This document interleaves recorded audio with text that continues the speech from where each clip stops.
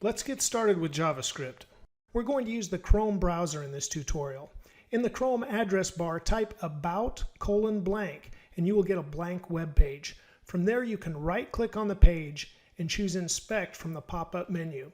Or you can press the Control, Shift, and I keys at the same time to open Chrome DevTools. With Chrome DevTools now open, we have a web page on the left, and your DevTools window may not be expanded as far as mine at first, but you can adjust that by just pulling the bar over like this. This makes the web page a small column on the left of the screen, and the DevTools are open on the right. You can see the Elements tab is selected. Let's change that by clicking the Console tab. And just to make the display a little less bright, let's go into Settings and choose the Dark theme. That took us back to the Elements tab, so let's choose the Console tab again. Now we can type some JavaScript directly into the console. Let's start out with JavaScript comments and data types. A JavaScript comment starts with 2 slashes. We can leave comments in our code when we want to leave a note for ourselves or if we're working on a team with other developers. JavaScript comments are simply notes. Now let's get into JavaScript data types. There are 4 basic data types that you will work with in JavaScript all the time. The first one is the string data type. We need to enclose string data in quotes. We can use double quotes or single quotes with string data. I'm going to type my name into the console as string data and press enter. The console replies with the string data I entered. Let's go ahead and use the type of keyword to have JavaScript confirm what data type we have. The console replies with string. Let's use the type of keyword again for the number 42. The console replies with number. Let's use the type of keyword again and let's type true. True is a Boolean data type. You can also see using the type of keyword with false gets a response of Boolean in the console. Clear the console window by clicking the circle with a slash through it at the top left. Now let's define a variable.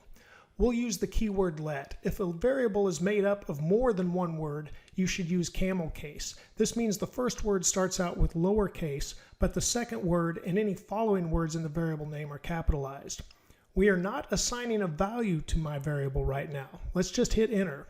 Using the type of keyword with my variable tells us that the data type is undefined.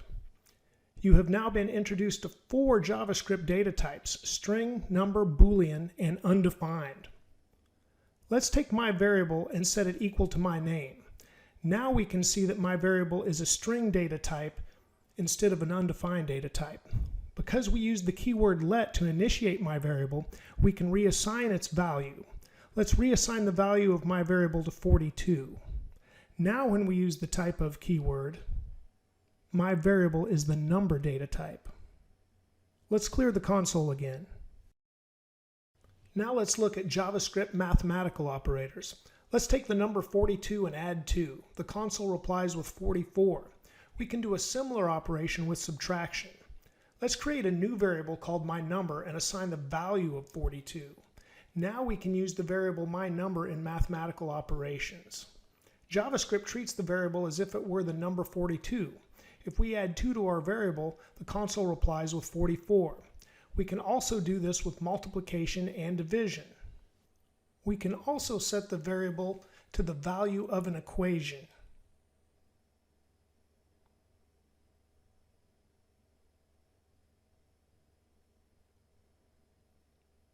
Let's clear the console again. Earlier, we created my variable. My variable is currently equal to the number 42. Let's reassign the value to my name, which is a string data type. Now let's take the other variable we created named myNumber and let's add it to my variable. You can see JavaScript just takes the number 88 and treats it like a string because it's being combined with my variable, which is a string data type.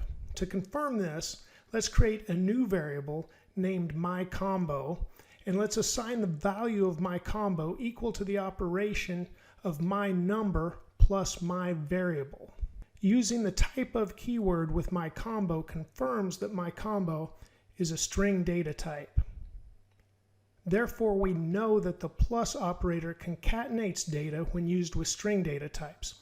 However, used With only numeric data types, the plus operator performs a mathematical operation. Let's clear the console. Let's work with Boolean data. We usually see Boolean data as a result of comparing values. Let's use my variable, and we will compare instead of assigning, and therefore we will use three equals operators side by side. This comparison statement is saying, is my variable equal to my number? JavaScript responds with false. My number is equal to 88. If we take the variable my number and say is equal to, we're asking the question, is this variable equal to 88? JavaScript returns true. We can hold that Boolean data result in a variable.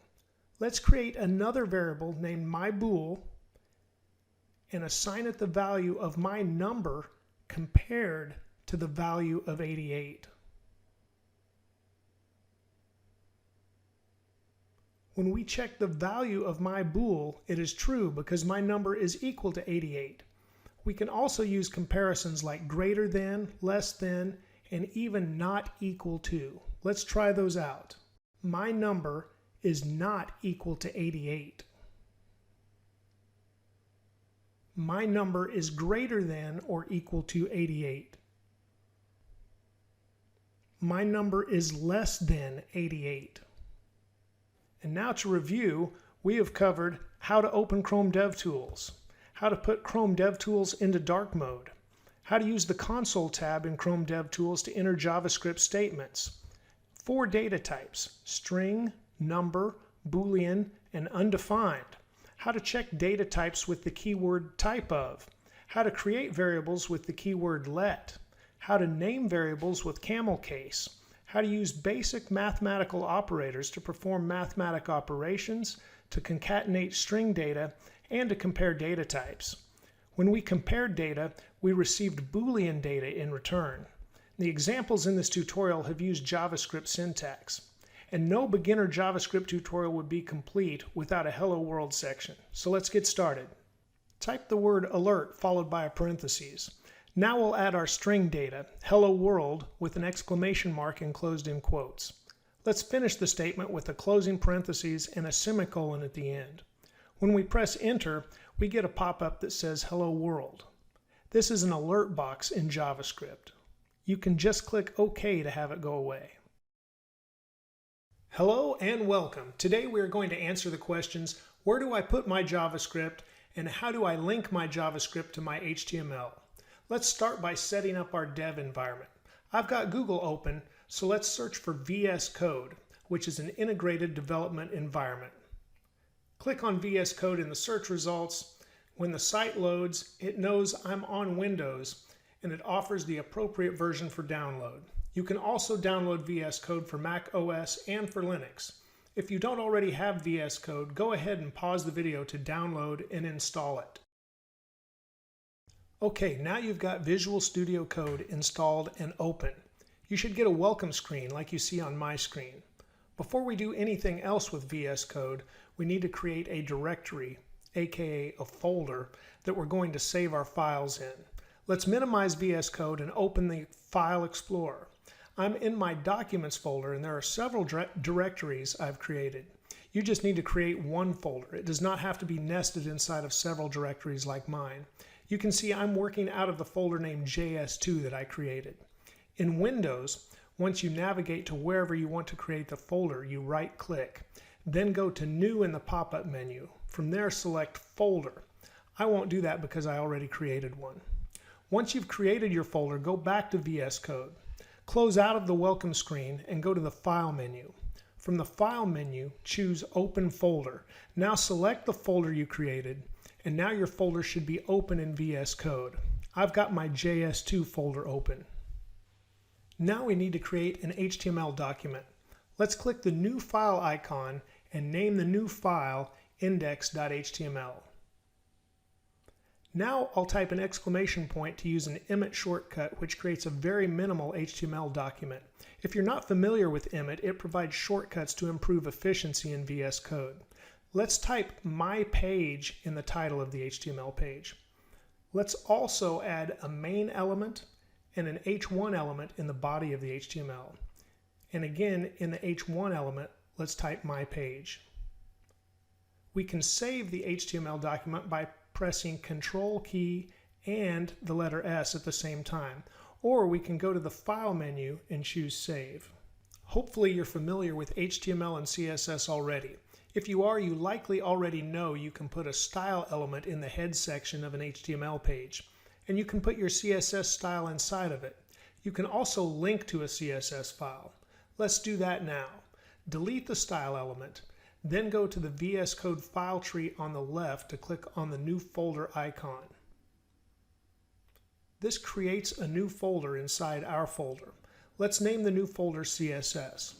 While the CSS folder is highlighted, click on the new file icon and name the new file main.css. And now we're ready to add content to the CSS file. I'm going to select some CSS that I created earlier and just paste it in because this is not a CSS tutorial. Please feel free to pause the screen and copy the CSS styles into your file if you want.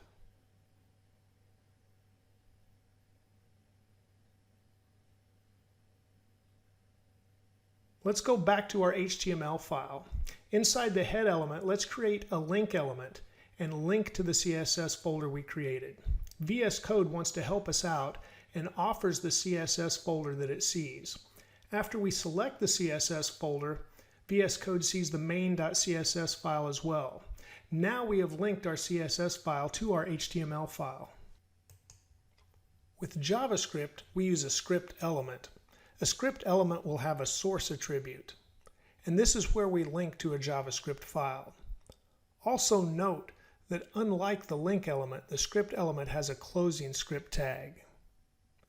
We can remove the source attribute and put JavaScript inside of the script element. In the previous video, we typed directly into the Chrome DevTools console. Instead of doing that, let's log something to the console from inside the script tag in our page. Let's enter a console log statement with hello world and save the HTML file.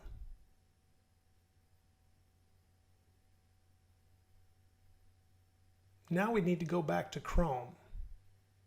Let's first change the web address to about:blank like we did in the previous video to get a blank page.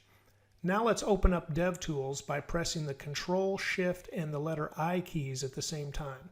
Or you can right-click and choose Inspect from the menu. Click on the Console tab then near the top right. Let's go back to VS Code and make our window smaller so we can see the Chrome DevTools on the right and we'll have VS Code on the left. We need to open our web page in Chrome in order to see JavaScript log our message inside the console. In Chrome, press the Control key and the letter O key at the same time. Browse to your index file and select Open.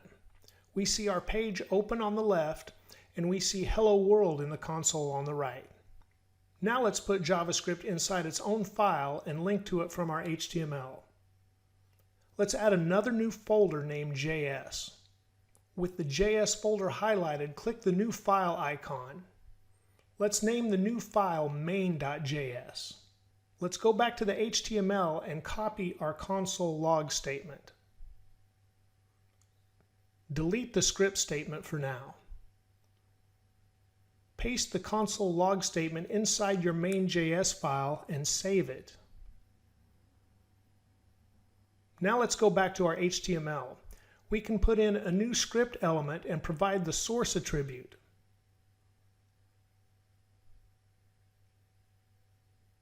VS Code shows us the available folders, and we will choose our JS folder. VS Code tells us that our main.js file is available inside the JS folder. Select our main.js file. Now we have linked our JavaScript file to our HTML file.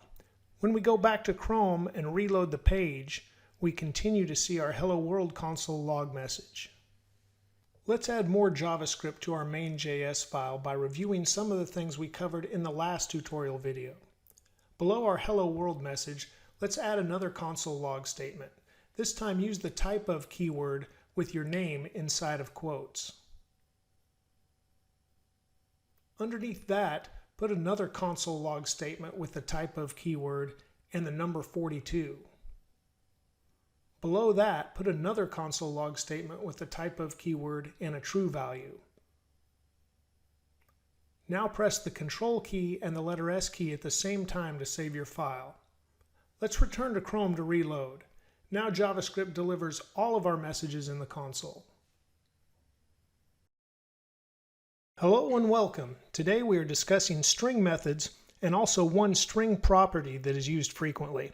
Let's start with our dev environment setup. Make a copy of your folder from the last tutorial. I was using a folder named JS2. I made a copy and renamed the folder JS3. This new folder will have the same file tree structure, and the only file we will change today is the main.js file. On the right side of the screen and underneath VS Code, I have the Chrome browser with Chrome DevTools open.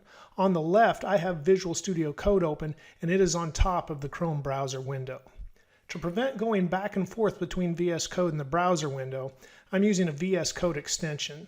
To set this up, go to the extensions icon on the far left of the VS Code window. Click the icon, and in the search bar at the top, type in Live Server. I already have the Live Server extension installed. Go ahead and pause the video to install it in your VS Code. To launch your web page with Live Server, go to the bottom right of your VS Code window and click Go Live. The display will change to show you the port number your web page will be available at. A new browser window will also launch with the IP address 127.0.0.1. This is the internal IP address for your computer, which can also be referred to as the local host. The IP address will be followed by a colon and the port number. Use this address in Chrome for this tutorial. The benefit of the Live Server extension is the browser will reload your changes every time you save. That way, we do not always need to go to the browser window to click the refresh button. With the dev environment housekeeping finished, let's move on to string methods. Delete the contents of your main.js file. Declare a variable at the top of the file named myVariable with the keyword const. We are not using the keyword let because we do not want to reassign the value of this variable. Assign the string value mathematics to your variable. Now that we have string data, let's take a look at the length property. The length property uses dot notation. That means after myVariable, we add a period and then reference the length property. The length property will return the number of characters in the string. We still need to use a console log statement to see the value returned in the console window. When the length property is applied to the variable we created, it returns the number 11. If we change the value of the variable and save the file by pressing the Control key and the letter S at the same time, the length property returns the new value. Now let's try it on a sentence. The full sentence is still just one string, and the length property counts all of the characters in the string. Let's clear out the length property from our file and look at string methods. String methods also use dot notation. The first method we'll look at is the character at method. This method returns the character at the position we provide. Asking for the character at position 0 will return the capital M from our string. Asking for the character in the 5th position will return the lowercase m from mathematics. Position 6 will return the A. It's important to understand that the position count starts at 0 instead of 1. While the length of our string is equal to 11, the character positions we can reference are 0 through 10. Now let's look at the index of method. In a way, it is the opposite of the character at method. We provide the index of method with the character or group of characters we're looking for, and it tells us the position of the first occurrence within the string. Providing the group of characters MAT returns position 5. Capitalizing the M in the group we are looking for returns position 0.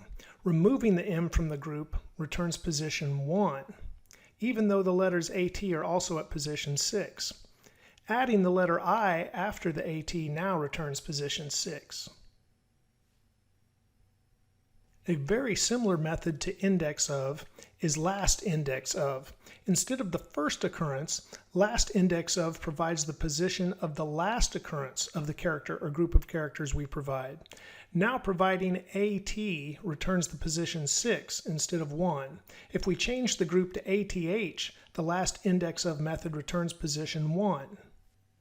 Let's take a look at the slice method. The slice method accepts starting and ending position parameters and returns the characters from the start position to the ending position. Note the returned result does not include the ending position. If the ending position parameter is not provided, the slice method returns the characters from the start position to the end of the string. If the ending position parameter is less than or equal to the start position parameter, nothing will be returned. If the ending position parameter is one number higher than the start position parameter, only the character at the start position will be returned because the slice method will not return the character at the ending position. The toUpperCase method does not require a parameter, but unlike the length property, methods still need the parentheses at the end to be called into action. The toUpperCase method returns the string in all uppercase. The toLowerCase method returns the string in all lowercase. The includes method returns Boolean data. If the character or group of characters we provide the method is not inside the string, the includes method returns false. Likewise, if they are inside the string, the includes method returns true.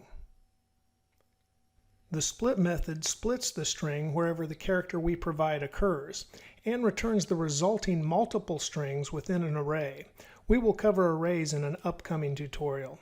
Notice providing E as the split character for our string means the character E is not included in the resulting strings. Providing empty quotes as the split character returns every character as a separate string within the resulting array. If we change the string to a list of comma-separated values and split wherever a comma occurs, each value is represented as its own string in the resulting array. If our string is a sentence and we split wherever there is a space, each word becomes a string in the resulting array.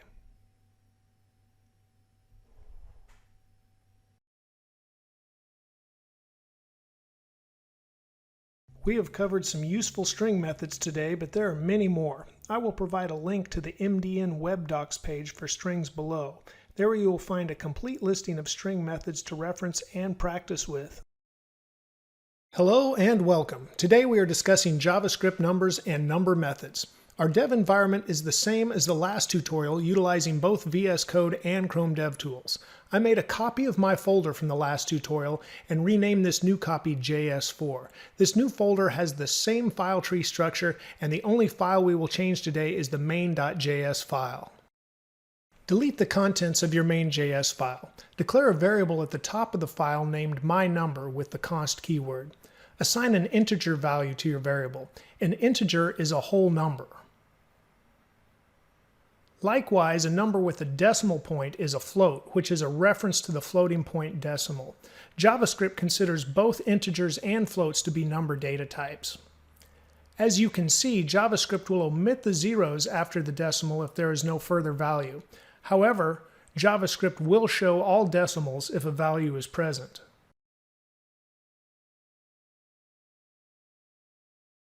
Notice the number value is purple in the DevTools console window. However, if we define a string and send the value to the console window, it is white. Let's compare the value of myNumber to myFloat. MyFloat has a decimal value that is not 0, so the equality comparison returns false. A decimal can exist and return true with the comparison if the value is the same. Now let's compare the value of myNumber and myString. They both display 42 in the console, but the comparison is false because the data types are different. The difference in data types is highlighted when we ask JavaScript to calculate an equation. If we add 3 to myString, JavaScript simply combines the values as strings and prints the string 423 to the console. We can change a string data type to a number data type by using the number function.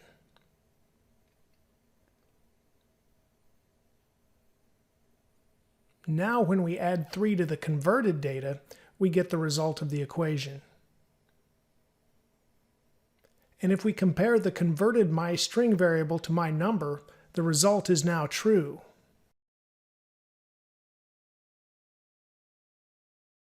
If we use the number function on data that cannot be converted to a number, the number function will return nan, which is an acronym for not a number. This can easily happen with string data or undefined data. Boolean data is different. The number function will return a value of 1 when passed a true value, and it will return a value of 0 when passed a false value. Always remember that 0 is equal to false in JavaScript. Now let's look at number methods. The isInteger method determines if the value passed to it is an integer or not, and it gives a response of true or false.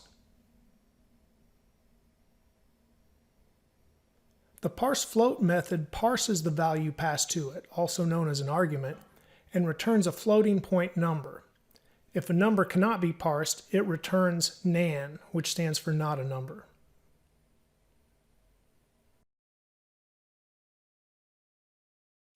When parsing, this method removes non-numeric characters and converts other data types to the number data type.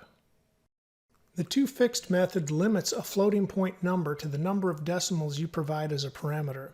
The toFixed method also rounds up if removing trailing decimals. Also note this method returns string data and not number data. The parseInt method parses an argument and returns an integer. Like the parseFloat method, the parseInt method removes non-numeric characters and converts other data types to the number data type when possible. The toString method returns a string representing the number data. We can verify this as string data by using the typeOf keyword. For comparison, let's also use the typeOf keyword with the parseFloat method to confirm it returns a number data type. We can get the benefits of several methods at once by chaining them together. Chaining is a very common practice. Let's use the parseFloat method, the toFixed method, and the toString method in a chain. Note this is just an example of chaining. In reality, there is no need to chain the toString method after the toFixed method because toFixed already returns string data. You should have noticed the acronym NaN during this tutorial. It is an abbreviation for not a number. There is a number isNaN method. It determines whether the value is nan and also if the value passed to it is the number data type. This means passing a value to the number isNaN method that is not a number data type returns false, which can be confusing. Clearly the string Dave is not a number. However, there is also a global isNaN function that responds differently. The global isNaN function only determines if the value is not a number. It does not check if the value passed to it is a number data type. Utilizing the global isNaN function returns true for the string Dave. Hello and welcome. Today we are discussing the JavaScript math object, which has both properties and methods. I'll provide links below this video to references including the MDN page for JavaScript's math object. On this page you will find a listing of all of the properties and methods for the math object as you see here. Our dev environment is the same as the previous tutorials in this series. It utilizes both VS Code and Chrome DevTools. I made a copy of my folder from the last tutorial and renamed this new copy JS5. This new folder has the same file tree structure, and the only file we will change today is the main.js file. Let's start by looking at the math property pi. Type the word math with a capital M and use dot notation to type capital P-I. This property returns the value of pi. There are more math properties available and listed on MDN. Now let's look at our first math method. Math.trunc returns the integer portion of a number and truncates any decimals. Let's use the trunc method on the pi property. You can see in the console that the trunc method removed all the decimals from the value of pi. Let's copy our line of code with the trunc method and replace it with the round method. The round method returns the value of the number rounded to the nearest integer. When applied to pi, the round method returns 3. If applied to 3.4, it again returns 3. When applied to 3.5, the round method returns 4. By replacing the round method with the ceil method, the number will always be rounded up no matter the decimal. Ceil is short for ceiling, which is a good memory trigger to let you know it will round the value up. Likewise, if we replace the ceil method with the floor method, the number will always be rounded down no matter the decimal. Floor is also a good memory trigger to remind you the number will be rounded down. Let's remove the previous lines of code and look at the pow method. The pow method takes two arguments, the base number and the exponent. Let's take 2 to the power of 4. Now 2 to the power of 10. And finally, 5 to the power of 2. As you might have guessed, pow should remind you of to the power of. The mathmin method returns the smallest number from 0 or more numbers. Separate the numbers you provide to the method with commas.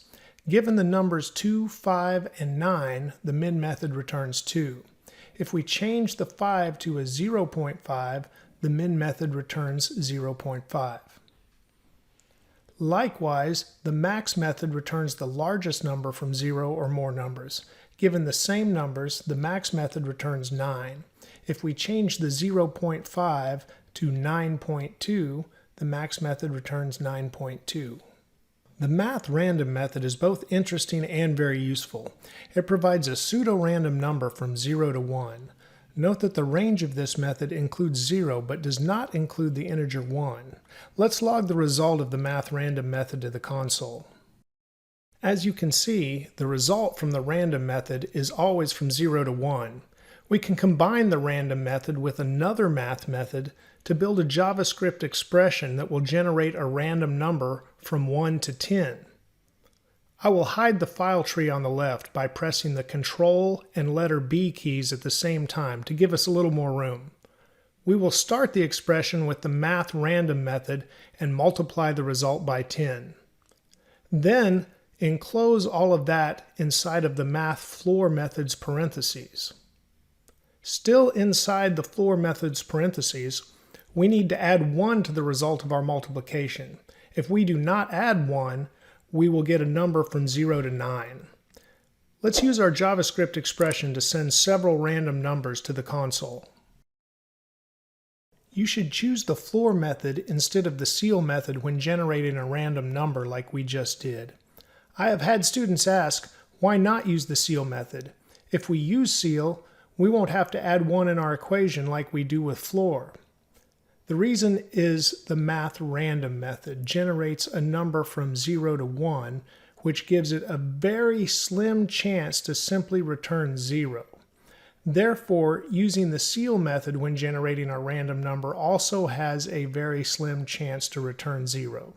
Use the floor method as illustrated, and you will always generate a number from 1 to 10. You can also replace 10 with whatever maximum number you want. Hello and welcome. So far in this beginner's JavaScript tutorial series, you've learned about data types and the properties and methods of strings, numbers, and the math object. Let's apply what you have learned about JavaScript up to this point to solve a problem. This coding challenge asks you to write code that will return a random letter from your name. I'll provide more help in a few seconds, but if you think you already know how to do this, please pause the video to work on your solution. Problem solving is always easier when you destructure a problem. That is, to break a larger problem down into smaller, easier to solve problems. Let's do that for this challenge. I'll start with my name Dave. It has 4 letters. I need to return a letter from my name. What type of data is my name? Did we learn a method that will return 1 character from a word? Pause the video again to answer these questions before I give you the answers. Okay, coming back to give you the answers. My name is string data. Remember checking data types with the type of keyword?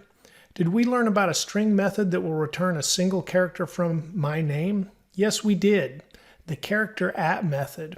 We have to pass an argument to the character at method that is a number. The number is the position of the character we will return. So now our next problem is how do we generate a random number from 1 to 4? I think you know this. Pause the video to write your own line of code that will generate a random number. I'll come back to give more help in a few seconds. In the tutorial just before this code challenge, we learned how to generate a random number from 1 to 10 using the math object along with 2 of its methods, random and floor. If you remember that JavaScript expression, it looked like this.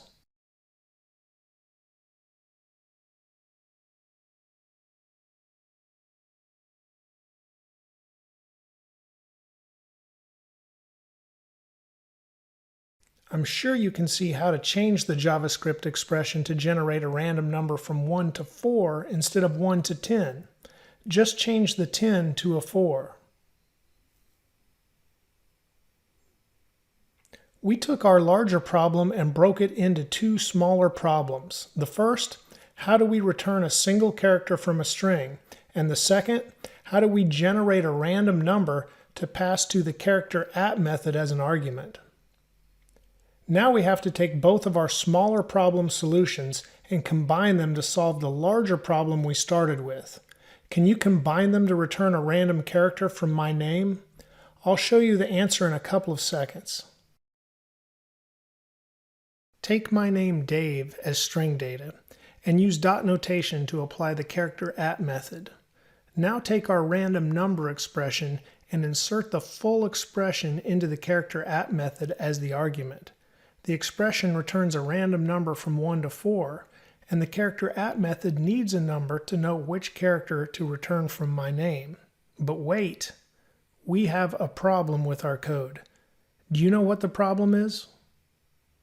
First, let me say there is no shame whatsoever in writing code that causes an error or doesn't respond as you thought it would. This is how you learn, and no one is perfect. I create errors all the time. With experience, you will learn how to identify and catch errors. Okay, do you know what the problem with our code is? It is something that is really easy to miss. My name does have 4 characters, but we should start counting character positions at 0, not 1. To return the capital D from my name, the character at method needs an argument that is 0. Likewise, if we pass the number 4 to the character at method, we get nothing in return. We actually need to be generating a random number from 0 to 3 to make our code work. Let's change the random number expression to do just that. The fix is very simple. Just remove the +1. Remember, the math random method includes 0 but excludes 1. When we use the math floor method with it, we are rounding down. We actually have to include the +1 to get random numbers starting at 1. By removing it, we get random numbers starting at 0. So here's our first attempt at a solution. And this solution works, but it only works for my name. Let's level this solution up by making it work for any name. Unless your name has 4 letters, you may have already thought of this. This is our third small problem that leads to a better overall solution. Pause the video and try to figure it out. I'll be back in a few seconds to help. Okay, we need to level up our solution so it will apply to any name. This means we need to use a variable to hold the string data. That way we can write our equation and refer to the variable that holds any name we assign to it. Just like this.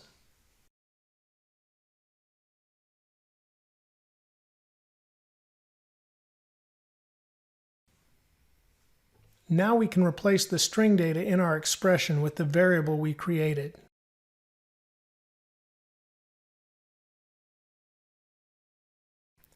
This is better, but something tells me it still won't work. Can you see what we still need to change? That's right, not every name has 4 characters. We need to change the 4 to show how many characters are in whatever string data we store in the variable any name. Do you remember what might do that for us? Think about that for a couple of seconds and I'll come back to help. We need something that shows how many characters are in whatever name we store in our variable. In other words, we need something that tells us how long the name is that we are storing inside the variable. The string length property does just that. Let's replace the number 4 in our JavaScript expression with our variable's length property. Now that looks better. We've arrived at a solution that will work for any name, and by doing so, we've created reusable code. Remember, to solve problems, programmers often break the problem into smaller parts that are easier to solve, and then they bring the solutions together to solve the larger overall problem. Congratulations on completing your first coding challenge. If statements are a great introduction to conditionals in programming. They let you make decisions within your code based upon the current state of data. Let's take a look at the basic syntax of an if statement. If a condition is true, execute some code.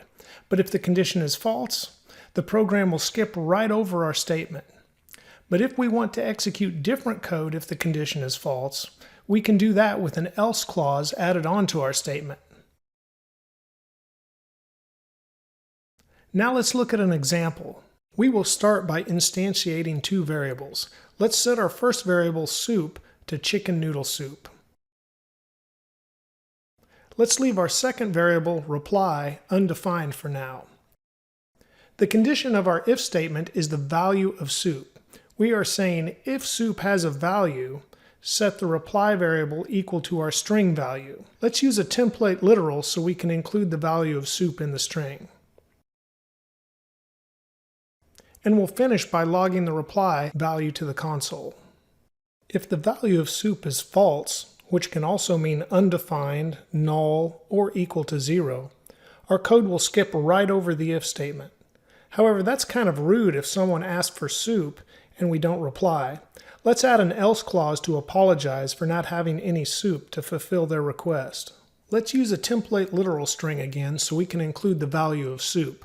We also need to delete the value of soup while leaving the variable undefined in order to see our else clause in action.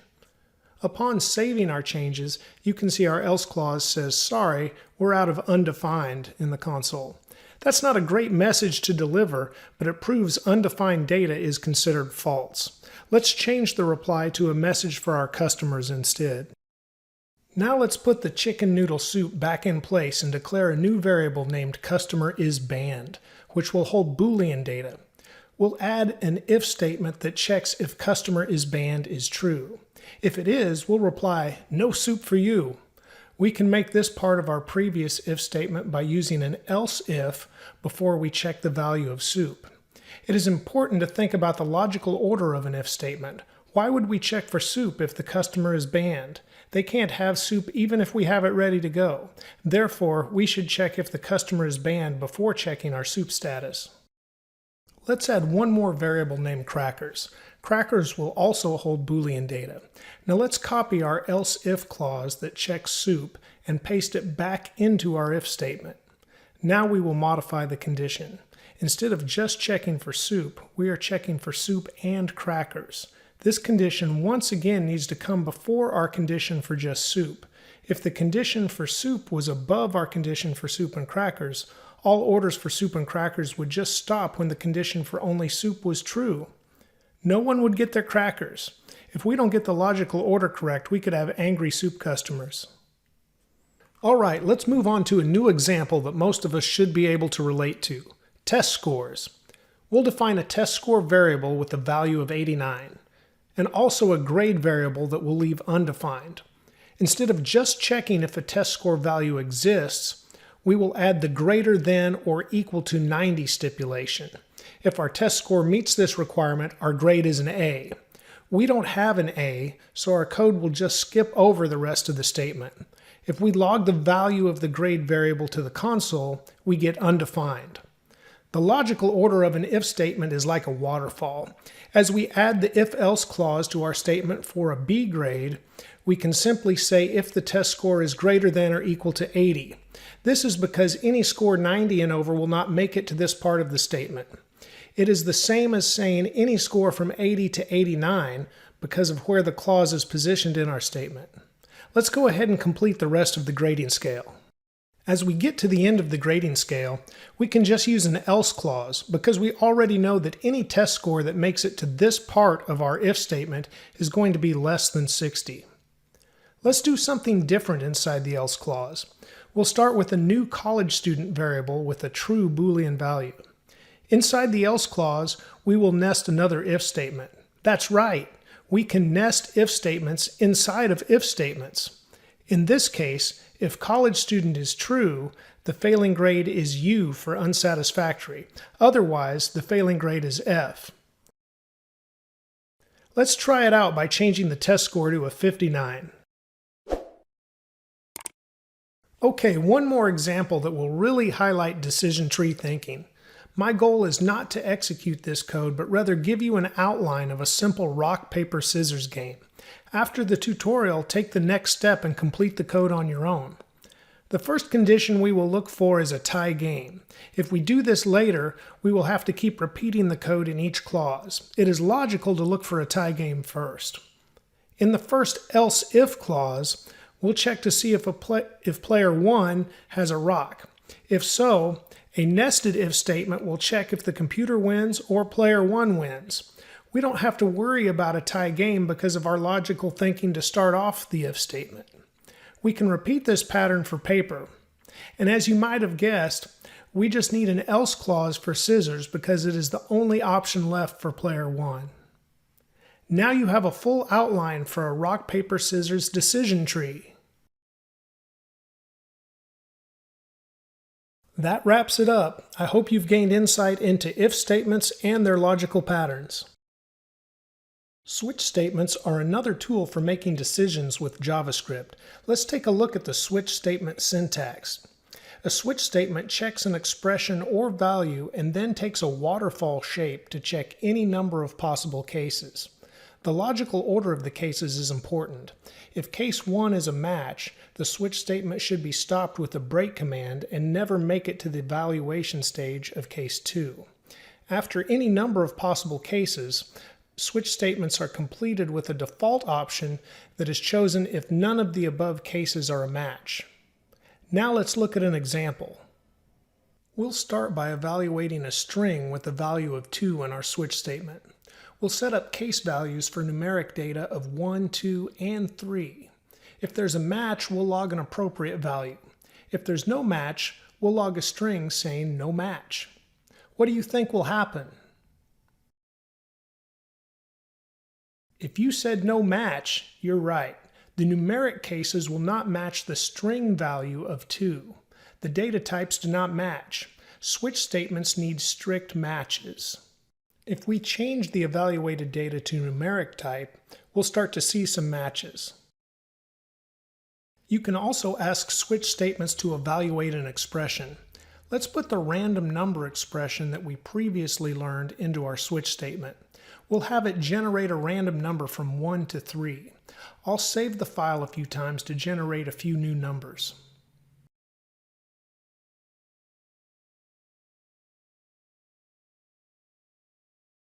This expression will never trigger our default result at the bottom of the statement. Let's change the expression to generate a number from 1 to 5 and see if we can get the default option after a save or two. Let's apply a switch statement to the decision tree for rock, paper, scissors. We'll start with two variables, player 1 and computer, both set to rock. We'll pass the value of player 1 to our switch statement. The first case will evaluate player 1 to see if it is identical to the computer value. If this case matches, we'll log tie game. We'll then create cases for each value of rock, paper, and scissors. However, scissors will just be the default option since it will be the only possible outcome at that point of the statement. I'll quickly finish typing the code and we'll check the results of the statement.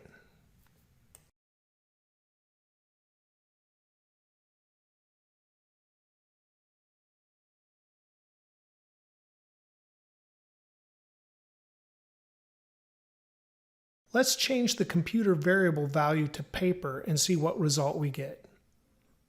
Now let's change the value of player 1 to scissors and look at the outcome. And finally, let's change the value of computer back to rock and check the result.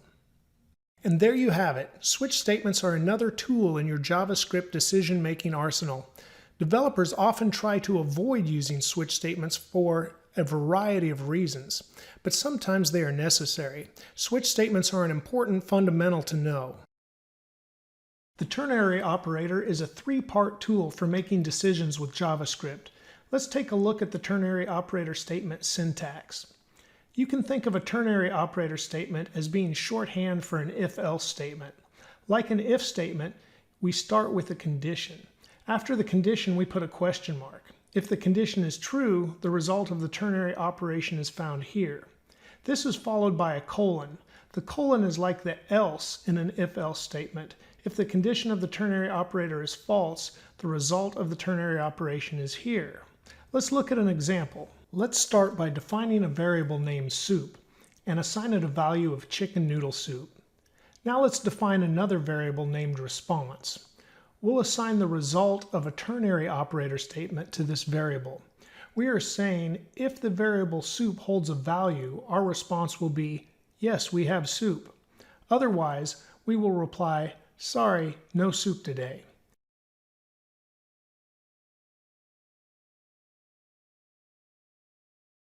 We can see the value of our response variable when we log it to the console.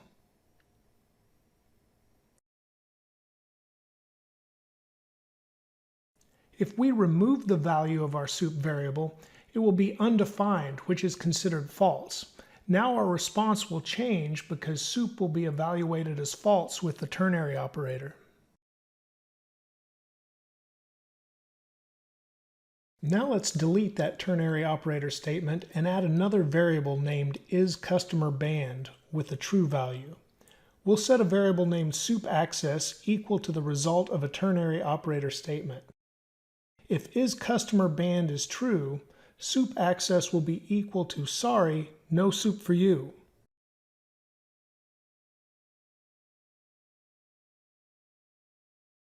However, if isCustomerBand is false, a second ternary operator statement will be activated.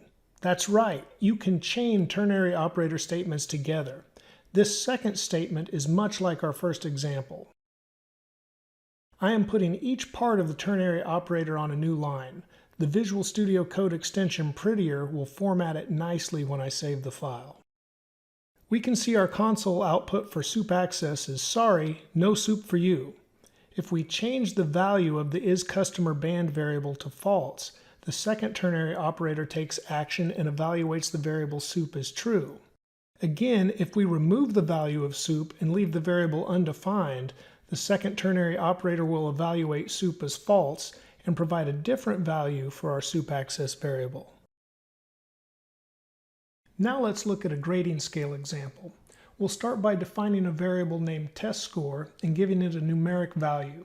Next, we'll define a variable named myGrade and assign it the result of a ternary operator statement.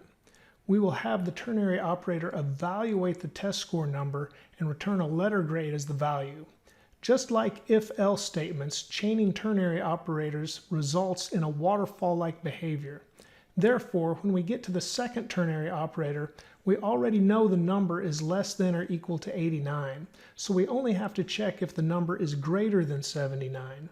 This chaining pattern continues until the result is a failing grade when none of the ternary operator statements are true. Let's use a template literal string to print the value of myGrade to the console. Now let's change the test score value a few times to check the results.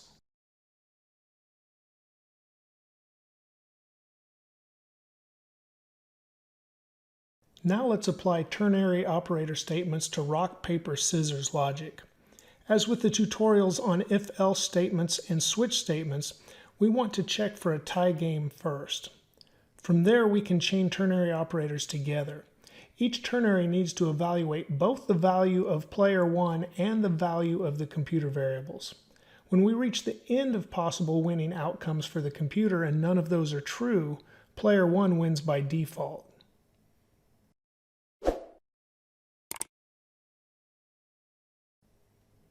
Let's change the variable values a few times to check the resulting outcomes. There you have it. Ternary operators are next-level if-else statements. Once you understand how to read them, ternary operators usually save you lines of code compared to the bulkier if-else syntax and switch statement syntax.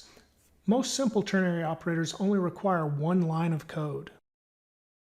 As we get started today, you'll see I have Visual Studio Code on the left side of the screen, And on the right side, I have Chrome open to DevTools. You're not seeing much of the actual web page preview that I have in mobile mode at this point, so I'll just drag that back over because we don't really need it. What we want is the console, and we're going to look at some pop-up boxes we're going to interact with the user of the web page with.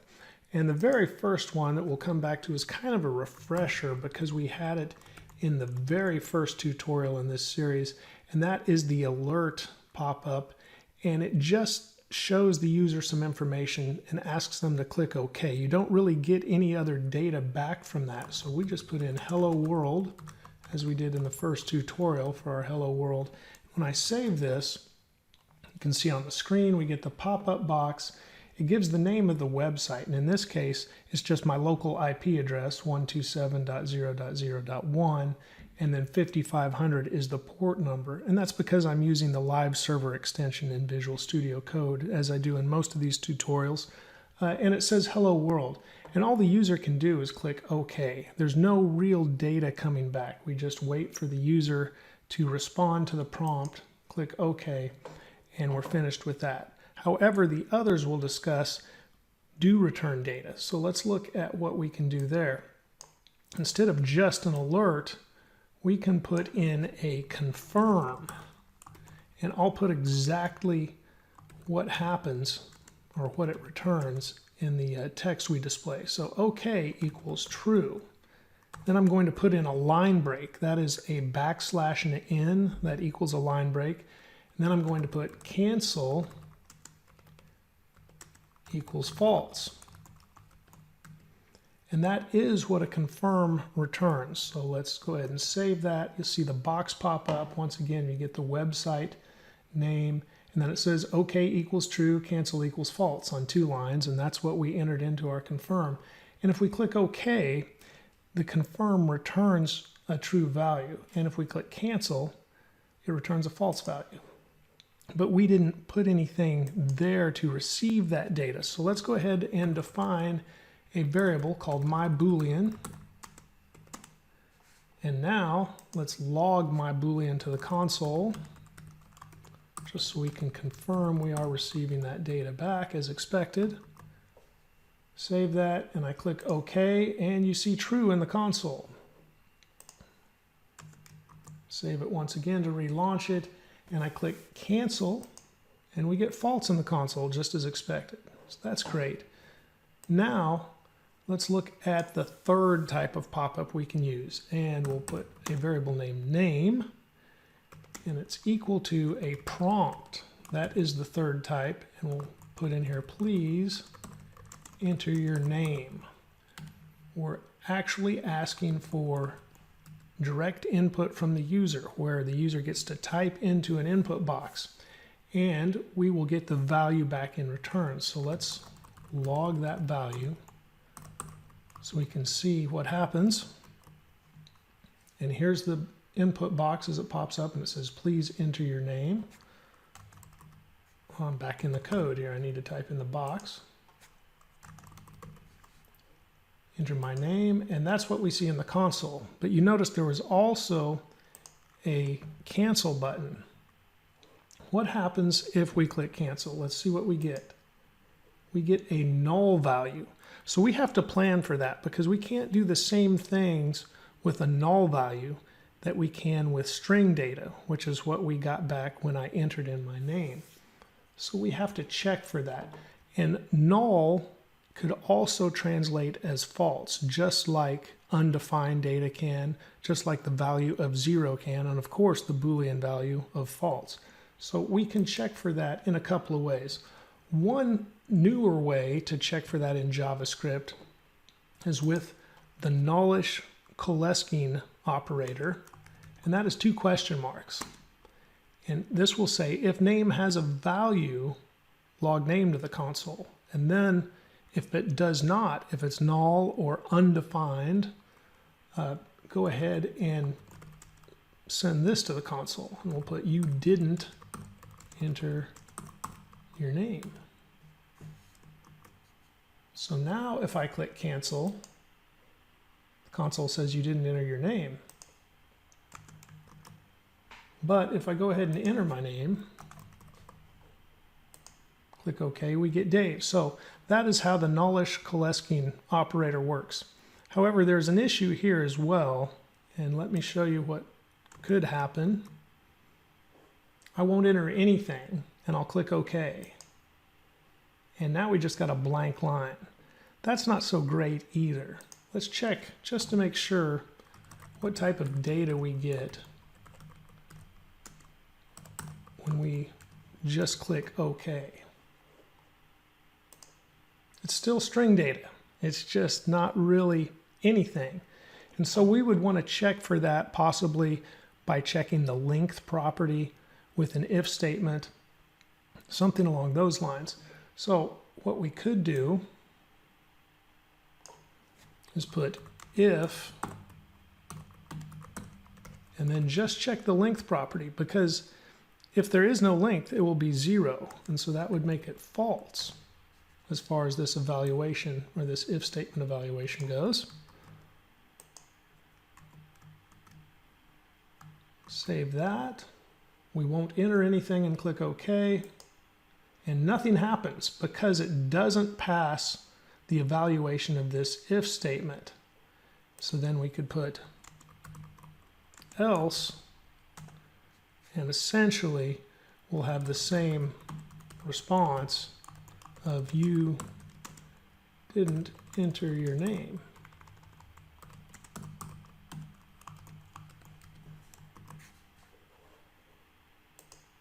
So now we've got you didn't enter your name from line 6, as you see here. And if we click cancel, now we're checking the length property and it's null. That won't work for us. So what we better do is check to see if name exists at all. And that might be a better solution. If we just check the length property, we can't do that with null. Likewise, we can't check methods with null. We can with a string though. So checking properties and methods before checking for null with the nullish Koleskin operator, or as we're going to now with just if name has a value, and if it doesn't, null won't pass this test. And so that might be a better way to do this whole thing, really. And we could still have you didn't enter your name, and then here all we really need is to log name. That's a little more concise too. So let's check that out now. If I click OK, we get you didn't enter your name. And now I'll just make a change and save it again. If I click cancel, you didn't enter your name. And if I enter my name, it's okay. And so this works a little better for us. So we really have to be prepared to check that user data that is entered. Now, there could be something else that comes up. Maybe there's a lot of extra white space, something like that. And of course, we could also check equality for specific values if we're looking for specific values. But white space is something that comes up fairly often. So let's do this just so you can see the issue. After we know name exists, we can check the length. And then let's check the length again after we trim the white space with the trim method, and then I'll chain the length property onto that. And then when we log to the console the actual name, we'll trim that as well. So now I'll type my name, leave a lot of spaces afterwards, spaces that we wouldn't want in a database. We wouldn't want taking up space when we repeat the data back to the user or on a web page. Click OK. Look, it was 65 characters long before we trimmed it down to the actual 4 characters without the white space that could be at the beginning or the end of the string. It will trim both. And then we logged the name to the console. Today we combine all of the knowledge you've previously learned from the tutorials, data types, conditionals, numbers, how to generate random numbers, how to get user input and use it and handle it. All of those things will come together today as we build your first interactive game. And so we will start out by defining a variable called play game, because we need to ask the user if they want to play a game to begin with. And we'll do that with a confirm box that should pop up, and we'll say, shall we play rock, paper, or scissors?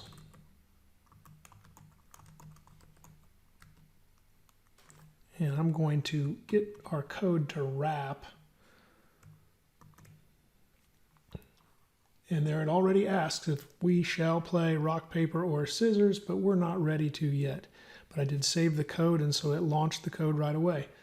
And what we need to do from there is check the value of the play game variable. So if play game actually holds a value, in other words, if it is true and has some type of value, it is not undefined, it is not null, then we're going to play the game as the user wants to.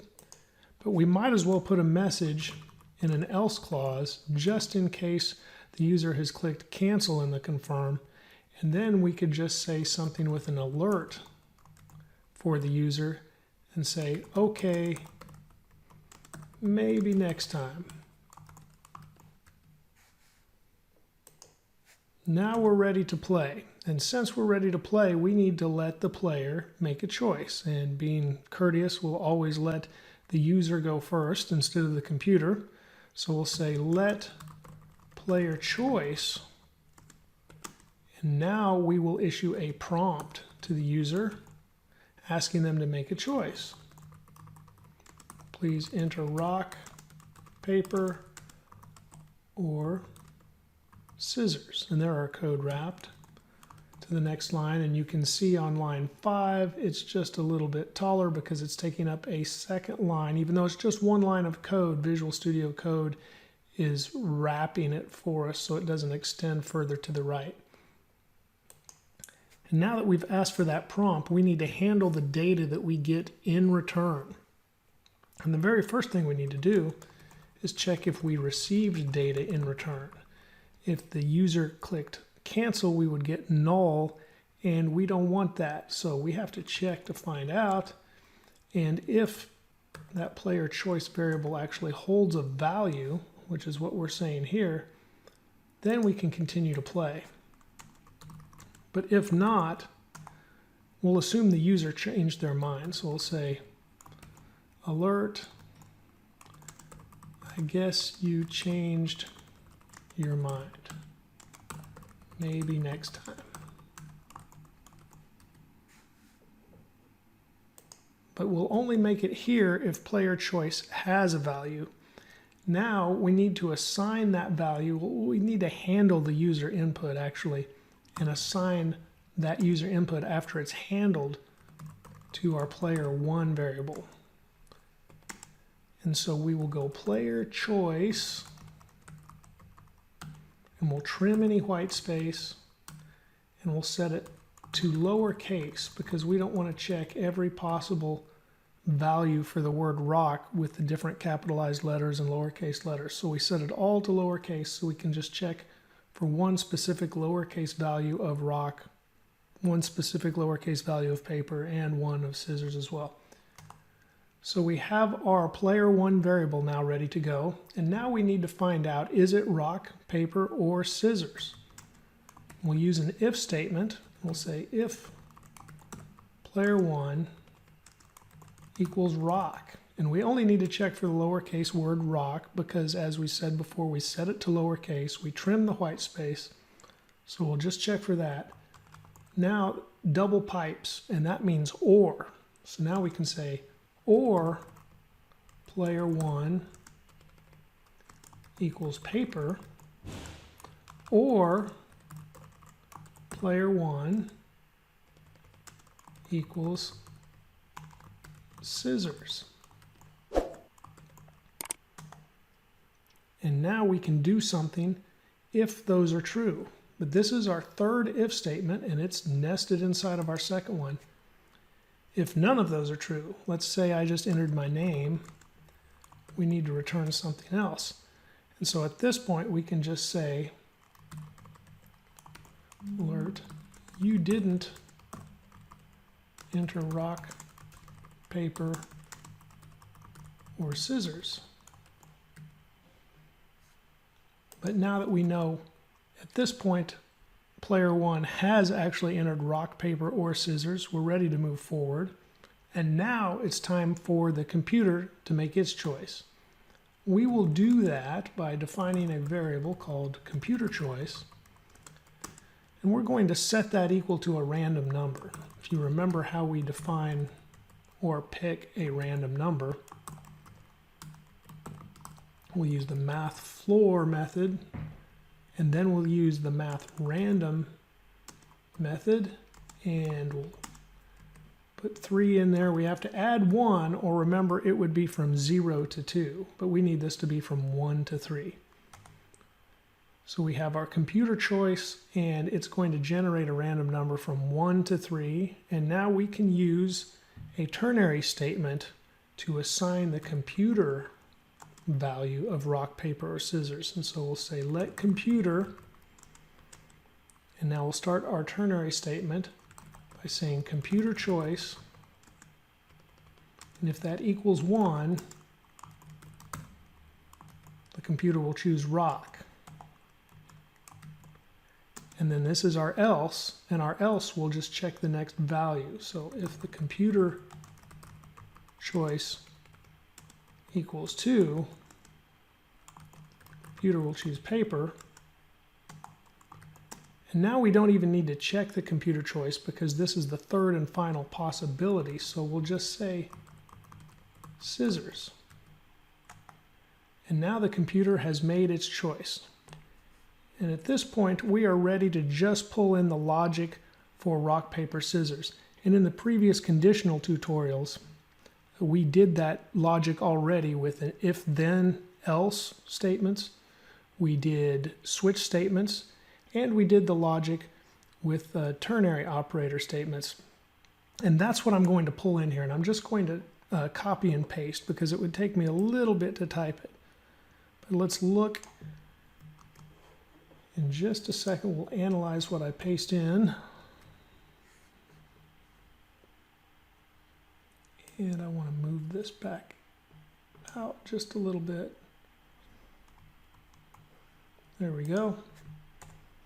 We'll put a line here. So we're assigning the outcome to the variable result. And at first we check to see if player 1 has tied with the computer. And if so, result equals tie game. And then the else of the ternary operator checks another condition. So we're chaining ternary operators, just like we did with computer choice.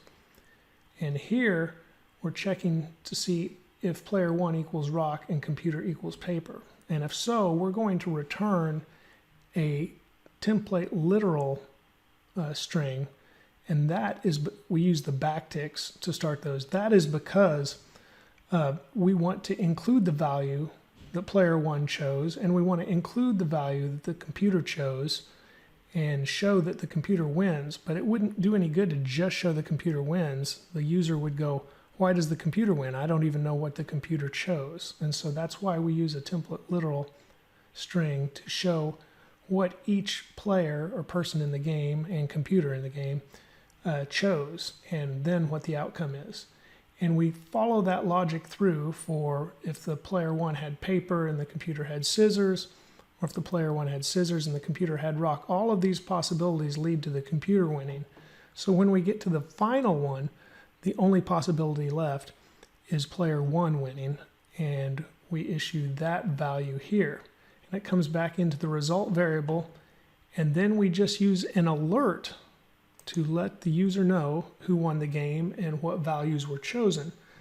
But after that, we can go ahead and ask the user if they want to play again. So let's define one more variable, let play again equal, and let's use a confirm and we'll just ask play again with the question mark. And now we can use a simple one-line ternary statement to handle this action. So we'll just evaluate play again, and if true, which confirm returns a true or false. If true, we're going to use something you haven't seen yet, and that is location with the reload method. And this will reload the web page, which will start the game over. And if false, we'll use an alert and just say, okay, thanks for playing. And let's save all of that. Prettier reformatted the code just a little bit for me. That's the Prettier extension in Visual Studio Code. So let's look at this top to bottom before we start. We're going to ask if we want to play a game. If we want to play a game, we start to play. But if not, way down here at the bottom, we'll say else, okay, maybe next time. The next step is if, yes, we've decided to play our game, we ask the player to enter rock, paper, or scissors. If they enter a value, we're going to play our game. But if they don't, they've clicked cancel, and that means we get the alert, I guess you changed your mind, maybe next time. Up here, we'll assume they went ahead and entered a value, and now we need to check if they actually entered rock, paper, or scissors. If they did, the game proceeds. But if they didn't, for some reason, our else here catches that, and it just says you didn't enter rock, paper, or scissors. However, if they did enter one of those values that we can work with, then we let the computer generate a random number, and with that random number, we make a choice of rock, paper, or scissors for the computer, and then we evaluate the game now that player one and computer both have their rock, paper, or scissors, and we use this ternary statement to go through the game logic, and we get to the bottom of the logic, and we alert the player to who won the game and what each player chose. And then we ask the player if they want to play again, and if they don't, they get okay, thanks for playing, and if they do, the game reloads and starts over. So make sure this is saved. We'll click cancel here, reload, and we're ready to play.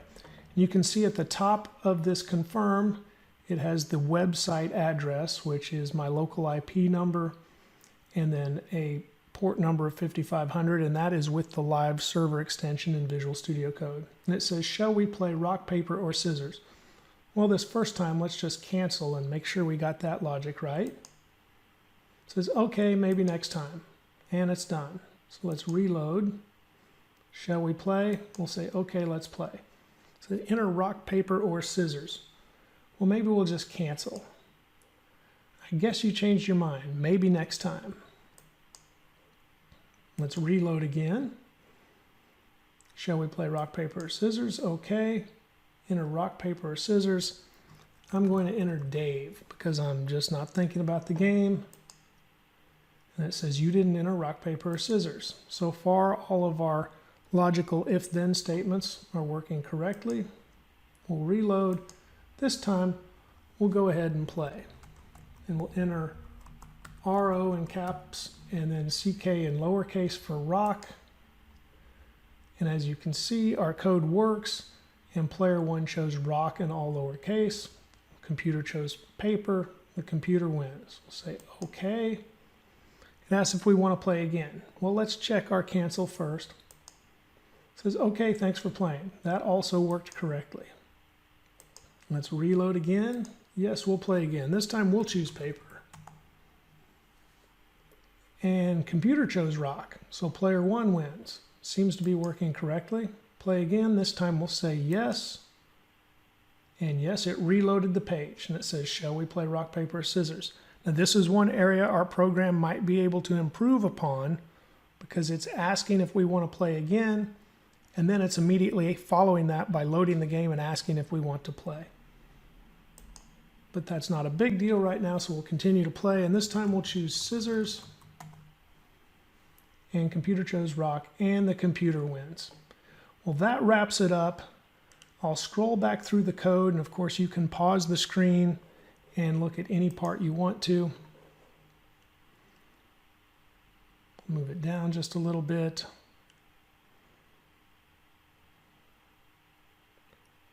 And scroll on down to the bottom. But now you can see how the logic works and how we've actually made this an interactive game. Congratulations on completing your first game, and I bet you already have ideas for games you would like to make that follow a similar format to this one.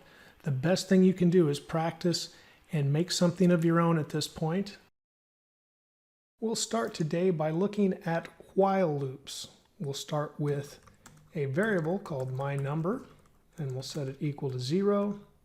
And then we'll compose our loop. Starts with the word while, and then we put a condition in parentheses, and I'll say my number is less than 50. So while my number is less than 50, we will do what's inside our squigglies. And at that point, we'll say console.log my number. So we will print the number to the log with the console log function. And then we will increase my number by 1. And there are a couple of ways to do that. So first I'll spell it out. My number equals my number plus 1. So we are reassigning a new value to the my number variable. And this way, each time the loop executes, we will increase the number by 1. So the next time my number is logged to the console, it will be incremented by 1. However, I don't usually do it this way. There is a little bit of a shorthand for increasing or incrementing a number by 1. This is called the post increment. And so right after the variable, we put 2 pluses, and it will do the same thing. It will add 1 to the variable my number, reassign the values. So if it's 0, the next time it's 1, the next time it's 2. You get the idea. I will save the file, and this should execute. And there you can see, it starts at 0. And it goes while it is less than 50. So it ends at 49 here in our console. If we wanted to go from the number 1 to the number 50, we could do that a few different ways. We could start with the number 1, and we could say, while my number is less than or equal to 50, you can see we get 50 over here. We could also go back to 0 and go back to less than 50,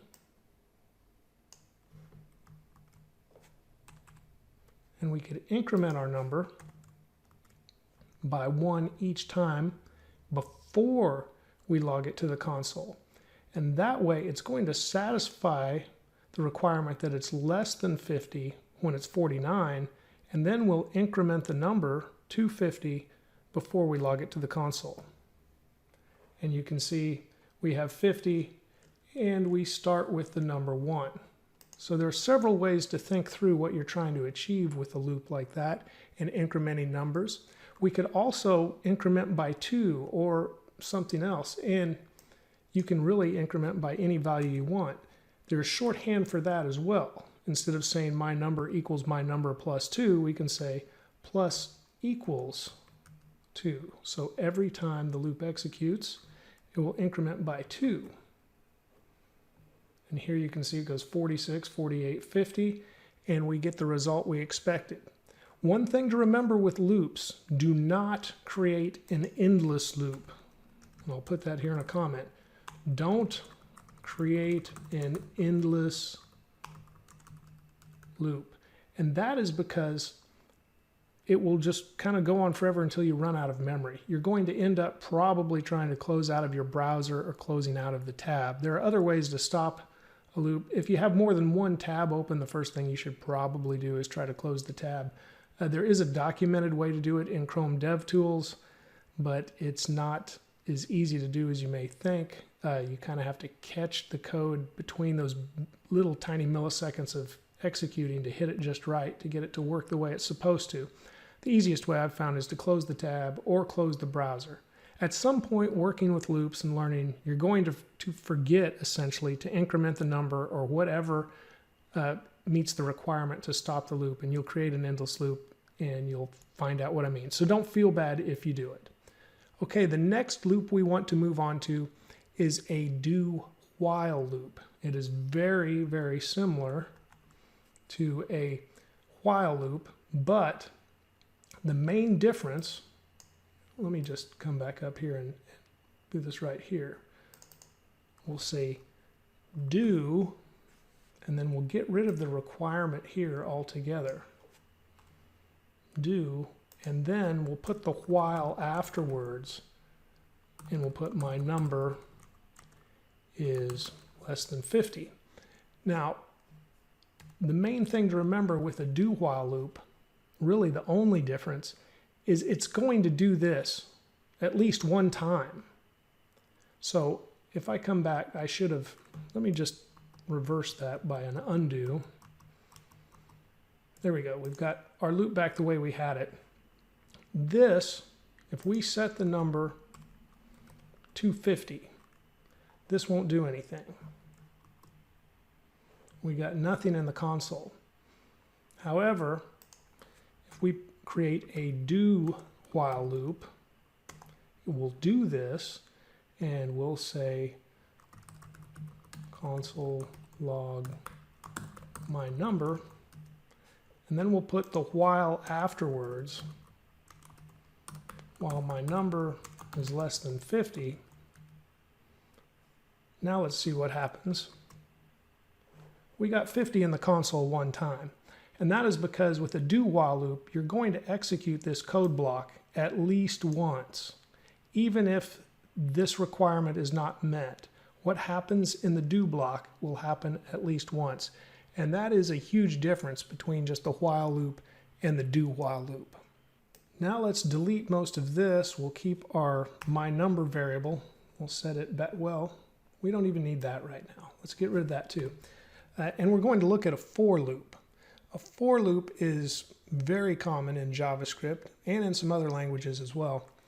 And it starts with the word for, as you might expect. And then it's got three components inside its parentheses. And the first is the variable. Many times you'll see a variable with just a letter like I for integer or X or something like that. You could use any variable name you want, but many times you'll see something just like this with let I equal 0, and then maybe while I is less than or equal to 10, the loop will execute, and then we'll increment I by 1 each time the loop increments. And then we'll log to the console the value of I. So let's check this out. Yes, and we've got 0 through 10 because I said less than or equal to 10. If I had said less than 10, it would stop at 9. Or we could start the value of I at 1, and then we could say less than or equal to 10, and we would simply get 1 through 10 instead of 0 through 10. Different ways to construct the loop. Also, you can break these things out of the for parentheses. This would not have to be here. You could leave that empty. You would still need the semicolon after the condition, and you could increment I at the bottom of the code block of the for loop. Just like this. The same thing exactly happens. You could even define I before the loop, and the same thing would happen. But it still has those 3 spaces that you have to allow for the for loop. So most of the time when you see a for loop constructed, you will see all 3 inside the parentheses. So you define the counter variable, and sometimes you'll see it named counter, and then you put the condition, and then you increment. Well, you don't have a semicolon there though, because that's the end of that. And that's pretty much it. Let's run it one more time to make sure we don't have a typo. Yep, we're good. And that is a for loop. However, for loops are much handier than just counting to 10. You can loop through many things in JavaScript. So let's do something else with the for loop. Let's define a name. We've done this before. Name I'll use my name, Dave.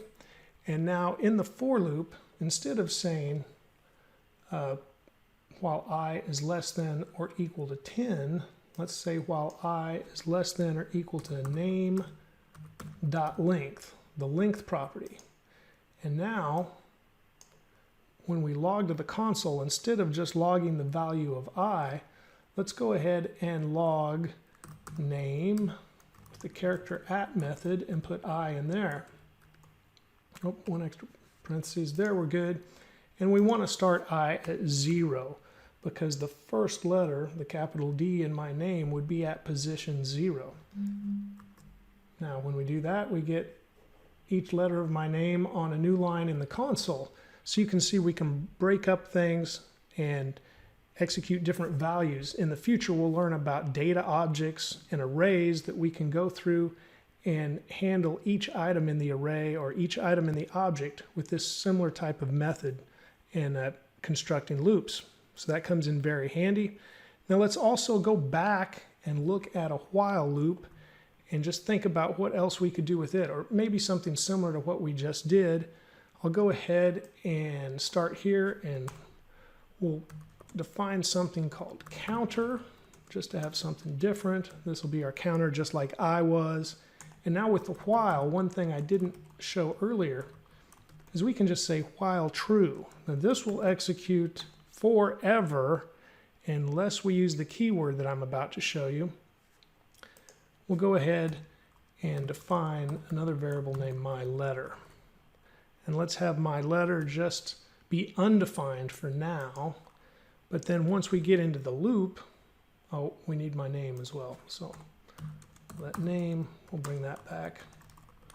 Once we get into the loop, we're going to define myLetter because myLetter is going to be equal to name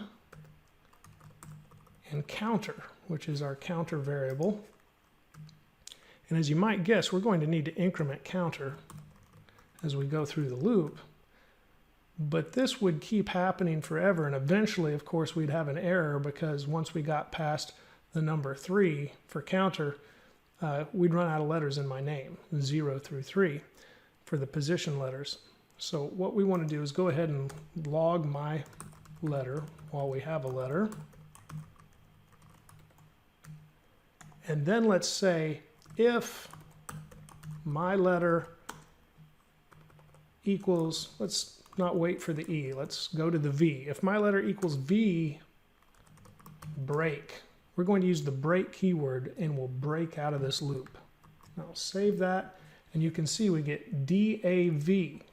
So you can create a loop that just continually executes until you get the value you want, and you can specify that condition within the code block using the keyword break to stop the loop rather than putting the condition in the parentheses of the while. And as you might guess, you can also do that with a do while as well. You could even create a for loop that goes on longer than you need it to and then use the break keyword to get out of the loop. Now that we've talked about the break statement, sometimes I say keyword, statement, keyword, we need to add the continue statement into the discussion as well. And so let's modify this loop just a little bit. We'll once again say why counter is less than or equal to 3, because we don't want to go on forever with the changes we're going to make. And then we'll leave this line the way it is. And notice I am, of course, pulling the letter out of the name with brackets instead of using the character at method, but this works in the same way. And then we have console log my letter, and we'll continue to log the letter. But after that, let's add another if statement, and we'll say if counter equals 1, we're going to activate some code within this block, and we'll say counter plus equals 2. We're going to add 2 to counter if it equals 1, which will immediately make it equal to 3 instead of 2, which is what we would normally do with the increment down here at the bottom of our loop.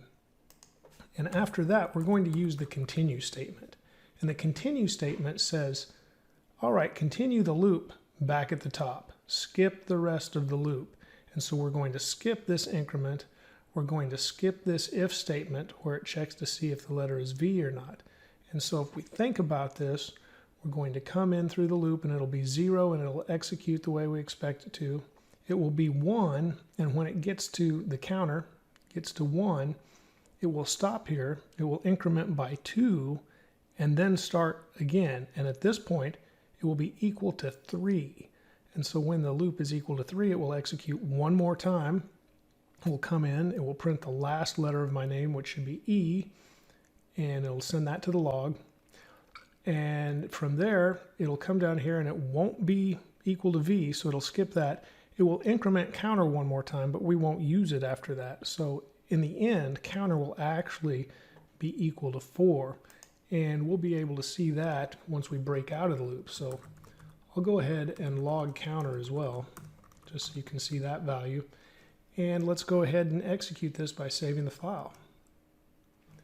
And as expected, we got DA, and at this point, this was position 0, position 1, and then we added 2, skipped the rest of the loop with the continue statement, and executed the loop one more time, and grabbed the letter in the 3rd position and sent it to the console.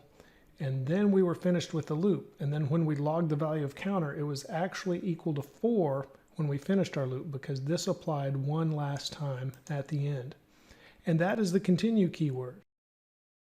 You've already used some functions and may not have been aware of that. So let's discuss that for just a moment. Methods really are built-in functions. And so if we have a string like my name, and then we call a method like, let's say 2 lowercase, we're calling a function, but it's called a method because it's already built in to JavaScript. Another example, it wouldn't even need to do that. We'll just say math random. That is a built-in function as well. But when we define functions, actually when we declare functions, we are making our own code blocks, our own reusable code blocks. And that is what is so important about functions. Our code becomes more efficient. We can call that block of code as a function again and again and again. So let's define some of our own functions, and we'll start with the function declaration syntax. So you can learn each part of how to make a function. We'll start with the word function. And then we need to name our function. And let's start with a basic one and call it sum. After that are the parentheses, which are the operators. And we will put parameters in there, but not right now. And after that comes the curly braces. And inside this code block that is held with the curly braces, we put our code that we want to execute. And here we'll put a return statement. And this is the value that the function will return. And we'll just start with 2 plus 2. And right now we have declared our function. I'll save the code, and we won't see anything in the console because we haven't sent anything to the console. We haven't even called the function yet. A function needs to be called into action. And just to see the result of the function, I'll create a console log, which is actually its own function or method that was predefined. Now we can call our function. Notice that I have to put the operators afterwards to call it into action, the parentheses after the word sum. And now when I save the file, we get the result of 4 in the console. And that's because we're returning the sum of 2 plus 2. Now, if we want to always get 4 back when we call our function, I guess this would be reusable, but it's really not that functional. So let's go ahead and add some parameters in our function. We'll say num1 and num2. And now when we call the function, we need to provide those parameters. So let's say 2 and 6. So we are providing 2 parameters when we call the function. And in our declaration, we're prepared to receive 2 parameters. I'll save the file. I didn't change in the body. Also need to change that, so I reference the parameters and not the absolute values I had in there previously. And now we get 8 in the console as expected. So this makes this a much more reusable function. We can accept any two numbers, and then we'll return the sum of those numbers. Let's see what the result is inside the function when we log those, and maybe we will forget to provide one of those. So we have our definition here, our declaration of the function. I'm only going to provide one number, one parameter when we call this function. I'll save this. Notice in the console now we get 2, which is num1, our first parameter. The second parameter is undefined, and so when the function attempts to add those two parameters together, it gets not a number in return because it cannot handle the undefined number. So maybe we could prepare for that. We could add some extra code in our function and say if num2 equals undefined, then we should just return num1 plus num1. I'll save that, and now you can see in the console once again we get 4 because we're getting the sum of 2 plus 2. If we call the function with 5, we get 10 because we're getting the sum of 5 plus 5. However, we can go ahead and call it with 2 parameters as well, and the function returns the sum of num1 and num2 because num2 has been provided.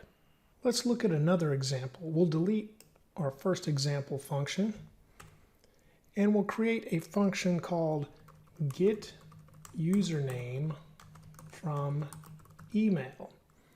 And this function will accept an email address, and now we want to return the first part of the email address before the @ symbol. So we want to eliminate the @ symbol, and we want to eliminate the domain from the returned value. So we will go email.slice.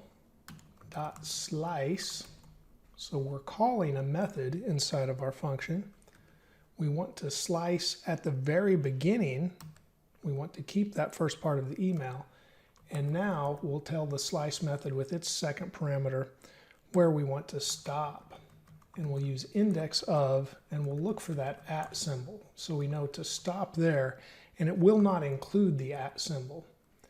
So this function accepts an email, and then it returns the first part of the email. Once again, we've just defined it. So when I save the file, we don't get anything in the console. Now I'll make a console log statement, and inside the console log statement we'll see that Visual Studio Code recognizes the name of our newly created function, wants to help us out right away. So I will put player1 at some random email.com. Apologies if that is truly an email. And now save the file, and you can see in the console we just get player1 because our function eliminates the last half of the email. It eliminates the domain and the @ symbol. And we can reuse this. So we could use this with, let's just say user at github.com. Once again, apologies if that is really somebody's email. And now we just get user in the console. So our function is very much reusable and should work for any email address. Let's look at another way you might see functions declared, and that could be as anonymous functions. If you don't provide a name, it is an anonymous function. And then you might hold the result of that function, and I guess the entire function, if you will, inside a name, variable name, for example, that you would define. So this actually has the same result of what we had before. And you can see that by, I'll just put Dave at davesdomain.com. Save that, and we just get Dave in the console. The function still works as expected, but it is defined slightly differently. And now that we've looked at it this way, and you will see anonymous functions from time to time, and you'll definitely see them as you learn more about calling functions based on events on a web page. But Let's also look at a newer way that functions are now defined, and these are called arrow functions. So let's eliminate the word function, and then after our parentheses that contains our parameter, you see an arrow, and that points at this code block, the curly braces of the function. And this will also work in the same way. So I'll just change the front name here in the email, and this will be John at Dave's domain. And now we get John. And so this is what you call an arrow function. Before we finish our first look at functions, let's create one more. So let's eliminate what we've got here. And we'll still start with the const instead of let is what I prefer to use for functions. And we'll use the name toProper case, and we'll make an arrow function. We'll take a name, provide our arrow and our code block. Now we know there are the two lowercase and two uppercase methods, but JavaScript does not have a toProper case, so we'll make our own. And here we'll return, and then we'll use the name parameter that we're going to pass to the function, and we'll get the character at the 0 position, which will be the first letter of the name, and we'll set that to uppercase with the toUppercase method.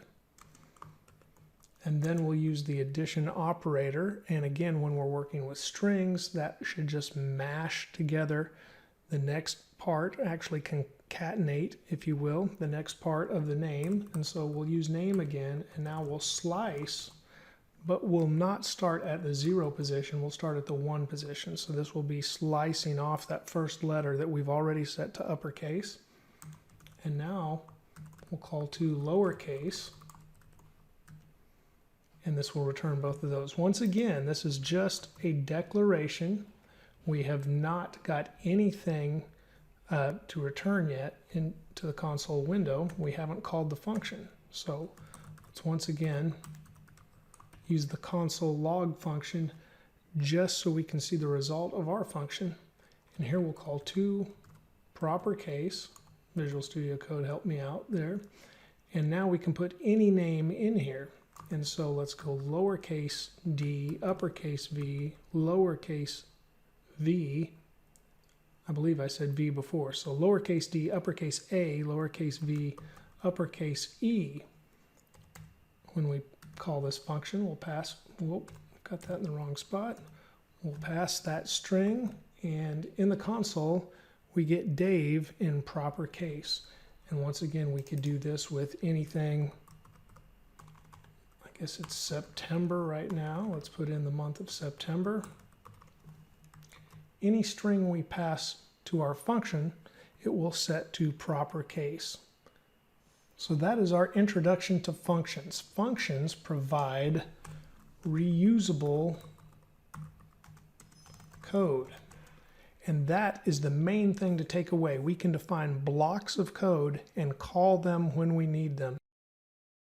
Today we're discussing the keywords var, let, and const. All three are used to initialize variables in JavaScript, and all of this will lead to a discussion of scope. But let's start with the keyword var, and we'll declare a variable x, then set it equal to 1.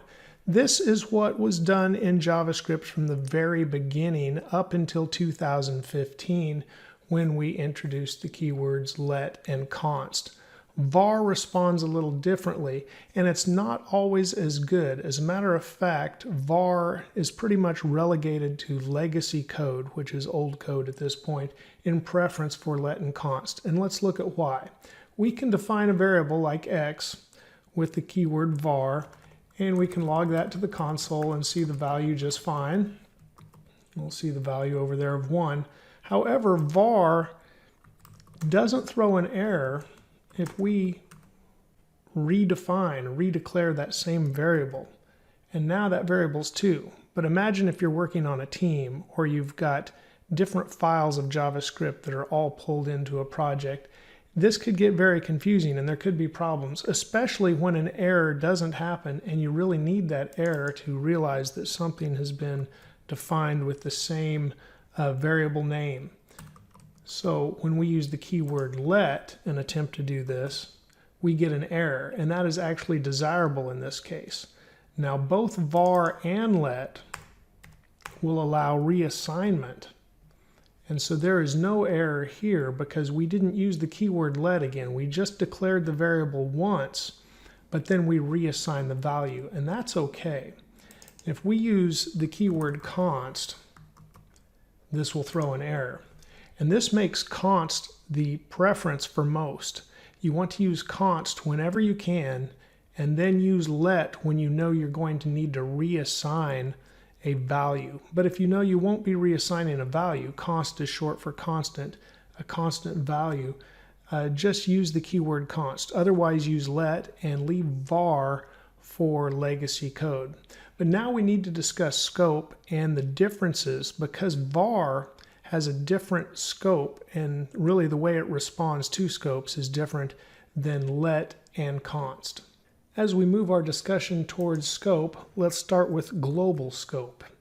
And with global scope, we define a variable, give it a value, and it is available everywhere. And it doesn't matter with global scope if we use var or let or even const. They're all global variables when we define them in the global scope. So all three of these variables are global variables at this point. We have not defined the opposite of a global scope, which is a local scope. Inside of a local scope, and there can be more than one type of a local scope. As a matter of fact, there's two. There's block scope, and inside of these curly braces, we can once again define, even with let or const, we can define a variable again and not get an error, as we see no error in the console. The other type I mentioned as a local scope is a function. And so for local scope, we have block scope and function scope, and they are not exclusive. We can put a block inside of a function. We can put another function inside of a function. I'll create a function now, and this scope, and I'll use const here, is also a local scope. Now when we look at local scope versus global scope, the variable we define, y for example, is not available. This value pair here, y, the variable, equals 4, is not available in the global scope. So if I comment out the y in the global scope, and then we put a console log statement in the global scope once again, and we try to log y, we should get an error. And that's right, we got a reference error, y is not defined. It is not defined in the global scope right now. It is defined in a local scope, and if we try to do the same thing inside of our local scope, we get 4 to the console, no problem. We can see the same with z. If we comment that out in the global scope, as you might expect, we will get an error, reference error. It's not defined. But if we add it to our function, and then we need to call our function,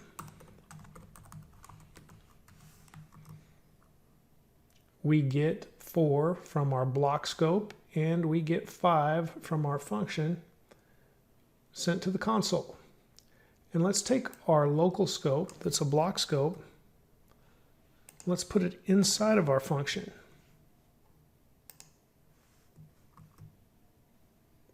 And that works too. Now when we call our function, we log the value of z, and the value is inside the scope of the function, which is also called function scope.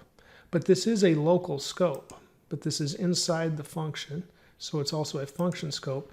And this local scope, we've created another kind of environment, if you will, for a block of code with the curly braces, and this is inside the function. So let's come back up here, and instead of logging the value of z to the console, let's log the value of y, and at the same time we'll uncomment y in the global scope. Now let's see what happens. The value of y that gets logged to the console first time is 2, and that's defined in the global scope, because the values from local scope cannot move upwards. They do not go to the parent, and this scope is nested inside of a function, so it will not move up into the function scope. It stays within its block. So the only way that the function gets a value for the variable y is to get it from the global scope that is available to all. So I think you can see a pattern here.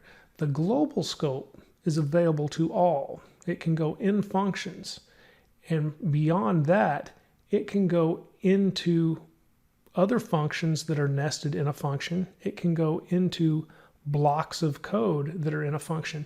Now I've just got the 2 curly braces here to define a block of code, but you've seen blocks of code before, not just with curly braces like this, but you've seen it with if statements, and I'll just put if true, and that code should still execute. You have seen curly braces, which essentially create blocks of code with for loops. I won't put in the full body of the for loop there.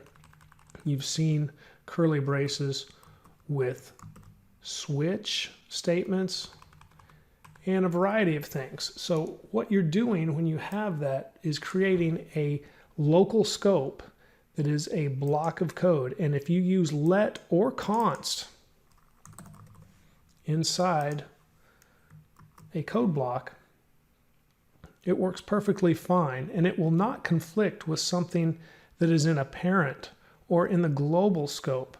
But these values, like the value of y here, as I declared with const, is not available to this function anywhere except in this block of code, in this code block with the curly braces. Likewise, it's not available in the global scope. So the code values, or the variable values, can be passed down global into functions, functions into other functions, or blocks of code, but they cannot be passed up.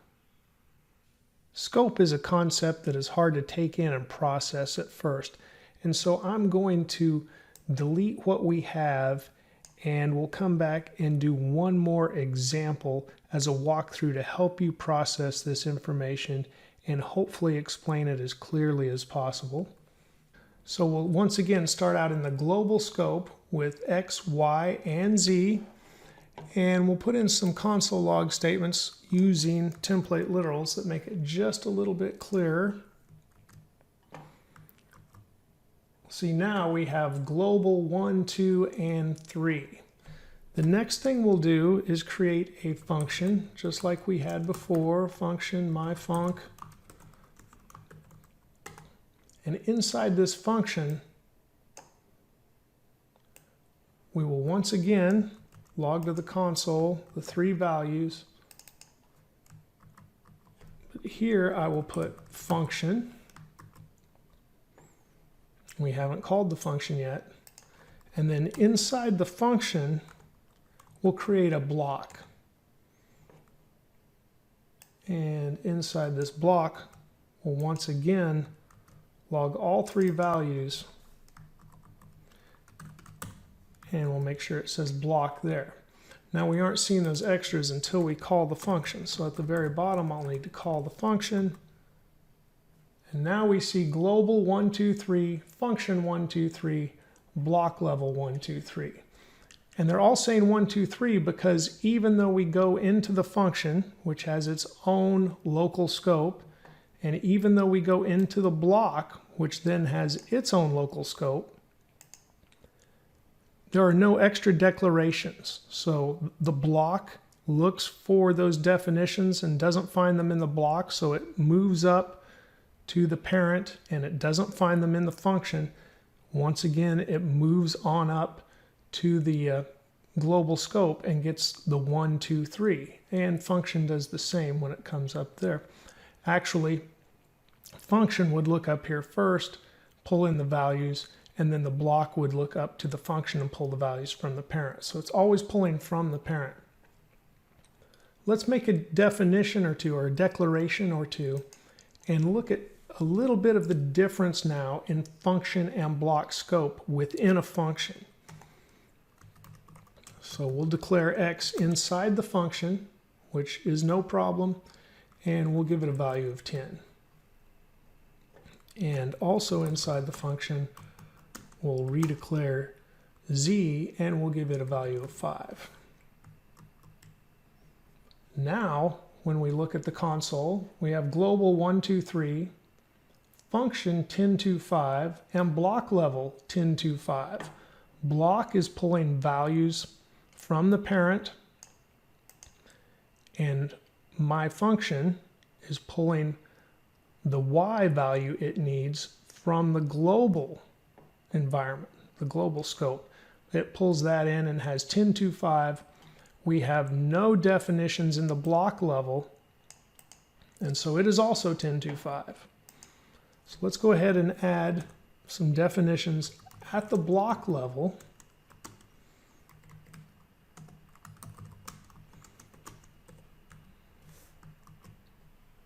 And as you might expect, in this order, we get 10, 2, 5 from the function, and at the block level, we get 11, 2, 6, because we defined x and z at the block level. But let's make a change and see what else changes in our output. All I'm going to do is move the console log lines of the function to after the block of code. This is our block scope. This is our function scope. And the whole thing is the function. So we'll move the console log lines that say function after the block. We definitely got a different result. Global is still 1, 2, 3. Block is still 11, 2, 6. But now function, instead of 10, 2, 5, is 11, 2, 5. And that is because when you use the keyword var, it is function scoped. Therefore, when we set x equal to 11 inside the block, because we used var, that value is available outside of the block in the function. Var is function scoped, not block scoped. However, using const, which is block scoped, only allowed the value of 6 to be available inside the block, because const and let are both block scoped. And therefore, 5 is what is still printed in the console for the function. Giving it a value of 6 did not change the value when it reached here. However, var did. And that is worth noting when you're thinking about function scoped and block scoped variables. And that is a lot to take in today. So a quick recap: global scope, it's not in a function or in a block. It's really not desirable overall because it can cause mistakes and confusion, because global variables are available everywhere. And sometimes more than one thing could be changing the value of that variable. And there's other things that could also cause problems that we could get into with more advanced topics. But global variables overall are not desirable. It would be preferred to have variables with local scope, and those variables are in a function or in a block of code with curly braces.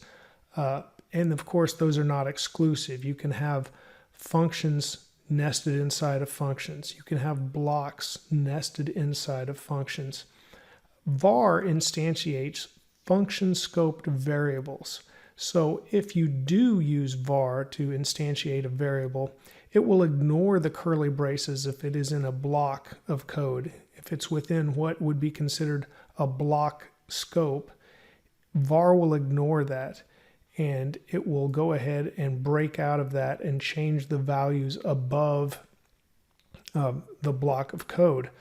However, let and const respect the curly braces. They respect the block scope value, and that is modern JavaScript. Overall, you want to use const and let, and of course, only use const unless you know you need to reassign the value. Use let if you know you will be reassigning the value.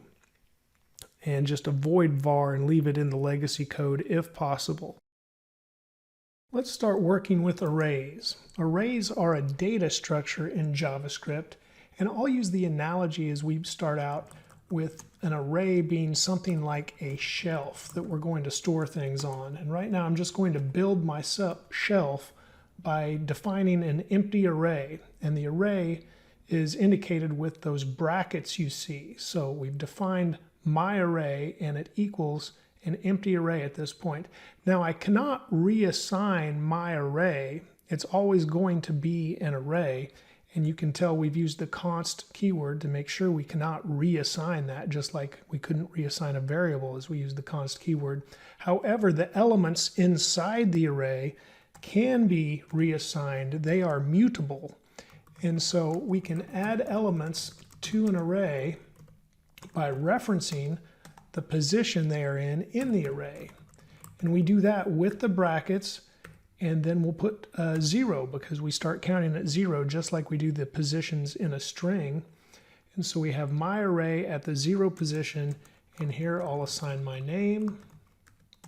And now on our shelf that is an array, in the 1 position we'll assign a number, and then in the next position we'll assign a Boolean value. So you can see we hold all different types of data in an array, and it's kind of like little storage locations. And you could look at the array as the shelf, as I mentioned, or a briefcase or something like that where we're storing our data. You can actually even nest arrays within arrays, and we'll get to that. Right now, let's look at how we can refer to an array when we want to see it in the console. I'll type console log, and I'll just type the name of the array. I'm going to save the file and look at the console. We have a 3 over there, which indicates the length of the array. So yes, an array does have a length property, and you can see the array. So within the brackets, we have our string data, our numeric data, and our Boolean data, all within the array that has a length of 3, as you might guess. So let's take a look at that length property. And we refer to myArray dot length as we have with other data before, like strings. And now we'll save that, and you can see we get 3 in the console. It has a length of 3. And let's look at the last element in an array, for example. So we'll go last element in an array, and we can view that. Of course, I'll type console log, then myArray. And instead of giving a specific number, say we don't know how long our array is, we can put myArray.length, but just like with a string, it's going to give say an R array, it gives the full 3 count here. We've got 3 items and it gives a 3. However, we start counting at 0. So we have to say myArray.length minus 1, because actually our Boolean data is in the 2 position of the array. I'll save that, and you can see in the console it says on line 16 we've requested the data from the last position of the array, and it prints false to the console. And what else? Oh yeah, we can refer to just any one item, kind of like we did there, but we didn't do it specifically. We can refer to any one item of the array with its number. So if we wanted to view whatever was in the 1 position of our array, we just say myArray brackets and the number of the position, and there we go, we get 1001 in the console. One of the first things you may ask is, how do we add more data to our array? So let's go ahead and remove these lines, and we'll add something to our array. We'll say myArray.push, and now let's put in, school, because school just started. And we'll save that. Of course, we didn't log anything to the console yet, so let's bring back our array in the console. And now that we've pushed that data, you can see our array has 4 items, and we added the string school in the 3rd position of the array because it counts 0, 1, 2, 3, and it has a length of 4. So how do we remove something from our array? Well, we can say myArray.pop. And now if we log to the console myArray one more time, you'll see the second time we log the array to the console, it only has the 3 items again because we popped the last item off of the array. And further, we could define a variable to hold that last item if we wanted it, because pop will actually return the last item to us. So we could say const last item equals myArray pop, and here we'll put last item instead of myArray. And you can see now we have school in the console because last item is equal to the last item that was in the array before we popped it off of the end. We can do the same with the front of the array. So I will remove some lines, and instead of push, we'll put unshift, and here, well, let's go ahead with numeric data. Put the number 42 and unshift. We'll save that. And now notice we've got the number 42 at the beginning of our array when we print it to the console. And what about removing? Oh, I should also mention that I said shift. Unshift adds to the array at the front, and when we push and add to the array at the end, if we assign variables to those, it is the new length of the array that is returned. So if we put new length in here, you can see now we get 4 in return. So when we add to the array, the return value is the new length of the array. And so we could also do that with push, and it would be length of 4 because we start out with an array that has a length of 3 until we add that new value. And so when we push and unshift, we are adding to the array, and when we pop, we are removing from the end of the array. And as you might guess, when we shift, if I could spell, we are removing from the front of the array, and instead of new length, we will have the first item of the array returned to us, and we'll log that to the console this time. And you can see Dave was the first item of the array. We've shifted, and so now when we shift, it does remove that item, and I will show that by logging the array right after this. And now the array only has 2 items inside of it. When we push items to the end of the array, we're adding a new number. So if we have my array 0 through 2 and we push something to the array, now we have an item in the 3 position. Likewise, when we pop something off of the end, it's from that last position. It doesn't really change the previous positions that were assigned, unless, of course, we don't assign something new and pop off the last one from the end like we could here with the 2 position. But it doesn't change the previous assignments of the position. So a good question would be, what about when we use shift and remove an item from the front of the array? What about the position of these items? Is 1001 still in position 1? Well, let's take a look.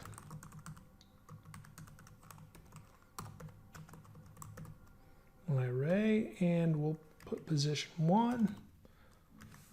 Log that to the console, and it's now false. So that is worth noting, that those positions are not locked in. If something is removed, everything shifts to the front. So the 0 position would now hold 1001, and the 1 position would now hold false. And what if we tried to log a position that no longer exists. What will we get in the console? Undefined. And of course, trying to do something to undefined, say call a method on something that is undefined, will cause an error. So we have to be prepared for that as well. What if we want to remove an item, an element from the middle of the array, somewhere in there that is not at the beginning or not at the end? Well, let's take a look at that. There's a couple of ways to do it, and let's look at one that I will suggest you do not use first, but it does exist. We could say delete, and then we would say my array, and let's say we want to delete the value that's in the first position of the array, and we would just say that. And now let's console log my array and see what we get.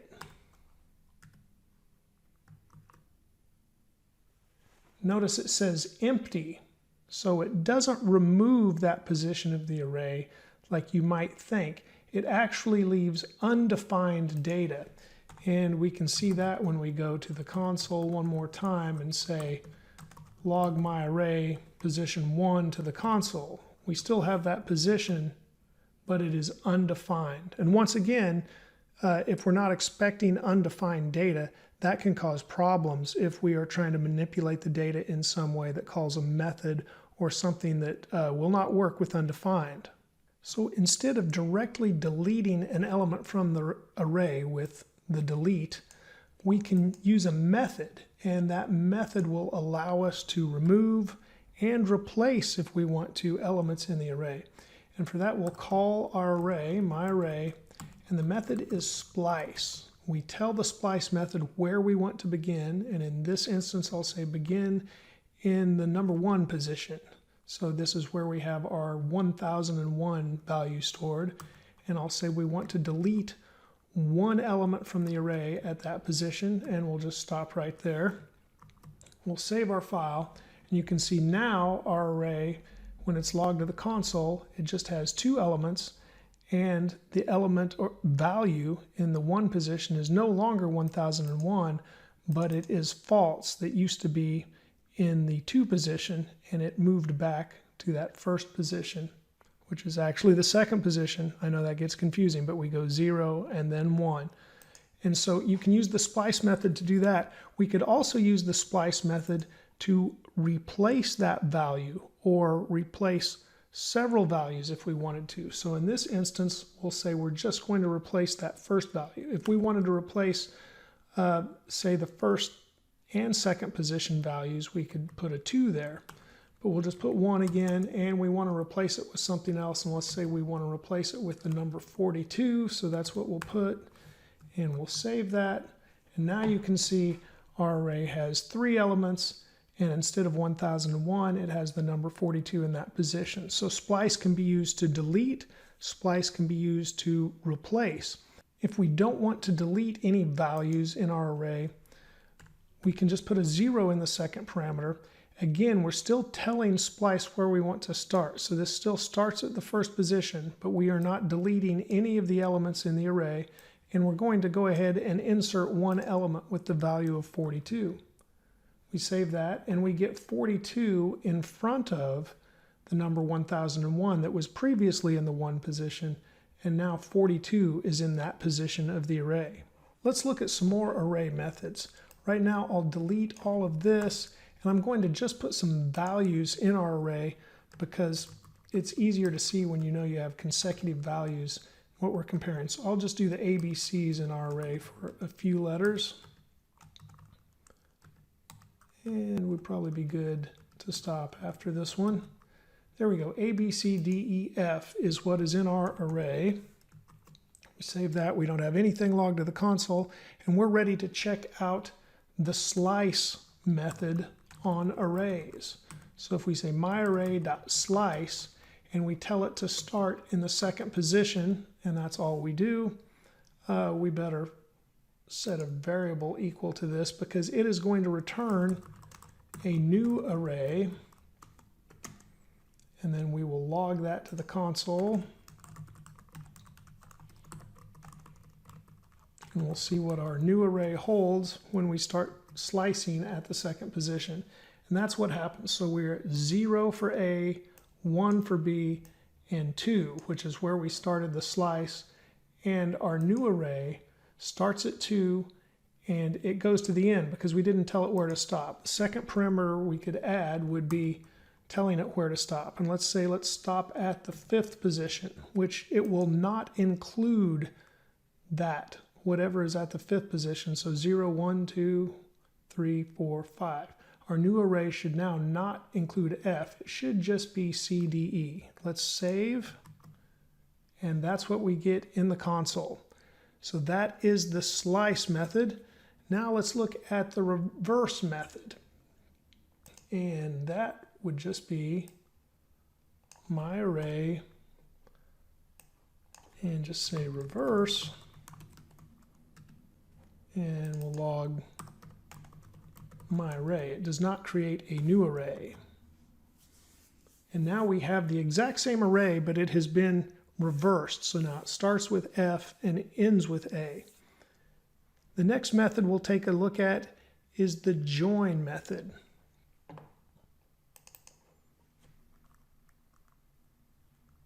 And yeah, let's do join.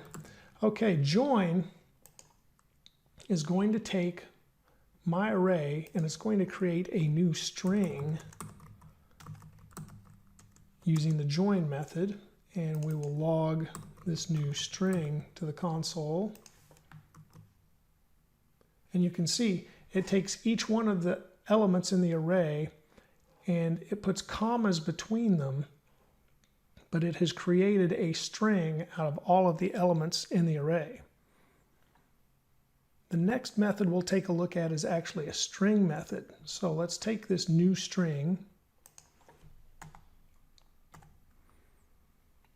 We've already created new string, and we will split the string, and we tell it what we want it to split on, and we're going to say split on those commas, because you can see in the console our string has a comma between each value. So we want to split it based on that.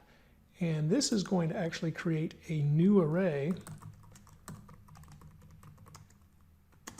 So we'll log the new array. And we're back with that array we started with. So you can see we can take an array, turn it into a string. The string will be comma delimited by default. And then we can split a string based on a value in the string, and the new array will not include whatever we split on, and there we split on commas.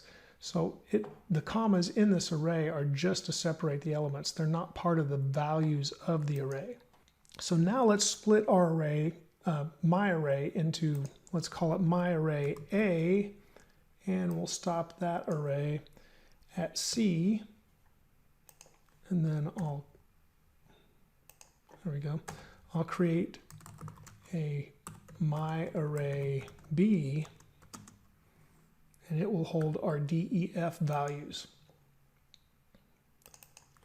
Then we want to create a new array. We'll get rid of all of this for now, and we'll have my array A dot concat my array B.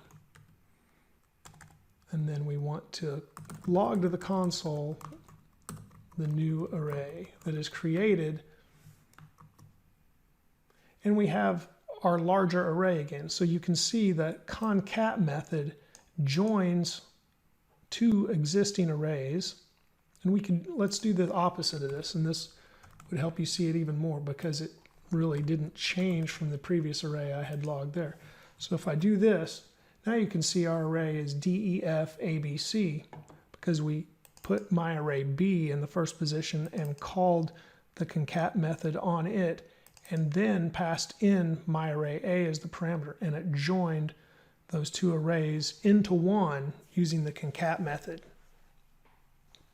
There is a newer way to do this, though. Instead of using the concat method, we can use what is known as the spread operator. And we'll use the spread operator to create a new array, just like we're defining a new array. So that would be a blank array. The spread operator is 3 dots. So we'll put myArray A, and then we'll once again use the spread operator and put myArray B. What the spread operator does is it tells the array to not put itself in there. Like we're not creating a new array that has 2 elements and each of those elements are arrays. We're creating a new array that has 6 elements because the spread operator says take the values in the array and spread them out to be individual elements. And so this should once again equal a new array that has the values of A, B, C, D, E, F. And we'll save this, and you can see in the console that's what we got. If we didn't have the spread operator there, we'll remove those. And once again, the spread operator is 3 dots. We would just have a new array that had 2 nested arrays, myArray A and myArray B. Let's take a look at how that looks. And now in the console that looks completely different. You can see our new array has a length of 2 and it contains a nested array with a length of 3 and another nested array with a length of 3.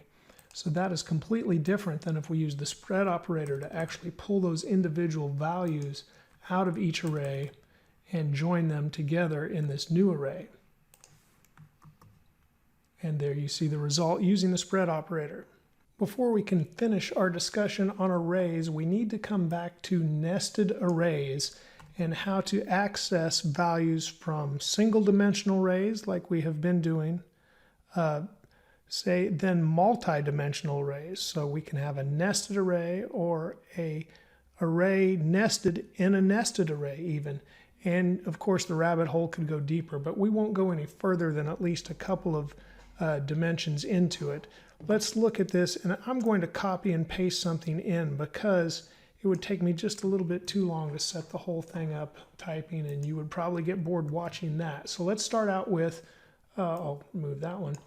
Let's start out with equipment shelf A and equipment shelf B. So we have 2 arrays here with sporting goods equipment. The first array has baseball, football, volleyball. The second shelf has basketball, golf balls, tennis balls. And then we have clothing shelves, shelf A and shelf B as well. And there's clothes on both of those shelves. Now, as we've been doing throughout this tutorial, if we want to, say, access just one value from a single dimension of this array, which is what we have here is a single dimension, we'll have equipment shelf A, and then we want to access, let's say, football. It's in the first position, and logging to the console is all that would take. Or we could log some clothes, and we could say close shelf B, and we'll go ahead and access what's in the first position there. Oh, let's access tank tops or sweat tops. They're in the 0 position of shelf B, just so we're not accessing the same position from both. And we'll save that, and we get football and sweat tops logged to the console. That is a single dimension. But what if there was another dimension added on to this? And let's do that as these 2 different types of arrays, or not types, but 2 different things we have. We've got sporting goods equipment and we've got sporting goods clothes, sporting clothes. So those are both in their own departments. So let's go ahead and create arrays for those departments, and I will paste that in. So we have our equipment department now, and that has equipment shelf A and shelf B. We have our clothes department, and that has clothing shelf A and shelf B.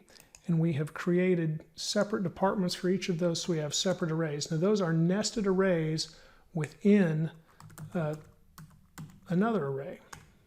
So you have the equipment department as an array, and it holds 2 arrays.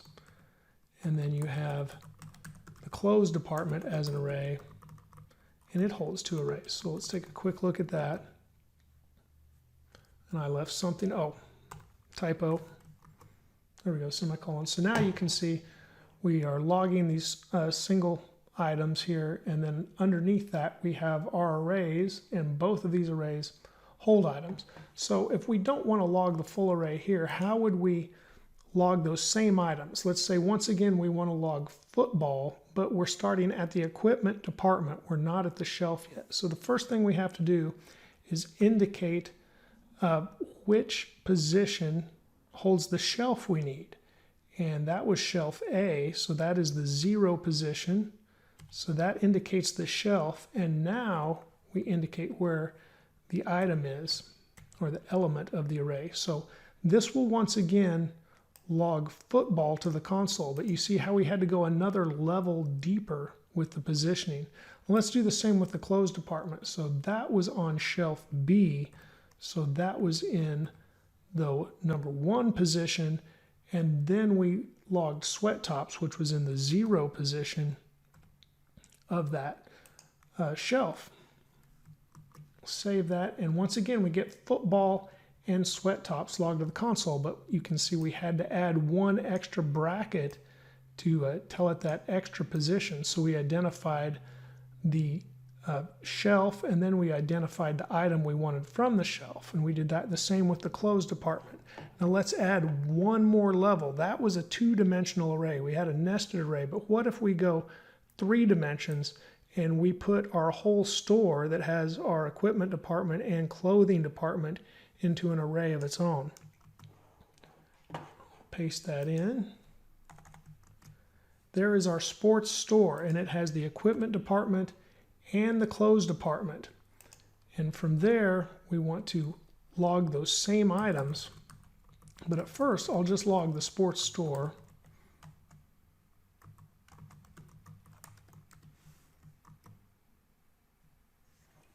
And you can see it is an array that holds 2 arrays, and it tells you those arrays are holding 2 items. It doesn't say that they're holding arrays inside there, except they are, but we don't see that at this point in the console. We just know the 2 items or 2 elements in our sports store array are arrays, and both of those arrays also have lengths of 2 for whatever they're holding.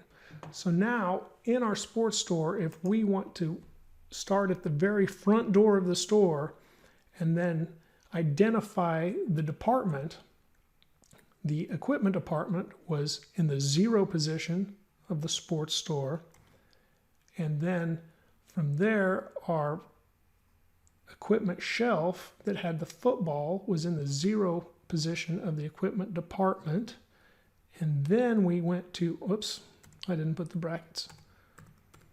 And then we went to the item on the shelf we wanted.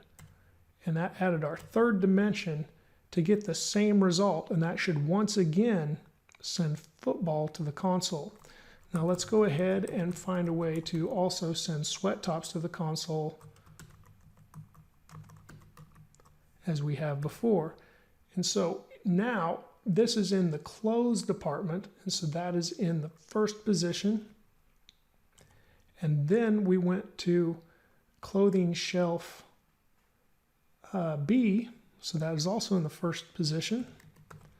And then we went to the 0 position for sweat tops, and that is our 3-dimensional way of getting at sweat tops when we start at the very front door of our sports store. And you can see once again we get the same values logged to the console, but we had to go further into those nested arrays, and that was a 3-dimensional array layout there, because we start with a large array and it holds 2 arrays, and each of those arrays holds 2 more arrays. So you go a little further down the rabbit hole in getting that information, but it is important to know how to get that information that you need out of arrays.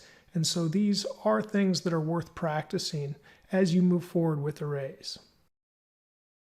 We are refactoring our rock, paper, scissors game in this video. Previously, and I will put the link below, we created your first interactive game, as I have noted here in the comment of line 1. And this is the game we made. This is the code right here I have open in this window. And you can see it is about 42 lines of code. It is rock, paper, scissors, not played with a web page or in the DOM. We just see the result through alert boxes and confirm boxes and so on. So let's compare to this refactored version that I have on the left that I'll open up. First, let's just look at the logic that we have in the original version. and it did not have a loop. And what we're going to refactor with is a while loop, and we're going to use an array, which we previously didn't do. In this version, the original version, once the user wanted to play again, we would actually reload the page with location.reload. And if they didn't enter information that was rock, paper, or scissors, we basically ended the game right here. So there was also the changed your mind and maybe next time. But either way, any of these alert results here from the if-else statements resulted in the game ending. And if the user, of course, wanted to play again after actually playing the game, they either got thanks for playing if they said no, or the page reloaded. Now, I'll pull over this new version, but I'll leave the old version also available somewhat so we can see what was going on to compare the differences. And in the new version, it starts out the same, as we can look across and see the lines are the same. But then we introduce a while loop on line 5.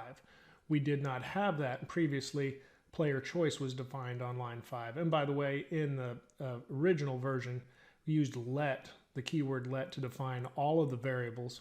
And now we've introduced the keyword const, and I prefer to use the keyword const. And there's a separate video about var, let, and const, and the scope of those different keywords when you choose them to define variables that are also in this JavaScript playlist if you follow the playlist.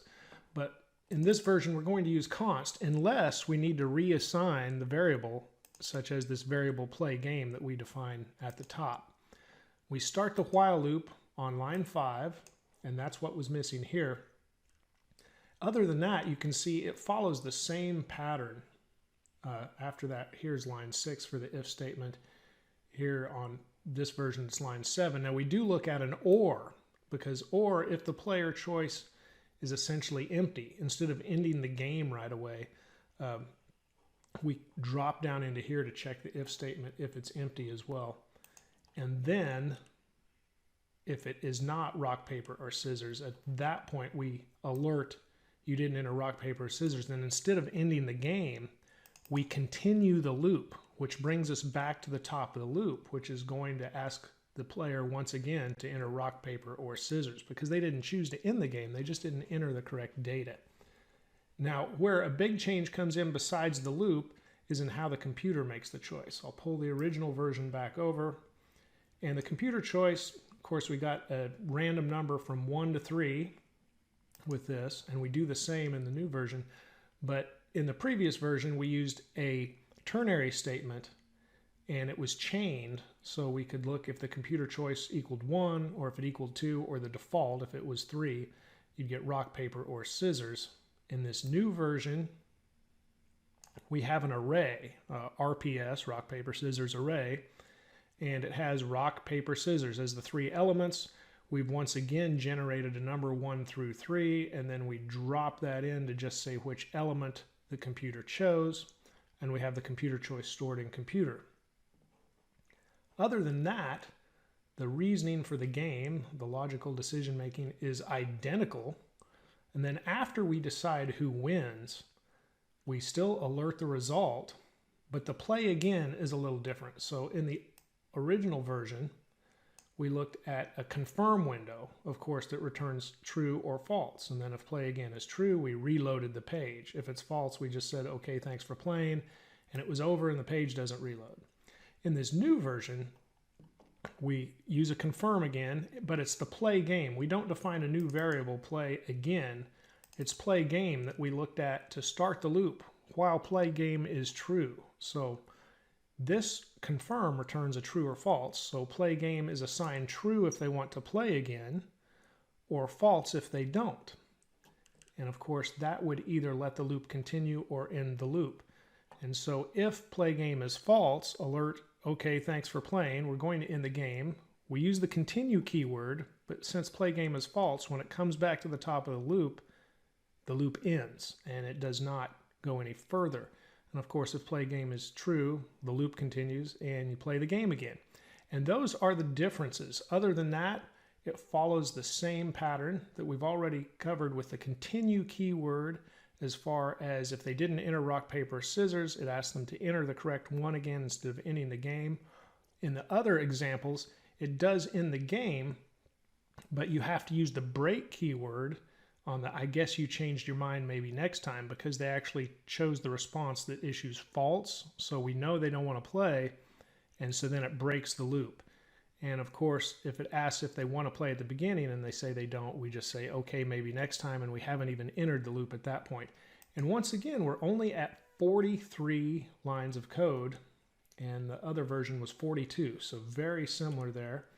I'm going to pull this over to make sure you can see all of the code, and I'll scroll up, and of course you can pause the screen at any point just so you get a snapshot of all the code that you want.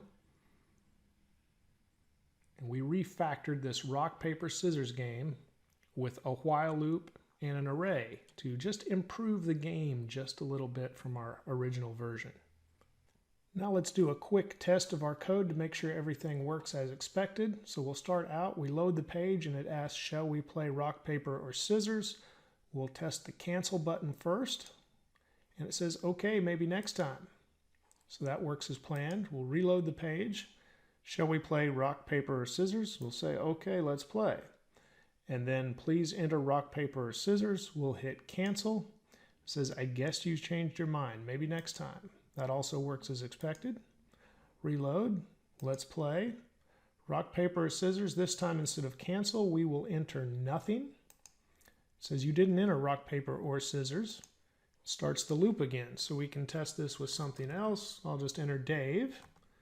It says you didn't enter rock, paper, or scissors, and the loop continues. So let's go ahead and enter rock, paper, or scissors. And we got a tie game. It says okay, play again. Let's cancel, test that first. Okay, thanks for playing. That's as expected. Reload one more time. Let's play, all right. Let's choose paper this time. Player one paper, computer rock. We won, that's great. Click OK, play again. Let's go with OK this time. And once again, it asks us for rock, paper, or scissors. Choose scissors, tie game, play again. Okay, let's do it again. Rock, and computer chose paper. The computer wins. We click OK. Do we want to play again? This time we'll cancel. Okay, thanks for playing. The loop ends and the game works as expected. All right, we're back with rock, paper, scissors refactored part 2. Now on the left we have the version we just refactored to that has the while loop, it has the new array, and it no longer requires the page to be reloaded. The loop continues until we just decide not to play. And that is how we refactored the first version of the game to the second version. Now on the right, and what we will go over this time, is rock, paper, scissors refactored with functions. And this has more lines of code. So let's take a look. Of course, there's some blank lines in here so we can leave that nice space between functions. But instead of about 42 lines of code, I've got 102 lines of code. So it's a little more code for doing the same thing, but it's organized very neatly into functions, and functions will let us make the transition to making this game part of the document object model in the next version. This version actually functions exactly the same way as this version we've already refactored to with the loop. So the user would see no difference. It interacts entirely with alerts, confirm boxes, and that type of interaction. But let's break this down. And one thing we'll do here is just look at this new version in the full screen. So we start out with an init game function. Instead of just init, we're initializing the game. And in this function, we ask about starting the game with the confirm, and we get a variable start game. Remember, these are functions, so they have their own scope. And so we've defined start game inside that scope. And then we use a ternary, and if yes, if true, we're going to launch play game function. And if false, we're going to say, okay, maybe next time, and that's it. The interaction would be over. Now the play game function, this is the game flow function. So the game flows through this function, and everything else is what we would call a helper function. So this is a little bit bigger function than I would normally like to make, but each line added to this function could be just as simple as a continue or a break statement here. So it's not that bad. Instead, I usually like to max a function out at about 20 lines of code if possible. I don't want a bigger function than that. This one has about, well, we're from line, say, 8 to 35, so we're not doing too bad there. Let's just say we're about 5 lines or so, maybe 8 lines or so over than we normally want to be, so that's not too bad. But the play game function has the loop inside it, the loop we created last time. But this time, the logic looks different, and that's because we are calling all these helper functions throughout the play game function. This is the workflow or game flow for the entire application. So we start with player choice and we get the player choice. That's a helper function. So let's find that get player choice function. And you can see it just returns the prompt. Please enter rock, paper, or scissors. This function does one thing. That's the single responsibility principle. And that's what we prefer if we can stick with that. Okay, then after we get the player choice value, then we format the player choice. So let's look at that function. And here's the format player choice. It accepts the player choice.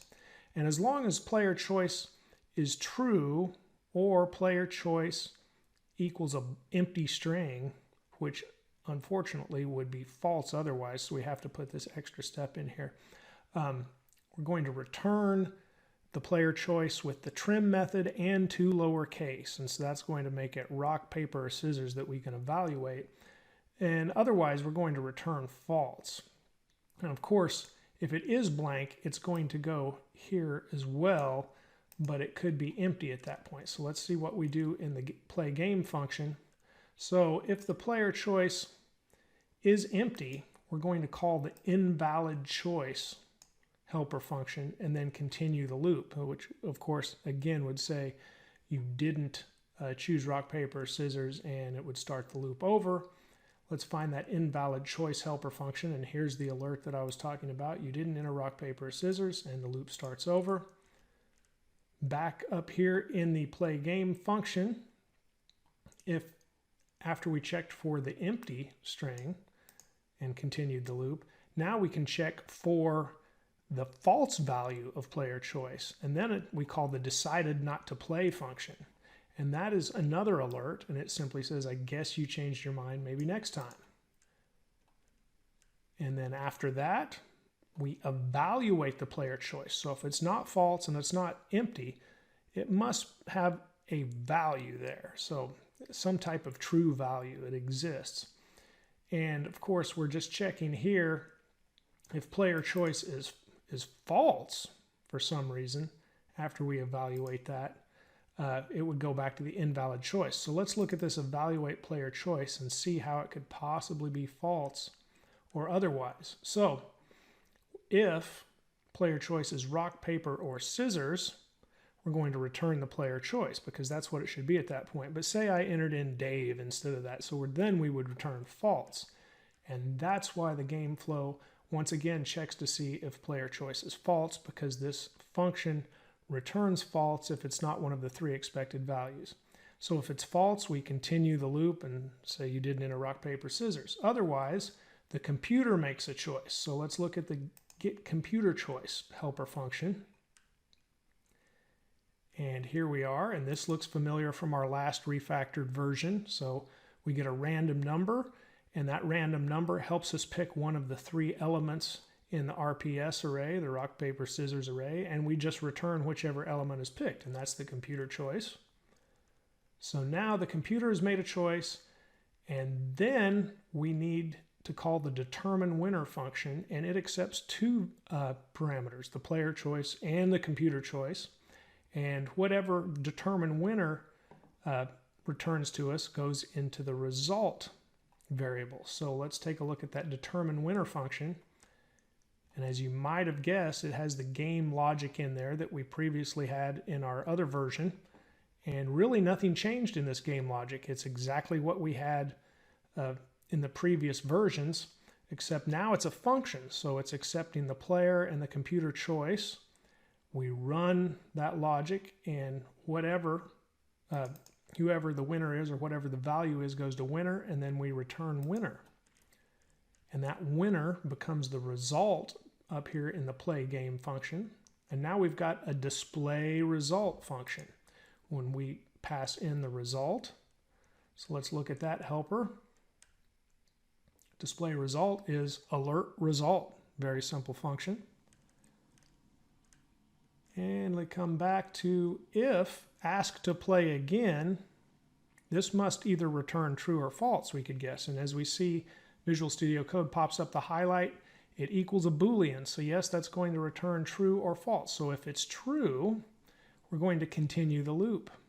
But if it's false, we're going to call thanks for playing and then break the loop. So let's check out that thanks for playing.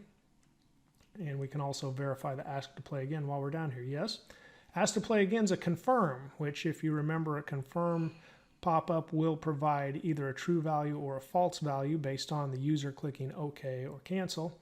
And thanks for playing is just an alert saying, okay, thanks for playing, which of course the user then clicks OK and the game is over. And that goes through the entire logical flow of our rock, paper, scissors broke out into functions. And as you can see, we've tried to simplify most of these functions down into doing one thing, which would be the single responsibility principle. They may not all adhere to that strictly, but for the most part, it's doing a pretty good job of that. And then, of course, our game flow function is the one that's a little bit bigger, and it flows through the entire game process, and it has the loop inside of it. And there you go, rock, paper, scissors refactored with functions. Again, it plays exactly the same as our second version, except this is just broken out into different functions. And this is what we would want to do if we were tying our game into the document object model of a web page. And of course, that's the next version of the game that we will refactor to. I'm going to provide the code for all 3 versions of rock, paper, scissors that we have gone through so far in different gists on GitHub, and I will put the links to those 3 versions below in the notes for this video. Let's start by looking at object syntax. Objects come in key value pairs, and those pairs are in curly braces. So we define the name of an object just like we would a variable, but then we use curly braces and we store that key value pair inside the curly braces. So for this example, I'll set the title there as name, and then I'll set the value as Dave. So that is a key value pair, and that is our object. Just a very simple object, but it's still an object. So we can log to the console my object, and we can see that. And there you see the object in the console window. However, if we want to access the value of the object key, we name the key. So in this instance, we would say my object.name. We save that, and we just get Dave in the console. So let's make a little bit larger object. And as you might guess, objects can store more than just string values. We'll call this another object. And on this one, we'll go ahead and add extra lines so we can really break it out. So here's the key alive, and we'll set that to a Boolean of true. We'll set answer to the number 42, and then we can add hobbies. And for hobbies, we'll put an array. And for the array, we'll say eat, and then the next element is sleep, and the next element is code. And then we can even add, we'll add beverage, and for that we can add another object. So yes, you can have nested objects, and in the morning we'll have coffee. Whoops, I need to spell coffee right. And then in the afternoon we'll have iced tea. And then let's just look at that for now, because we've got our console log statement down here where we access the property name on the first object we created. So let's access some other properties. We can just switch that out to alive, save that. Whoa, that's on the first object. We need it on the second object now. to access the alive property. There we go. And then we can access 42 in the same way by referring to answer. We could get the value 42. We can access hobbies. Now hobbies is an array, so if we just say hobbies, we should get the full array. But if we just want to access one of the elements of the array, we have to remember how we do that with arrays and provide the index number of the specific element we want to access. And we do that in brackets like we would an array. Now, something I hadn't mentioned yet, with objects, we're using dot notation, as we have another object, dot hobbies, or dot alive, or dot name, or any key value that we have, and then we get, or key that we have, and we get the value of that key. However, we can also use brackets instead of dot notation with objects. So we could say another object, and then bracket alive. Oh, now you notice before we didn't have to use quotes with the key names. We were just saying dot alive, and of course inside the objects we're not using quotes on the key names. But when we use brackets to get the value from a key in the object, then we have to use quotes. So as I did there with alive, and we get true in the console window, we could do that with beverage as well, but this will give us the entire nested object, right? And so then we could say morning or afternoon, and we could also do it this way. We could just say dot beverage dot morning, and we get coffee all the same. Something else that we can store in objects. Well, objects have properties. They have the key value pair, and so when we access alive or answer, we're accessing properties of another object. But they also can have methods, and all methods are functions that we define within the object.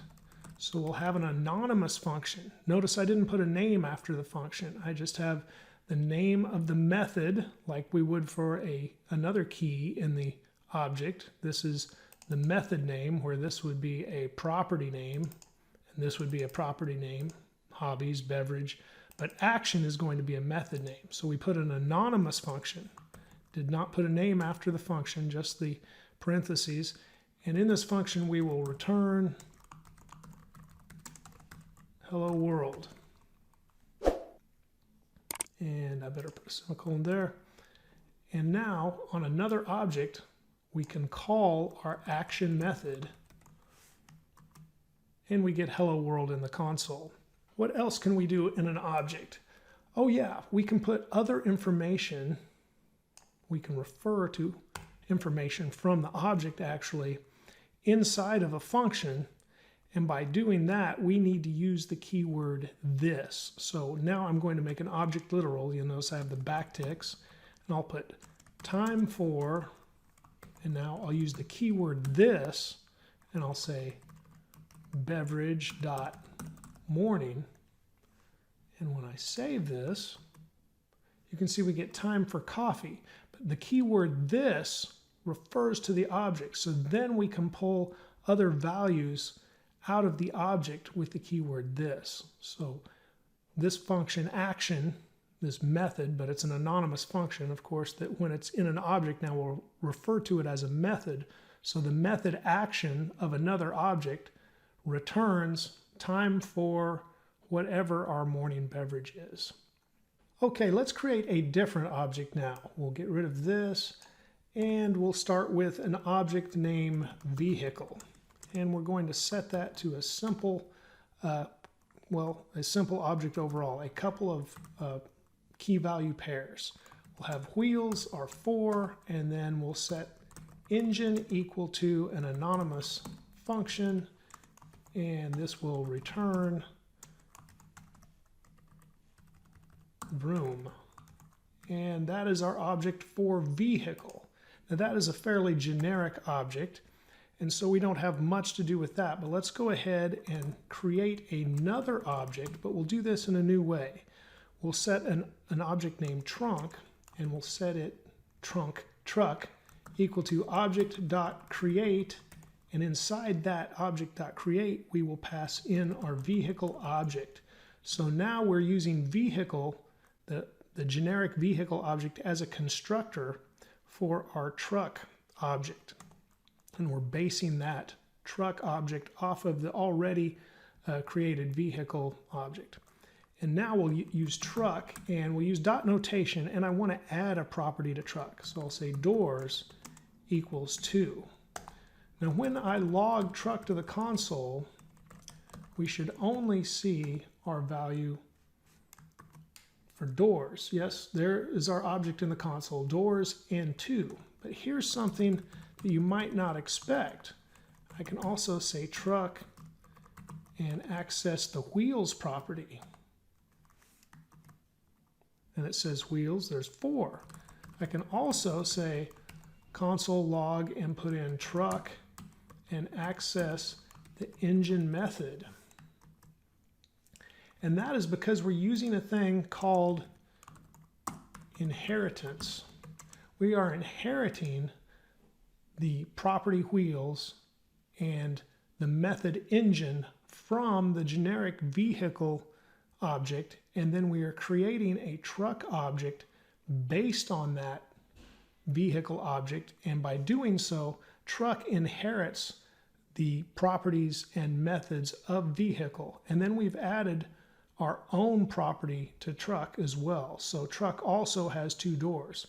We can create another one, let's say car, and we'll set that with object.create also, and we'll put in the vehicle object, the generic vehicle object, and then for car, we'll say car doors equals 4, and then we could even say car engine, if I could spell, car engine equals, and we'll set a new anonymous function, and we'll return, let's go whoosh.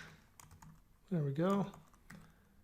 And now when we log car, we'll log car, well, let's log car. We've got the wheels, we've got engine, so yeah, let's log the engine method, if I could spell again. And I'll save this. And there we've got still the truck in the log, we've got the truck wheels, the truck engine, and then at the end we've got the car engine because we actually overwrote the inherited method from the vehicle constructor where we created our car object based on the generic vehicle object. But car would, if we wanted to check, car would still have 4 wheels as it's inherited from the vehicle object. Let's go ahead and delete our truck object and the console logs for the truck. We'll keep the car object, and we'll create one more object, and this time we'll call it Tesla, which is more specific. That's a specific type of car. Say object.create, and in this object.create we'll pass in the car object instead of the vehicle object. The car object has already inherited the properties and methods of the vehicle object. And now we're creating a Tesla based on the car object. That is the constructor for the Tesla object. And now this Tesla object, if we log to the console, should have wheels, just like the car inherited from the vehicle object. There we go. We've got also car engine and car wheels logging to the console. And now a Tesla should be a little quieter, but let's see what the Tesla engine method sends to the console. It sends the same method that we set for car, and that's because it's based on the car object, but we can change that because we would expect a Tesla to be a little quieter. So we'll set Tesla.engine equal to an anonymous function, and this anonymous function should return shush, little quiet sound. And now we'll need to log that to the console. Oh, we've already got it logged to the console. What am I doing? There we go. Save that, and we have got, oh, of course, I need to log it to the console after we set the method. And now we've got shush logged to the console. So you can see how inheritance works. That's how we've passed along wheels from vehicle down to car and from car down to Tesla. Okay, let's remove our vehicle objects and we will start at the top with a band object. And here, let's see if you recognize the band, one of the greatest of all time, in my opinion. We will log all of the keys of the band object. Let's do that. So we start with object.keys and we pass in our object. When I save this, you can see we get all of the keys of the band object, and that's vocals, guitar, bass, and drums. Those are the keys. Now let's log all of the values, and as you might expect, that's object.values, and we pass in the band object. And there we get Robert Plant, Jimmy Page, John Paul Jones, and John Bonham. There is a different kind of loop. When we have covered for loops, we've had while loops, do while loops, but there is a different kind of loop that helps us go through an object. And it actually is a for loop, but it's not a type of for loop we had previously covered in other videos. This is the for in loop. So let's say the keys for a band, we would describe all of those in one group as jobs. So we will define our variable as let job and then in band. So that reads well, let job in band. And then as we iterate through our object, we want to log the values of the object. So we'll say console.log, and now we'll name the object. And in the brackets where an array refers to the position, an object needs the name of the key. So in this instance, we'll use job. And when you're programmatically referring to the keys, like we are here, you have to use brackets. We can't say .job because then it would look for that specific name. This way it will iterate through each of the objects. So band bracket job should do the job for us. Pun there. Let's save this. And there we go. We've got Robert Plant, Jimmy Page, John Paul Jones, and John Bonham, each on their own line. Now let's go ahead and change this just a little bit so we can also see how to get the keys out of that. So in this statement, we'll say on, and then we'll refer to job, which is the key, comma, and then we'll say it's, and then we'll have the value, which is the band member name. And we'll put an exclamation mark and end our template literal string there with another backtick, because this isn't just a normal string. This is the kind, a template literal, where we actually access values and put them right inside the string. So now when I save this, you can see we get the statements. On vocals, it's Robert Plant. On guitar, it's Jimmy Page. So we're accessing the values from the key position and from the value position in the object by doing a for in loop. Okay, we'll start before the console log statements here, and we have discussed how to add values, add properties even to an object. We've also discussed how to add methods, and you've seen examples of that where I just do that with dot notation. So if I wanted to add a keyboard player to this awesome band, which I wouldn't do unless they wanted to do, I would say band.keyboards equals. So I could type that out, for example, and set a value, which they did not have a keyboard player, so I won't set a value. Or if I wanted to add a method, that would be band.start, and then we would set a value that was an anonymous function, and that's how we would do that. But what if we want to delete an existing property or method? We actually just use the keyword delete and say band.drums, and then there will no longer be a drum property. And we can also check for properties if we say console log, just so we can see the outcome here, and I can say band.hasOwn property, and this will return a Boolean. So then if I put drums, which I need to refer to once again with quotes, then this will return a Boolean. So first we'll delete the drums property from the band, and then we will check to see if it has the property. And then I'll go ahead and leave in these other log statements that we already have. So at the very top, you can see we've deleted drums, and now when we check for drums, it's false. Then when we log the keys of the band to the console, there's only 3 instead of 4 now. Likewise, there's only 3 band members, and there's only 3 introductions as we go through the for in loop. Let's delete everything below our band object, and let's talk about destructuring objects, which is something that's a little bit different. Destructuring objects. Almost put structuring again. There we go. Destructuring objects.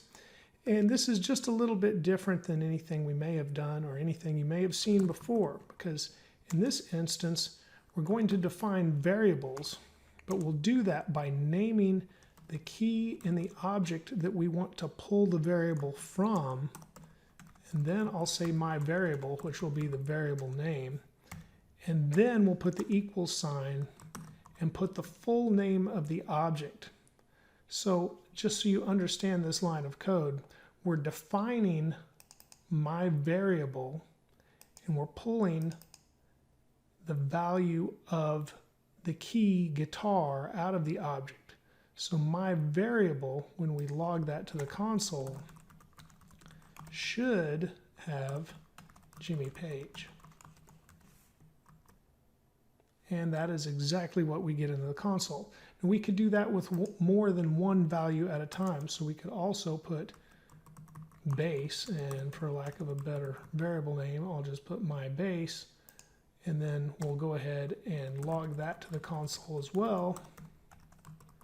And you can see in one line of code, we define 2 variables from our band object by doing that.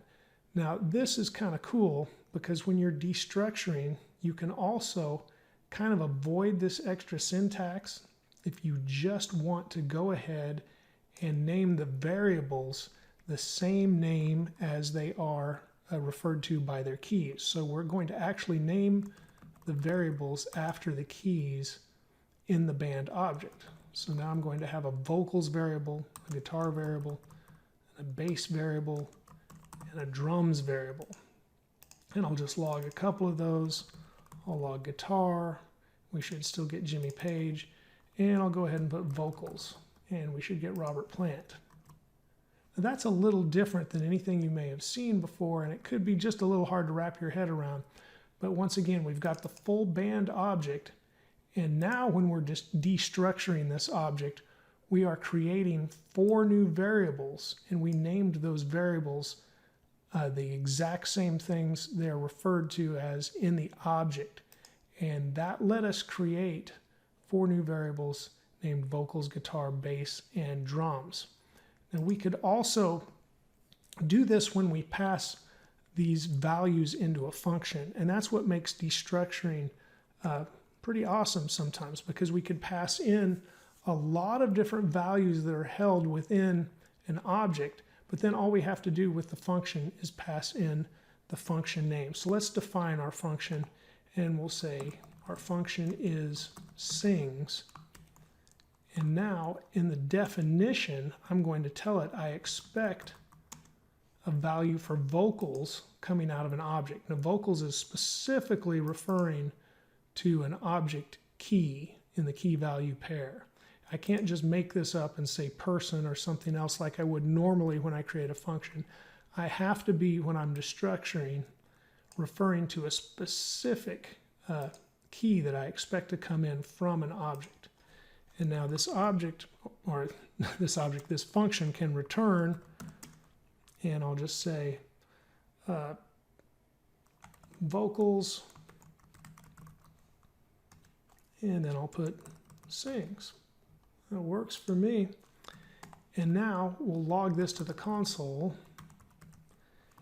and we'll just call sings. And now you'll notice I just pass in band, which is the full object, but it's going to destructure that object and just pull out the vocals value. So now when I log this to the console, and I'll go ahead and get rid of these console logs. I'll get rid of this entire block of code there, because I want you to understand that even without that, without defining any of those previous variables, we've just defined a function now, and we're basing it off of our band object. I am pulling the vocals right out of the object, the vocals value, when I call sings and pass in the full object. And now I've got Robert Plant sings. Pretty cool, huh? Let's get started with JavaScript classes. The JavaScript class syntax really didn't come about until ES6 in 2015. We'll start a pizza class, and I'll explain this. The JavaScript class syntax is really syntactic sugar, and that means it's not changing what happens under the hood or what was already happening in JavaScript. This is just a different way for us to lay out our features. It's a new syntax, but it doesn't change any of the actual functionality of JavaScript. We'll start with a constructor and put our properties in here. And we have to use the keyword this. So we'll have a size for the pizza, and we'll put medium. And then we want a crust for the pizza, and we'll put original. And now we'll put in a method. Let's have a bake method. Notice we don't have to use the function keyword. We just name the method. And in this method, we're going to log to the console a template literal, and we'll say baking a. Now we'll put our this.size, and then we'll put this.crust, crust pizza. That looks good to me. And we'll save our class. Again, this is a blueprint for creating an object. Now when we create the object, and we'll call this my pizza, we use the new keyword, and we're creating a new pizza. And then after we create the pizza object, we'll go my pizza dot bake, and we'll see what we get in the console. And we have baking a medium original crust pizza. Well, that worked out great, but what if we wanted to pass in some values as we create the object? Let's do that with a pizza type value. What type of pizza do we want to make? And we'll start out here with this.type equals pizza type in the constructor. So you can see a typo there. You can see we pass in the pizza type to the constructor when the object is created, and then it is setting type to the pizza type. And so now we can say baking a medium original, and now we can refer to our type.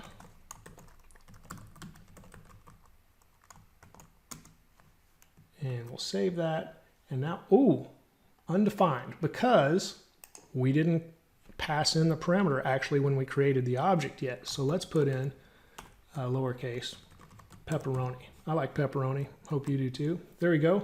Baking a medium original pepperoni crust pizza.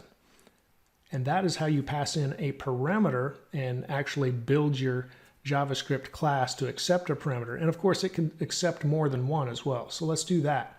Let's say we're going to not set a medium pizza. We're going to go pizza size, and then we'll need to pass that in as well. So pizza size, and now when we call that, we'll say small.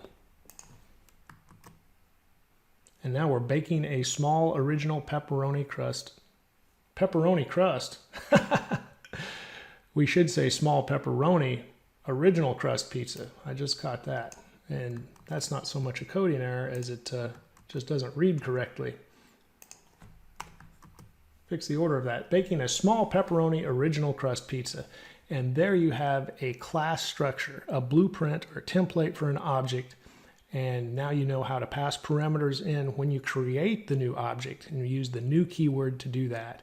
And then you can call methods as usual. I guess the one thing we didn't do is log a specific property if we wanted to do that, but we could also do that, like mypizza.type, and log that to the console, and there we get pepperoni as expected. With JavaScript, we can change the values of a property just through dot notation. So for example, we'll use myPizza, and we'll set the type once again, and this time we'll go supreme. Save that, And now in the console we get baking a small supreme original crust pizza, and then log supreme to the console as well after that. However, this is not desirable. We don't really want to access those properties directly like that. And so to prevent that from happening, or really JavaScript doesn't prevent it from happening, just more of a naming, well, not a naming convention, we'll get to that. It's just a keyword and a concept to understand, and that is the getter and setter. So we can use the keyword get. Now we can't refer directly to the name. We don't want to use the exact name again, so instead of just saying crust, for example, I'm going to say get pizza crust, and it'll look like a method when we set this, and here we'll just say return this dot crust. And now we also want a setter, so we'll say set pizza crust, and now here we'll put a parameter of pizza crust inside, and we'll set this dot crust equals pizza crust. Now we can use dot notation with pizza crust to set the value. So we'll go my pizza dot pizza crust equals, and let's make a sausage pizza.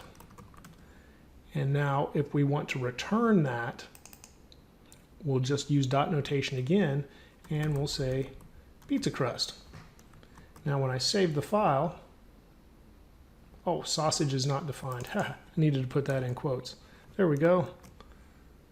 And baking a small pepperoni sausage crust pizza. Oh, I'm not thinking this morning. Here we go. Let's make a thin crust pizza. Baking a small pepperoni thin crust pizza. Thin. Very nice. So that's how a getter and setter works. However, this is not usually what I do. I do like to refer to the name directly.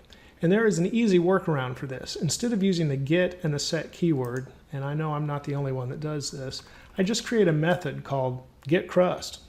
And then I create a method called setCrust. And of course, that does not interfere by having the same name as crust, so it causes no problem there. And at the same time, it's a method that is read easily when I read the code. So this changes how we interact just a little bit though. So instead of mypizza.pizzaCrust, this is mypizza.setCrust, and we call it like a method. So we use the operators at this point. And we have my pizza set crust, and I'm setting it to a thin value. And then when I get the crust, say mypizza.getCrust, and again, I have to put the operator parentheses after that to actually get the value returned. So I'm calling these as methods because that's what they are, but they do the same thing and they are more readable inside my code. There we go, baking a small pepperoni thin crust pizza. Let's go ahead and add one more getter and setter for practice. And this time we're going to add a new property as well. Pizza always has toppings. So let's go this toppings equals and set it equal to an empty array. So when the pizza object is first created, my pizza, it has no toppings. There are no elements in the array. So let's go ahead and add a getter and a setter for those. And I'll use the method I described, which is actually creating methods. So I'll say get toppings. And at this point, I will say return this dot toppings. And for set toppings, this is where we have to consider that arrays are different. And here we'll include a topping. And at this point, we'll say this dot toppings dot push. And we're going to push the new topping into our array. Save that much. And then down here, instead of getting the crust, we'll go ahead and, well, we need to set a topping first, right? So we'll say my pizza dot set toppings.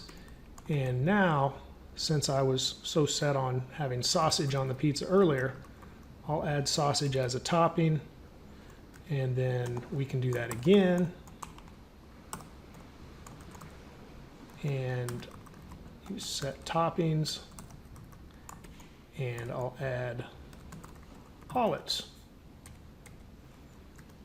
And now instead of get crust, we'll use get toppings,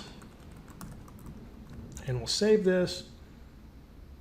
And we look at the console, and our get toppings returns our array with sausage and olives that will now be on our pizza. All right, let's remove a lot of things and simplify our class, because we're going to use it as a parent class, or we could call it a superclass. We'll keep the size constructor, so we'll still pass in the pizza size parameter, inside the constructor, and we'll get rid of this dot type. We'll get rid of the toppings, and we'll keep the get crust and set crust. We'll remove the get toppings and set toppings. We can keep bake. Well, we don't really need to. We don't need a method for this example, so let's just create a little extra room here. So here is a basic pizza class. We have our constructor that accepts a parameter of pizza size, and then we also have a value set for the crust property, and we have a get crust and a set crust method for the pizza class. Now this would be the parent class, or we could also refer to it as the superclass. Now if we want to create a child class, we use the class syntax, and we'll say specialty pizza, and then use the keyword extends pizza. Now in the constructor, before we can use the keyword this in a child class, we have to call with the keyword super. We essentially are calling the constructor of the parent class, or the superclass, if you will. And now we should pass in what the superclass needs at this point, and this would be pizza size. And now to have pizza size available, our constructor here should also accept a pizza size. And I should put that in lowercase to match up. There we go, pizza size in the constructor of the child class. And now we could have something else here, like let's set the type for this specialty pizza, because we don't have type in the superclass anymore. And we'll call this the works. This is a specialty pizza. And now we'll give this a method called slice, and we'll log to the console inside of our method template literal, and we'll say our this dot type pizza. We should go ahead and use our inherited size as well, or the size that comes from the constructor of the parent, the super, as we say here. And we're calling this constructor method by using the super keyword in the constructor. And again, this super keyword has to be used in the constructor before we can ever use the keyword this. And so we'll go this dot size, as that comes from the parent, are the works pizza, or be are the works, and whatever we call in, whatever we pass in as the size, so say medium, are the works medium pizza has 12 slices. A medium should have more like 8. Let's do that. Medium has 8 slices. And we'll save that. And now, something we can do, we don't have to create the parent object. We don't have to use this super class to create an object. We're just using this blueprint. So the parent is a blueprint. So we can instantiate an object just based on the child class. So we'll call this my specialty. We'll just call it my specialty for short. And then we'll set that to a new specialty pizza. And we better pass in what size, right? So I think we were going to pass in medium. And now we could say my specialty dot slice, which is the method we gave the child class, the specialty pizza class right here. And we'll go ahead and save all of that. And now we see in the console, are the works medium pizza has 8 slices. So just to recap what we did, we created a parent class, just a generic pizza class, and used that as a blueprint. We did not ever instantiate just a pizza object. We just used this as a blueprint.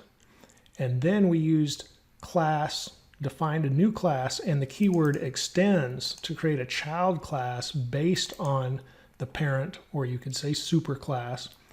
And once we're inside the constructor of the child class, we need to use the keyword super, and that keyword calls the constructor of the parent. And we needed to pass in pizza size, not only in our constructor for the child, but we needed to pass it in when we called super because the constructor up here expects pizza size. And then we gave it a type property, and then we called all of those properties, we used all of those properties as we called the method slice. And now we defined a new specialty pizza object called mySpecialty, and we called the slice method, and we get that in the console.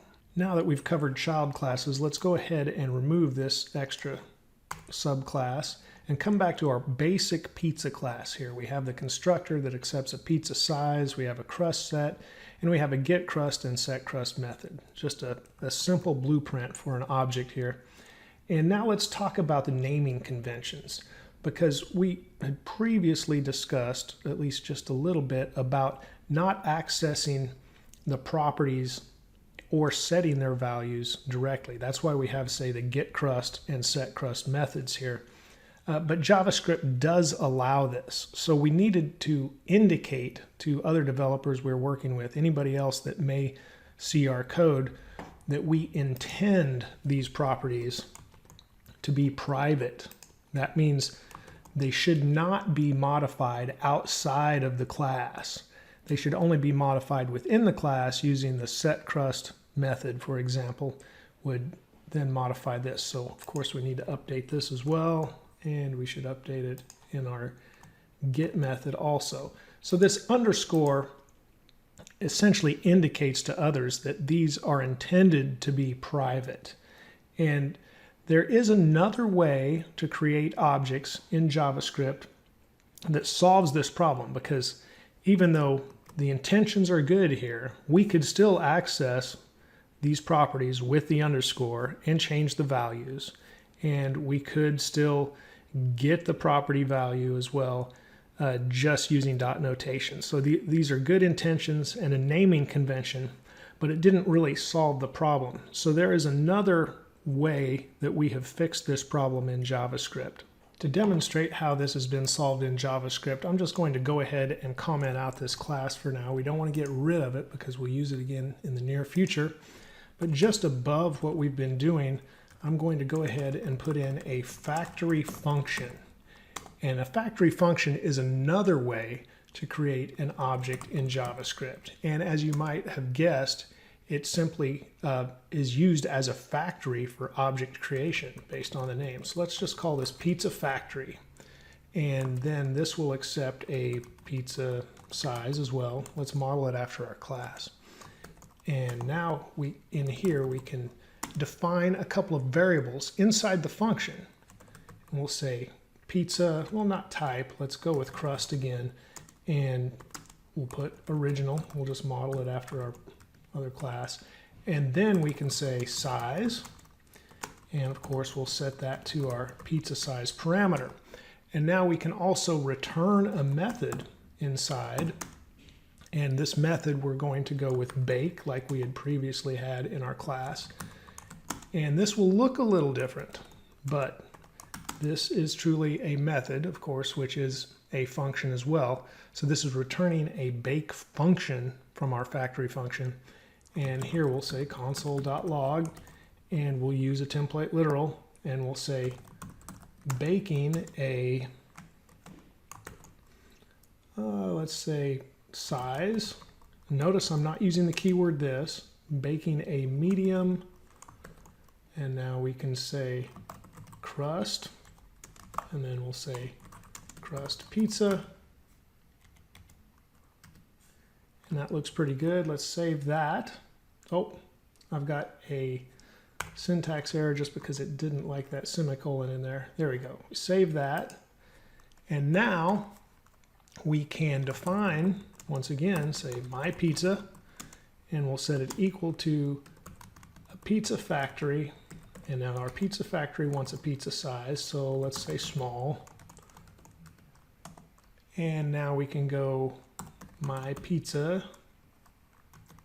dot bake, call that method, and we look in the console and we've got baking a small original crust pizza.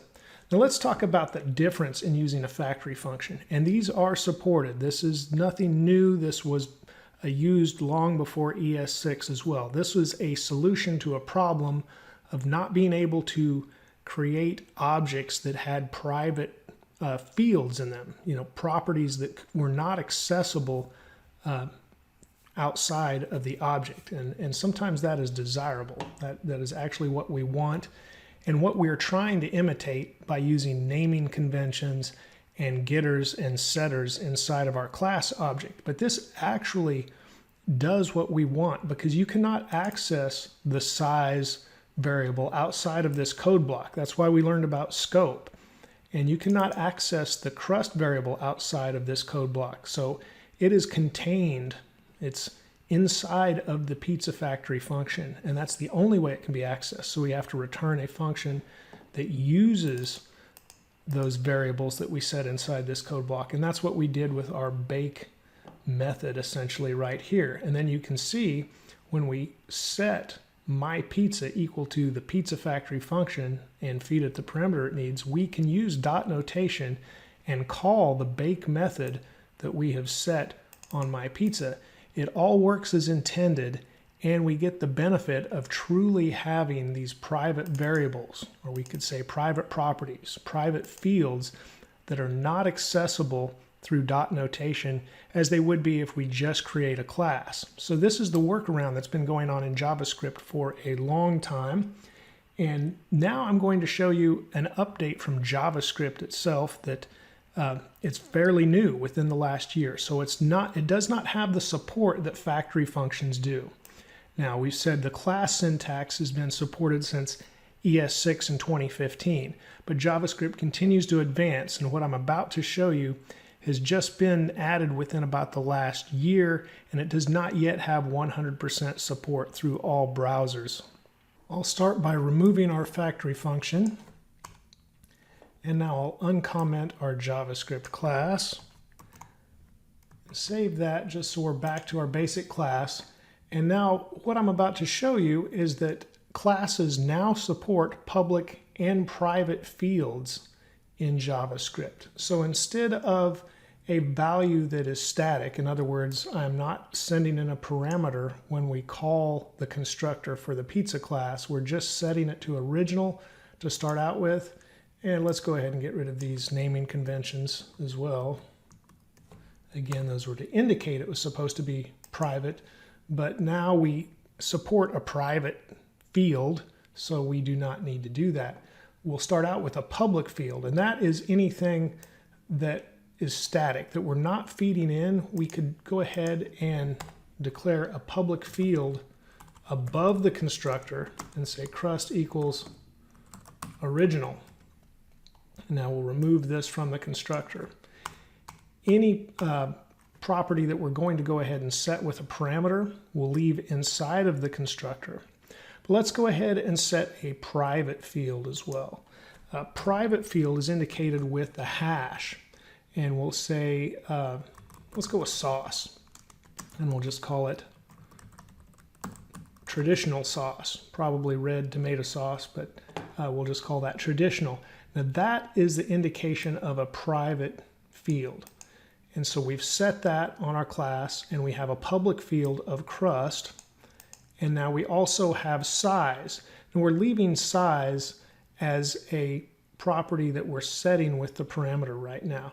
We could also make this private if we want to. And if we wanted to do that, we need to declare it at the top first as a private field if we were to do that. And then we would refer to it inside the class with the hash like this. Well, let's go ahead and do that just so we get the example of that. Now we don't have this.crust referred to. Well, we should actually, and be able to change that with our get and set. And let's just leave it at that. And let's go ahead and add something that uses the size and the sauce. So let's go ahead and add a declaration. We'll just call this a method named here you go. And now inside of the here you go method, we'll put a console log, and we'll go ahead and use a template literal, and we'll say here's your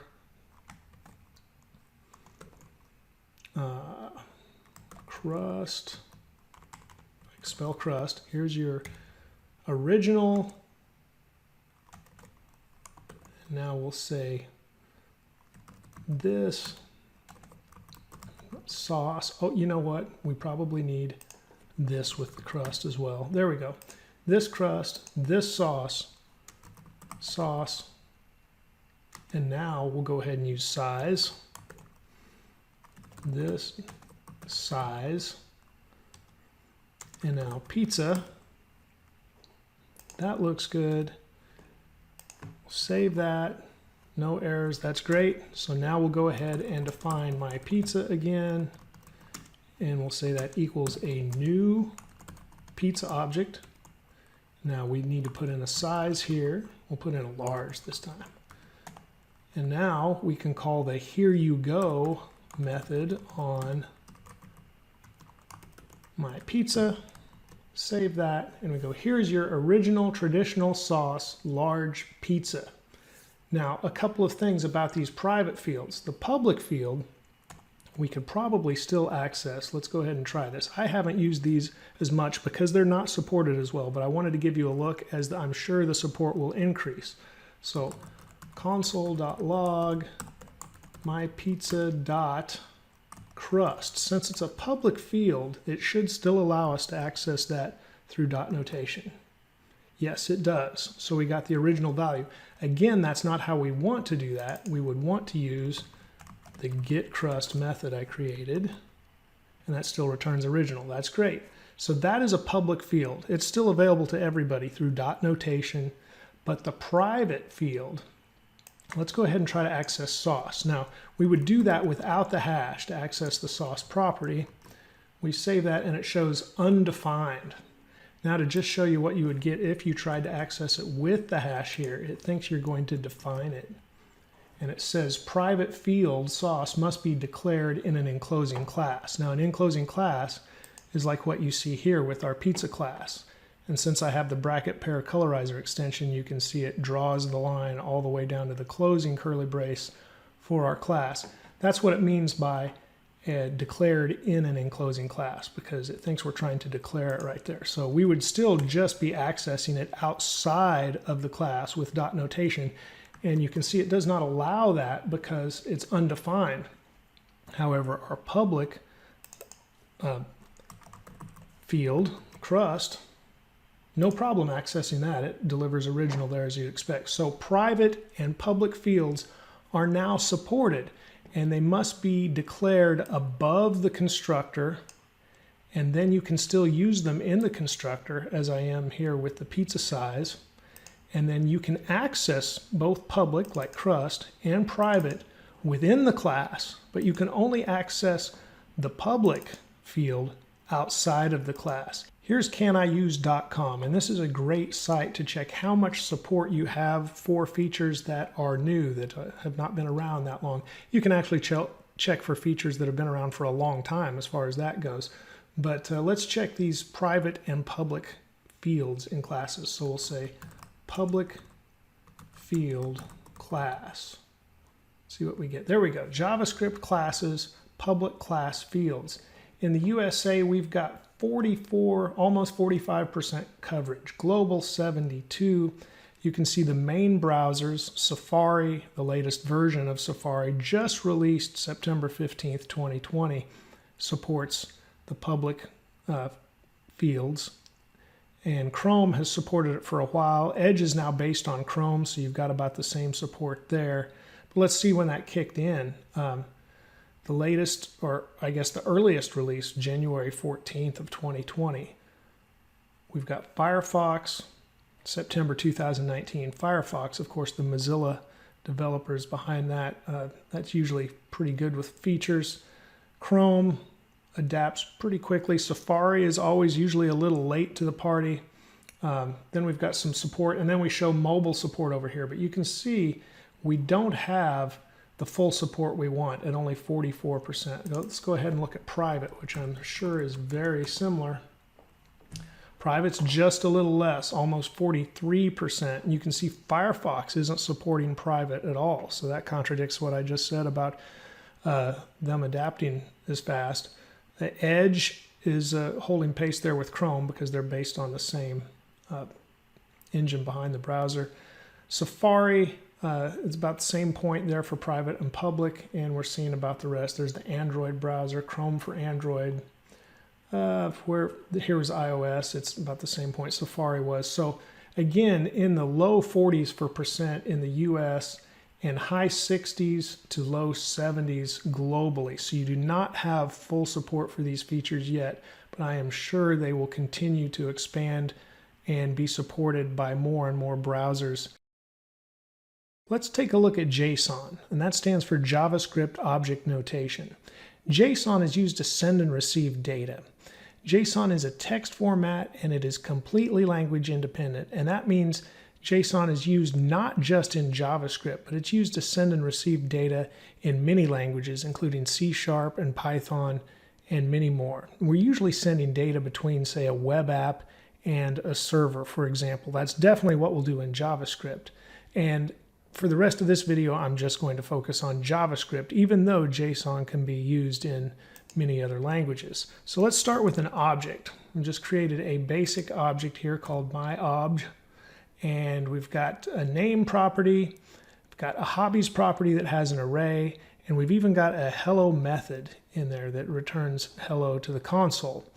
And now we want to check and just kind of refresh what we can do with an object. So we'll say console.log. Let's go ahead and log the whole object to the console, and then let's just go ahead and log, I need to type better. It's a constant battle. Just the name property, and then let's go ahead and call the hello method. We'll save that. We look at the console, and we have got our object in the console first, and then we've got the value of the name property, and then we've got hello that is sent by the hello method. Let's add one more console log, and let's log the type of my object. And it says object in the console, as we would expect. Now, if we want to take this object and send it as JSON, I'm going to define a new variable called sendJSON, because that's what we would plan to do with this. And we call the JSON object, which is a static object in JavaScript. This has a static method, actually, stringify. And we're going to pass in our object as the parameter to stringify. So now our sendJSON variable, let's go ahead and log that. It's going to look just a little different. Look at what we get in the console underneath what we already had. And the main comparison is the object that we logged that has a name, hobby property that contains an array, and a hello function. And you see the little italic F here to indicate function. It's the method hello. And then, of course, we log those. But let's look at this now. This is our sendJSON. We've converted our object into JSON. And first of all, the name property is inside quotes. Now, our object didn't have the name in quotes at all. Same for hobbies. And there is no hello method whatsoever because JSON does not send functions. So once we convert that over, it's just going to take the key value pairs of the properties and turn those into JSON. And it has discarded the function altogether. So the next thing we can do is go to, whoops, I'm in all caps, console.log. We'll do type of sendJSON, And before it was an object, and now you can see it is definitely a string. And if we try to access one of those properties now, I need to keep switching back and forth between all caps. Okay, if we need to access one of those properties now, we've got send JSON.name like we did with the object, but because this is a string, we can no longer access the properties like that. We have totally converted our object into a JSON formatted string, and it doesn't respond like our object did. It's no longer a JavaScript object, it's actually string data at this point after we have stringified our object. Now when we receive JSON from a server, let's say we've requested data, let's say we receive this send JSON actually, so we'll call this receive JSON, and it's going to equal JSON.parse. This is the other static method of the JSON object in JavaScript, and we'll put our send JSON in there. Somebody sent us this JSON now, and so now we will, there I go with the all caps again. Now we'll log to the console our receive JSON, and look at that, our receive JSON is an object again. We have parsed the JSON we have received. We received send JSON, and once we parse it, we're storing that in receive JSON. And receive JSON is an object, but look, this object doesn't have the method. We didn't even send the method because we lost it when we converted to JSON in the first place. So we lost the method right here. The object did not send the method in the JSON. But when we received it, it did turn it back into an object. And so now we have an object that has the name property and the hobbies property. And we can log the rest of this as well. Go type of receive JSON. Yes, and it is once again an object, but no method. So what we lose along the way is any method that we have in our object. Other than that, JSON stringify converts our object to a string in the proper data format for JSON. We could send it off to a server or somewhere else, and they would know the format coming in. It's a universally shared format, agreed upon, I guess you would say. And then when we receive JSON from a server or anywhere else, maybe we've stored some JSON in our local data. When we receive that back, we can parse that string and turn it back into an object. And that's what we did here with our receive JSON variable. And then when we logged the receive JSON variable, it was once again an object, and we confirmed that with the type of. So that is a quick synopsis of what JSON is and how it responds in JavaScript. Today we're discussing JavaScript errors and error handling. JavaScript is, well, a little forgiving really. So if we put a variable name, and I'll just use variable equals, and I'll put my name in here as the data, and then we log to the console that variable, that actually works. And that's kind of surprising, of course, because the way we've been learning JavaScript is to use const here beside the variable. So let's get rid of const one more time, and at the top, let's go ahead and put in strict mode. And this is an option in JavaScript, and now it will enforce some of these rules that we have learned, and this should throw an error. And yes, we get a reference error because variable is not defined. And of course, the way to fix that error is use JavaScript in the way we've been learning it, and that is use const or let before defining that variable name. And now the name variable is defined and equals the string data Dave, and use strict is okay with that. So let's leave use strict up there for the rest of this tutorial. Now let's look at some different error types in JavaScript, and we just saw the first one, and I'll go ahead and remove const again, and let's look at this error one more time. This is a reference error. It says variable is not defined. This is a more common error. You won't just get it for this, you'll get it for other reasons as well. But a reference error is a fairly common error in JavaScript. Another type of error you may get, and let's go ahead and make a couple of changes here.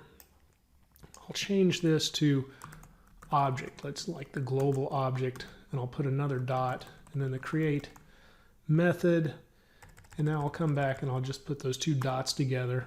This is my example of a syntax error. We've just added one extra dot. I'll save that, and you can see JavaScript logs a syntax error to the console log. Now this is a type of an error that we can't create. JavaScript is going, we can't catch and fix. JavaScript is going to catch this error as we are building our code. As we are writing our code, it will find syntax errors and it won't go ahead and evaluate the script further. So we catch these as we create the code. However, the other types of errors, including the reference error we previously looked at, can be caught in the code as it is executing. Again, the syntax error will just completely stop your code from executing. So JavaScript catches those up front. So we won't worry about catching or handling those. But the reference error, that is one we could catch. Another one, let's go back here and let's have const name, and I'll just put my name back here. And then let's say we try to reassign name later, which we know we can't do because we used the const keyword, but I'll put Joe. And now I'll save that, and we get a type error. It says assignment to constant variable. We've already assigned that constant variable. We can't do that again. That creates a type error.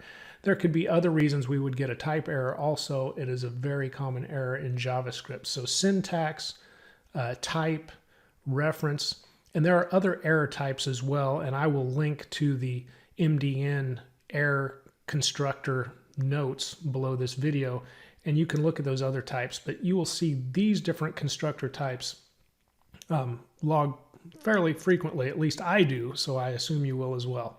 Okay, now let's go ahead and create a function, and this is a little unusual because we are creating a function that will make an error on purpose. I'll make this an arrow function, and we'll call it make error. And inside this function we'll have a try catch block, and that is we'll try the code inside this block, and you can see the curly braces here, so it has its own scope, and then we'll have catch, and we'll pass in an error if an error occurs as the parameter. Now this is a catch ID specifically, but we can refer to it, you'll often see it as an E or ERR or even the full word error. I'll just use ERR for now. And here's our catch block. So we'll create an error in this block, and I'll say const name equals Dave, and then I'll go ahead and try to reassign name to Joe again. And then in the catch block, I'll put console, and at this point we'll just use log, and we'll log the full error that gets passed to the catch block. Now we need to call our function down here, so I'll put make error and call the function. And now look, we get a type error logged to the console, but it doesn't really look like an error, does it? Because it has that console log look. There's no red type or red background. So what we can do is change our console log statement to a console, here we go, error. And now let's take a look. And we have caught our type error, and it looks much more like an error now. It says assignment to constant variable at make error. And it is logging it like we would expect an error to look, and we have caught the error, so it won't crash our entire program. That's good. We could also use a warn if we wanted to. Let's go ahead and take a look at the console warn, and that gives a warning symbol, and it gives it that kind of goldish brown look, and it's a warning if we want to issue a warning in the console, but typically you would have an error. Now you can also, at least during development, if you're wanting to look at it this way, you can do a console.table. And notice it logs the properties of the error. We've got the stack property and the message property, and it gives some extra detail. Speaking of properties, let's look at it this way, and we'll go ahead and change this back to an error. This is the full error we're passing in, but we can just do the name, and we get a type error. Or we can do the message property, and we get assignment to constant variable. Or we can do the stack, and that gives most of the detail that we were used to seeing. I like to use the stack because I get all of that detail, but if you need to break out the different values with name and message, you can do that as well. Now typically in this block, besides just logging the error to the console, which you might do during development, you might want a function that, say it's called log the error and you're sending the error stack to that log so you can record it and look at the logs later on. That would be something to do with the error information besides just sending it to the console, just as an example. But what if we don't just want this, we want to have a custom error? We can do that as well. So let's go down here and create a function, and we'll just call it custom error, and we can pass in a message parameter to our custom error. And we can say this dot message equals message, and we can have this dot name equals custom error. And then just because we're used to that stack property as well, and we might have handlers already set up using it, we can say this dot stack and use a template literal, and we can go this dot name and then colon, and then have this dot message. And there is our custom error function. And now up here, instead of just getting a normal error, we can wait for something to occur. Maybe it's a user input or whatever kind of error we are looking for, and we can throw a new custom, there we go, custom error, and we can pass in our message. This is a custom error. And now we can leave everything else the way it was, because when it gets to the catch block, it's still going to refer to it as that parameter. But this is throwing an error that we've created. Let's save that, and now we can see when the error stat gets logged, this is a custom error, and of course that has the name and, there we go, the name property, and it will have the message property, just like we had before. We can break those out. Custom error, this is a custom error, and of course the stack has both.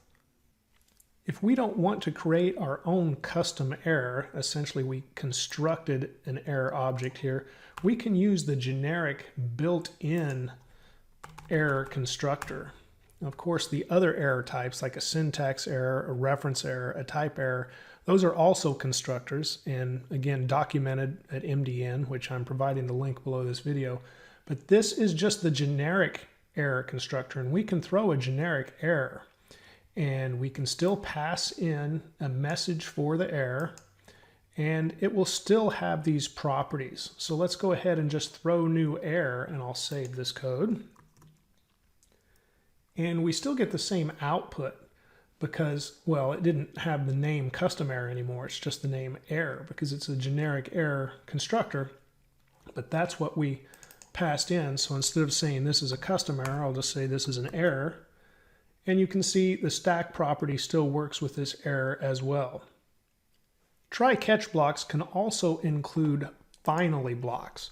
Finally blocks come at the end, and they execute no matter what. So if an error is thrown, the finally block will still execute after the catch block. If no error is thrown, the finally block will still execute as well. So let's go ahead and look at an example of this, and I'm just going to put in a console log statement in the finally block, and I'll say finally, so we know we're in the finally block when we get there.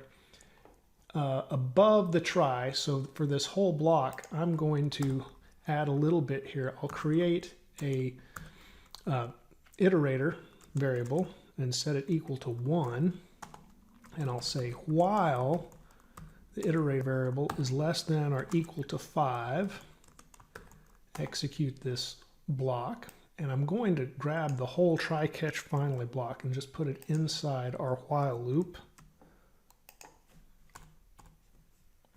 And now we'll need to increment our iterator in the finally, or our while loop would never end because it would always be less than 5, so, or equal to. It would never even be equal to 5. It would always be 1 because it would never be incremented. So we definitely have to increment the iterator.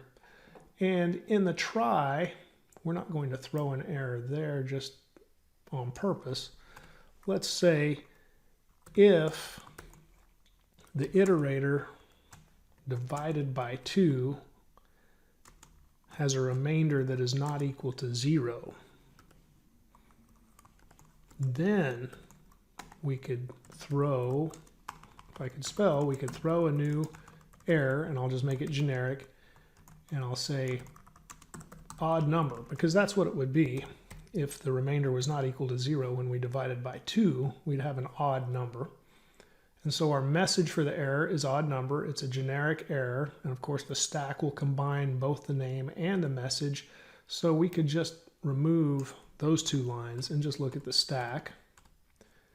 And if we don't throw that new error, if the new error is thrown right here, the rest of the code in the try block won't execute. It'll throw the error and immediately go to the catch block.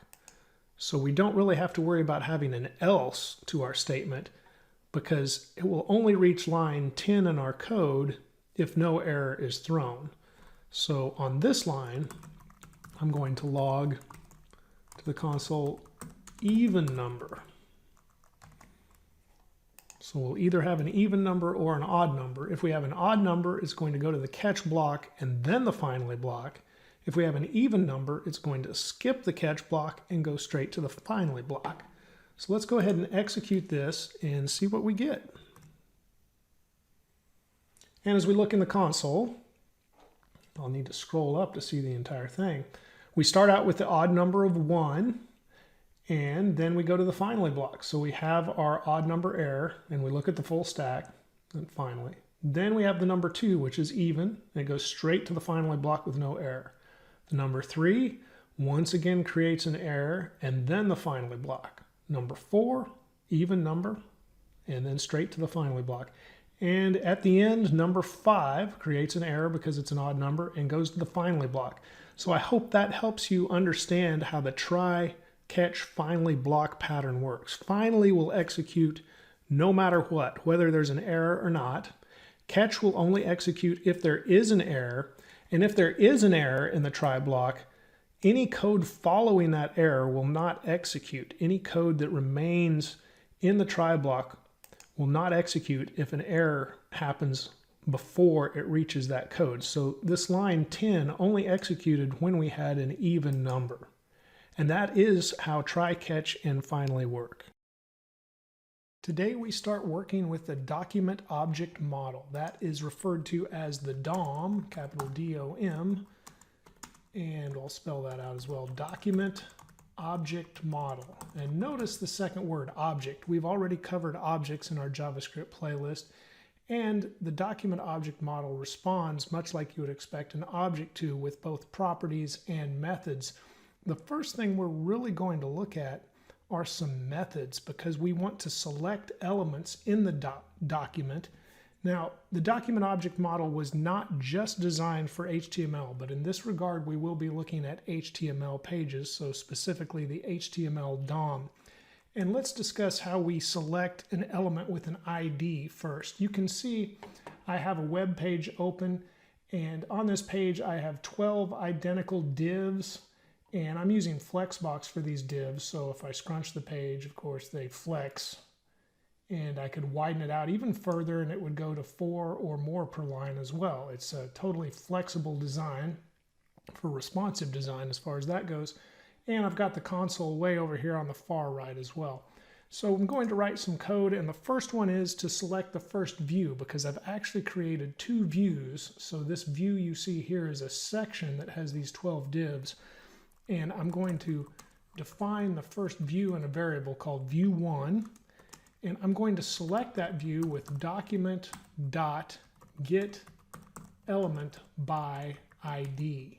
And of course we only give a specific ID to one element in our web page, and I will choose view1 because that is the ID I gave this first view. Now if I log to the console, view1, we should see that element returned. And that's what we see over here. We've got a section, and it has view1 ID, and it also has a class view. And you can see in the page, as soon as I highlight that in the console, it highlights the page since I have the dev tools open. And we can break down the section by clicking the arrow, and then it shows all 12 divs, and it will highlight each one of those as I mouse over them. And that's much like you would expect properties to do if we had a class, when we click the arrow and it would show the individual properties of a class. So that is how we select an element by the ID. Now, let's go ahead and look at another way to do that. Possibly a more popular way, as I see many using this, the query selector.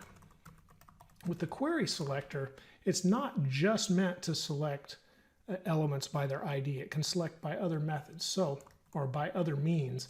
So when we do this, we can't just say view 2 because we have the second view, or view 1. We'd have to use the hashtag or pound symbol to indicate that it's an ID. So that is a main difference between the get element by ID selector and the query selector. So now I'm selecting the second view, and I'll log it to the console as well.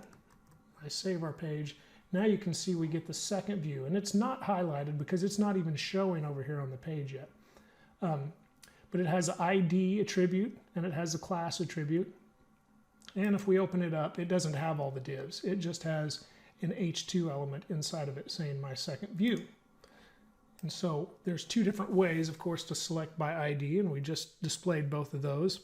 Now, let's look at changing the style to actually show or hide the different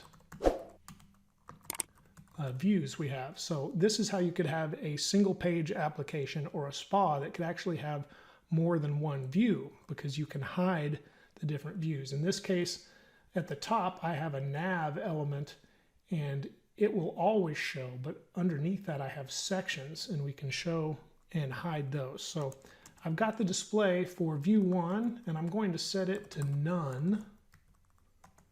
And then for view 2, I'll set the display. And notice we're actually changing the CSS properties here by accessing the style property and then the display property of the style property. And I'm going to set it to flex. And now we'll save our page. And you can see we see the second view, and the first view is no longer displayed.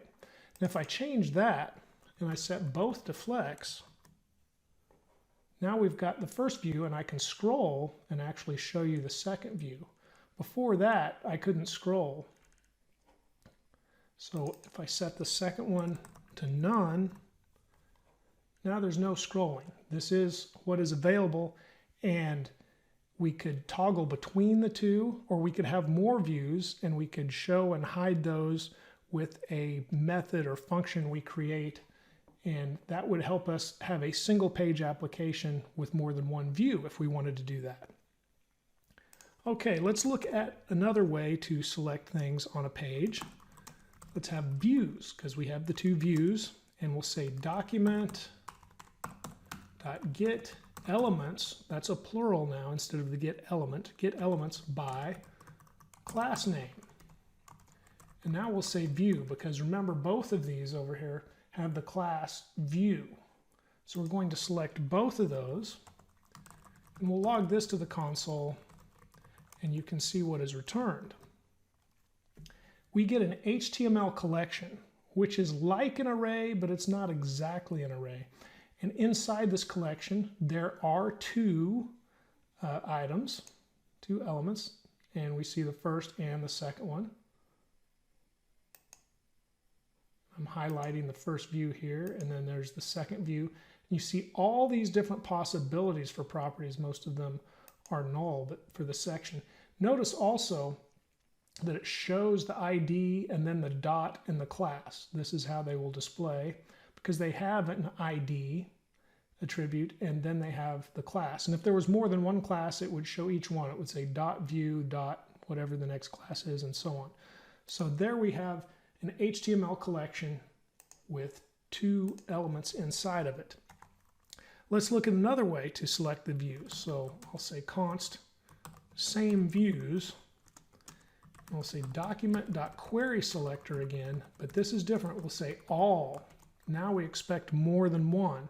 we're going to select the classes. So once again, with the query selector, we have to specify that it's a class, just like we would in CSS with the period. And just like we did up here with the query selector for an ID, we had to use the hashtag. And now we'll log that to the console. And with same views, we get a node list. And what did I do wrong? There is some reason our node list has no items at this point. Oh, I said views. There we go. It's just view class. I was thinking views. Now our node list has 2 elements. There they both are. Notice the difference, an HTML collection and a node list. What could be different about those? HTML collection actually has elements inside of it. A node list has nodes. And in the HTML DOM, nodes are everything. Nodes are white space. Nodes can be simply text inside of an element. So there are more nodes than there are elements in a web page. And the HTML DOM recognizes all of those nodes. So we do have to be aware of the difference between a node and an HTML element. Okay, so that is how we select by class name. We've looked at get element by ID and get elements by class name. We've looked at the query selector and the query selector all. And I'm sure you're gathering that the query selector uses selectors much like our CSS does to identify the different elements on the page. Now let's look at these individual divs in our first view.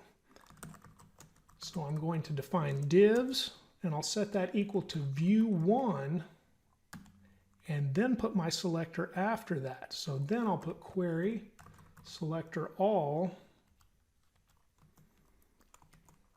and I'm going to select the div. And notice I don't have to put a hashtag or a period or anything. I am just selecting the actual tag name here, but I am starting it out with essentially the results from a previous query. I don't have to say document. I'm just looking within the first view that I've already selected. So I'm starting the selector out with view1, then using dot notation and saying query selector all, and selecting all of the divs specifically within view1. So now I will log those. And you can see we get a node list with 12 divs. Now let's get the same divs in a different way. Say view1 dot get elements by tag name. This is another version of get elements. And if I log those, you'll see we get an HTML collection with 12 divs. Let me go ahead and open this up. Now as I highlight the divs, you'll see them highlight on the web page. And just mouse over each one and they light up so we know which one we're looking at. And then they have all of the properties within them, just like you would expect from an object. So there are all the divs in the HTML collection. We could do the same with the node list actually, and they all highlight when we do that as well. Okay, so now we have selected by tag name, and we also built our selector on a previous selector. So that really helps us out.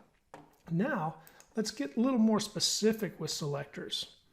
So say we just want to select the even divs out of these 12. So we just want 2, 4, 6, and so on. I'll start with view1 once again because all the divs are within view1. Say query selector all. And now we get more specific, just like we would within CSS. So I specify div, then I'm going to use inf of type. And I want just the even divs. So I provide that extra information there with the 2n. And that's what I need. Now I need to log this to the console.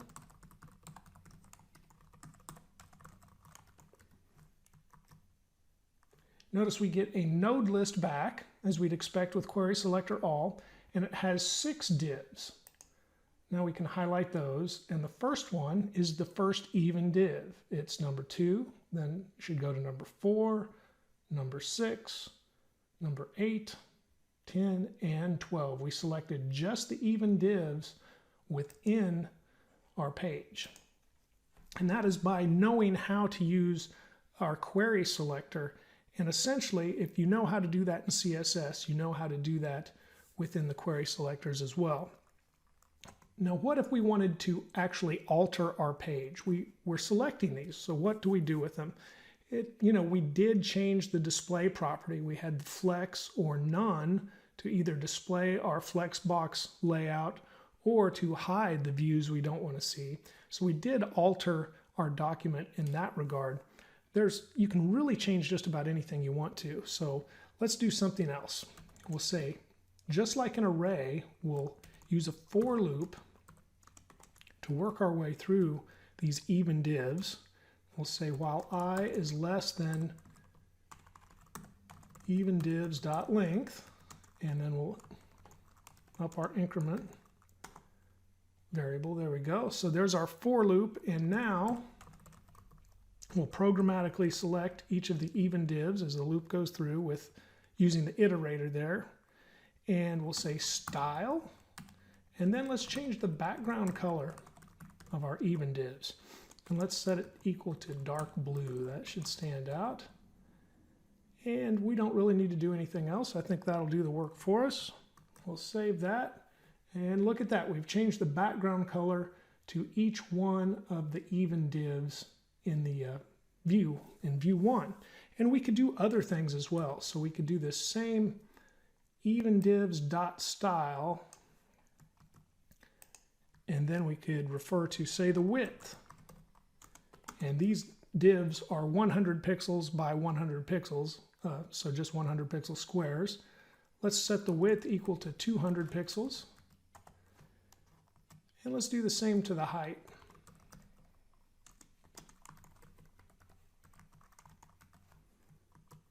We save that, and wow, that changed our layout dramatically, didn't it? So we can squeeze that in, single column. I don't quite have enough room to squeeze it out. Let me see if we can just widen this out a little bit to see what it would look like. There we go. Definitely looks interesting. We may not want to keep that, but we'll take a look at it at least. Got that back to where it was, so I'll comment these out to get our even grid back. Just an example of how you can alter every little bit of the web page that you want to by altering the styles, so you're changing the appearance. Let's look at changing maybe some text. So now let's look at the nav bar. We've got my page up in the nav bar, and I'll set this variable equal to nav text, and we'll say document.query selector, and we're going to choose the nav bar, and then that's an H1 element. So inside of the nav bar, I want the H1. And now I can log that. And we should get our H1 element in the console. That is exactly what we got. And as I mouse over that, you can see my page highlighted in the nav bar. That's our H1. So now I'll say nav text dot to start our next selector, and we'll choose the text content, and we'll change the text in that, and we'll say hello world. You save that, and my page changes to hello world at the top of the page. And since we logged that, we got hello world right away as well, even though the log was above. That's interesting, huh? Okay, next, let's define our nav bar itself. Let's say document.query selector, and now we're just selecting the nav. So that's just the nav bar. And now with this nav bar, we can change the inner HTML. Now it is important to know how this is different from text content. Before, we just changed the text. So that is really the text node that we're changing, and it is not adding any HTML to the page. However, the inner HTML property will change the HTML if we insert it, where we can actually insert HTML with the inner HTML property. So let's do that, and we'll add, because the inner HTML, by the way, will overwrite everything we currently have in there. So we need to put something like our hello world. I'll just put hello so we know it's different. And then I'm going to add a space, and I'm going to add a paragraph. And here in the paragraph, I'm going to say this should align right. And that is because of the flexbox layout that I have for the nav bar. I am using the justify content with the value set to space between. So we'll take a look at that. And after we do this, I'll just save this. And you can see that the hello was hello world, changed to hello. And the paragraph that says this should align right is now aligned right. So if we log our nav is not defined. Oh, I called it nav bar. There we go. Nav bar. Let's log our nav bar. Here it is. Let's break this down, and we've got two elements inside it that we just inserted. We've got our h1 hello, and we've got our paragraph that says this should align right. Now, what if we wanted to change that alignment? We can also do that by altering the style of the nav bar, and it is a flex box, and I have justified the content. So we can justify the content in several ways, knowing how or what properties it accepts. So flex start should send everything to the left. There we go. Flex in should send everything to the right. Sure does. We were using space between. What if we say space evenly? And it spaces it out evenly, of course, from the sides as well. So the reason I like space between is because it aligned things right and left, which looks kind of good in a nav bar. And you can see that. So we've got hello on the left, and this should align right on the right. Now let's talk about navigating the DOM tree. And this gets fairly interesting. You don't have to get too complex with this that many times in your page, but there could come a time where you need it. So remember, we have our even divs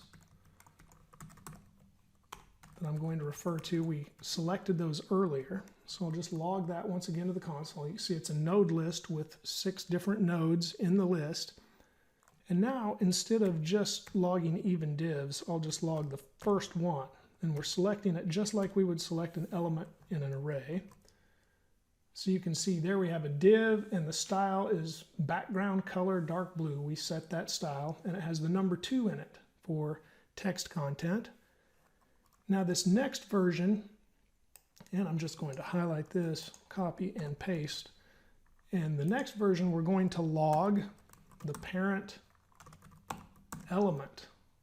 Using that property, we can see what the parent element of our even div is. And now you see the parent element is the full section itself. It is the parent element of this div. And we can also say, pardon me, we can also say parent element. So that once again is the section. And then we can say children. Let's see all the children of that parent element. And we get the full HTML collection of 12 divs. Those are all the children of the parent element, and the parent element is the section. So we've navigated from knowing what one div is to finding the parent element, and now we're selecting all of the children, or actually here we're displaying in the console all of the children, but this is a way to navigate the DOM tree. And you can think of the DOM as a tree because you start out with HTML is the main element, and of course from there it goes down to usually have a head element and a body element, so those would be the children of HTML, and then they also have their own children, and that navigates out kind of like you see the roots of a tree. So many times it's referred to as the DOM tree. So besides children, let me go ahead and I'm going to use this a few times. So besides just children, if I could highlight this and change it, we can refer to some other properties here. Once we get to the parent element, we can say child nodes. Notice that instead of an HTML collection like we got with children, we got 25 child nodes. Now, what's the difference? The children are actual elements. The child nodes, they aren't just elements. They are elements and also text nodes, also any white space nodes or anything else that might exist. We could easily guess that at least they're double because we have 12 elements and we have 12 text nodes, and we probably have maybe one extra text node, and that's what it looks like. We start off with a text node as well. We could look at each one of these. There's the first div, the next text node, and so on. So let's see what this first text node is. We can look at the text content property, and it looks like it's just a return. So you can see that each one of these, well, it might not just be a return. Can I break that out? Let me see it. Thought maybe I could open it up. But you can see they have all those different properties. So we have 25 nodes, whereas we only have 12 elements in the same spot. Okay, besides child nodes, we can actually check an element to see if it has child nodes with this method. So has child nodes. Save that, and it returns true because yes, it has 25 child nodes. So we knew that was true, but it was worth checking. We could also just pull up the last child, and you can see that is a text node. That is not an element. That is the last child of the parent element.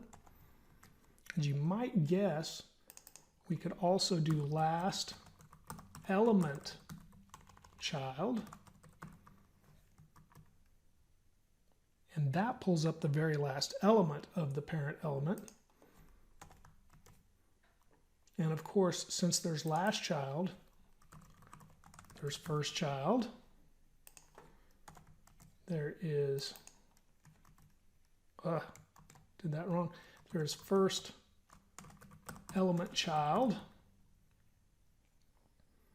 Save both of those, and you can see they are different.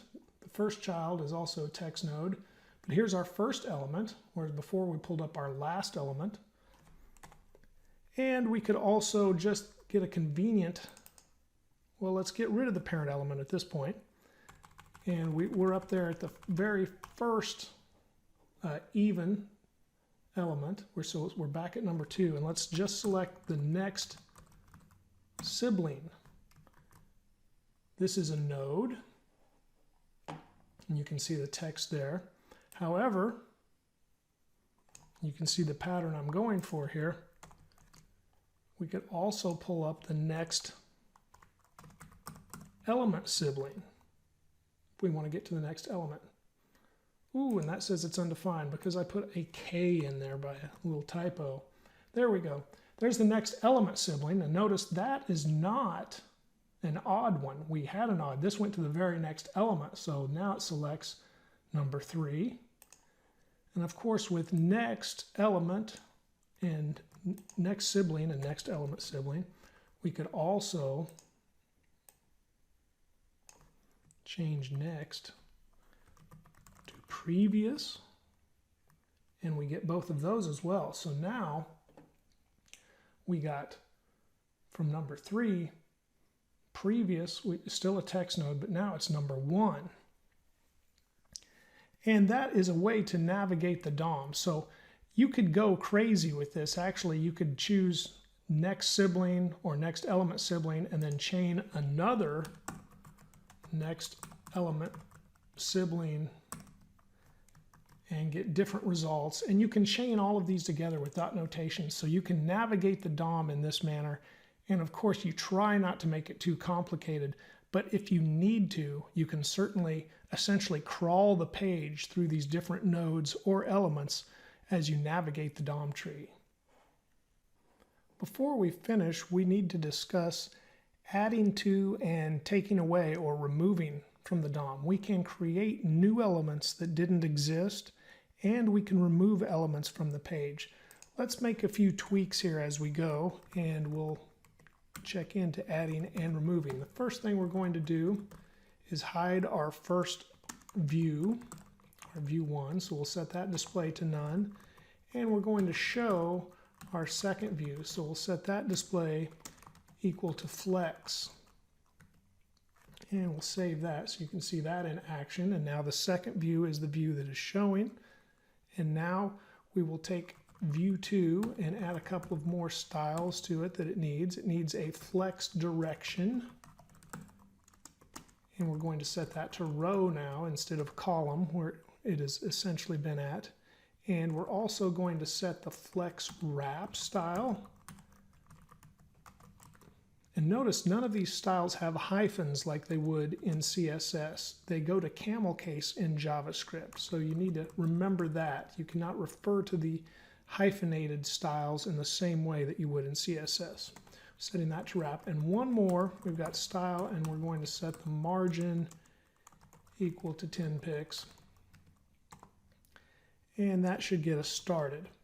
Okay, now we really don't need this big my second view in the middle. And no matter how many elements we have, we can remove those, and you can do it rather methodically with a loop. We just need to say view 2 last child. So while view 2 has a last child, I'm going to refer to the parent here with view 2, and then last child, and then remove. So we're going to remove all children inside of the view 2 that we have selected. Now, worth noting here, this is a node we're removing. We're not removing just elements, we're removing all nodes. So anything that currently exists inside of this view 2, which is a section element itself. So as soon as we save that, our H2 is gone, and our second view is entirely empty. And that comes in useful. So that could be a function you would save and use in an application that is dynamically built when you need to clear out part of a section or an entire page and then add new content. And right now we're going to add new content.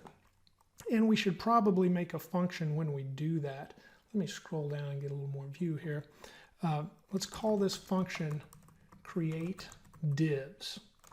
Now we're going to feed this function, well here, let me go ahead and start it with an arrow function. We're going to feed this function a parent element, so I'll just call that parent, and we're going to give it an iterator, and I'll show you why in a moment, because we're really going to put it inside of a loop to use this function. So we've got a parent and an iterator, and now inside the function we want to create a new div. And to do that, we're going to use document.create element and specify a div. So that creates a new div element. Now we're going to access this new element and add some properties to it. The content itself is going to be the iterator, so we can number each different square we create. The next property we want to access is a style, and we're going to set the background color. Let's set that equal to black. That is the short notation for black there in the hex notation. The next one, it's going to be the width, and we want to create 100 pixel width, and I should copy this first part so I can paste it each time. 100 pixel height. Go ahead and do that because we're going to add just a few more. The next one we want to add is margin. We'll add 10 pixels margin to each square. After that, let's set the display of the squares themselves to flex. And let's justify that content. And we'll set that to center because we want the numbers in the center. And now we'll align the items in the center, and this is more the, we're centering vertically and horizontally here. And this is the vertical alignment. So center. And then we need the parent element to append the new element too. So we have our section element that is Vue 2. That's what we'll end up using. But we're just referring to it because we're within the function, so we refer to it as the parameter parent, and we're going to append the new div we've just created. And there is our function. So let's try that out just one time. So we'll go create divs, and we're going to send in the Vue 2 as the parent. And then for an iterator, let's just put in a number. So we'll put in 10, and let's save all of that. And yep, there we've got one div created, and it's centered right in the middle of the page as well. And then within that div, our number is centered. So not only did our flexbox center horizontally and vertical inside the div, but we've also got that same style applied to the section. So it took the div we created and centered it horizontally and vertically as well. Now when we add more divs, and we can do that through a loop, of course it will apply the flex styling that we previously saw in our Vue 1. So let's create that loop. Say for let I equal, and let's start with 1, and then while I is less than or equal to 12, let's increase the iterator. And then inside of our loop, let's call this function create divs, and we're going to always want the new div applied to Vue 2, but then we'll put I in here as our iterator. And that looks pretty good to me. Let's save it and see what we get. Yep, we got 12 divs, and it applied the new styling, so it should be a flex box and respond accordingly. And so that is how you remove, including all divs or nodes or whatever you want to remove. That is a nice little thing you can save as a function to completely clear out a page or a section of a page. And then with this, you saw not only how we created a new element, we modified many of the properties of the element, and most of those we accessed the style property so we could style it accordingly to our page. And then we appended the new element to its parent element, and that's what made it show up on the page. And then we went ahead and called this function we created within a loop, so we could create 12 new divs, and they would be spaced accordingly with the flexbox styling. And that should wrap up this selectors and navigating the DOM and creating and removing divs and anything else we covered. And of course, we're going to look forward to the next video where we tackle events and responding to events that happen on our page. And that's how we can get a fully interactive application. Today, we're looking at JavaScript event listeners. But before we can interact with the document object model, we need to ensure that the DOM has actually loaded into the browser and is ready to interact with. So let's look at an example of that first. I'm going to define a Vue variable.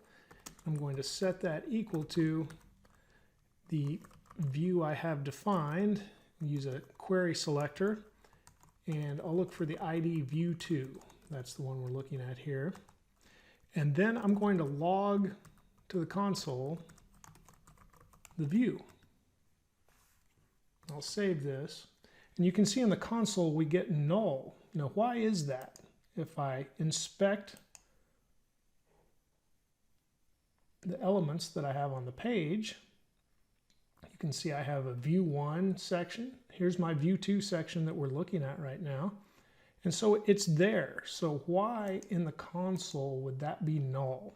Well, we have to look at our HTML and where we put our JavaScript in the HTML document.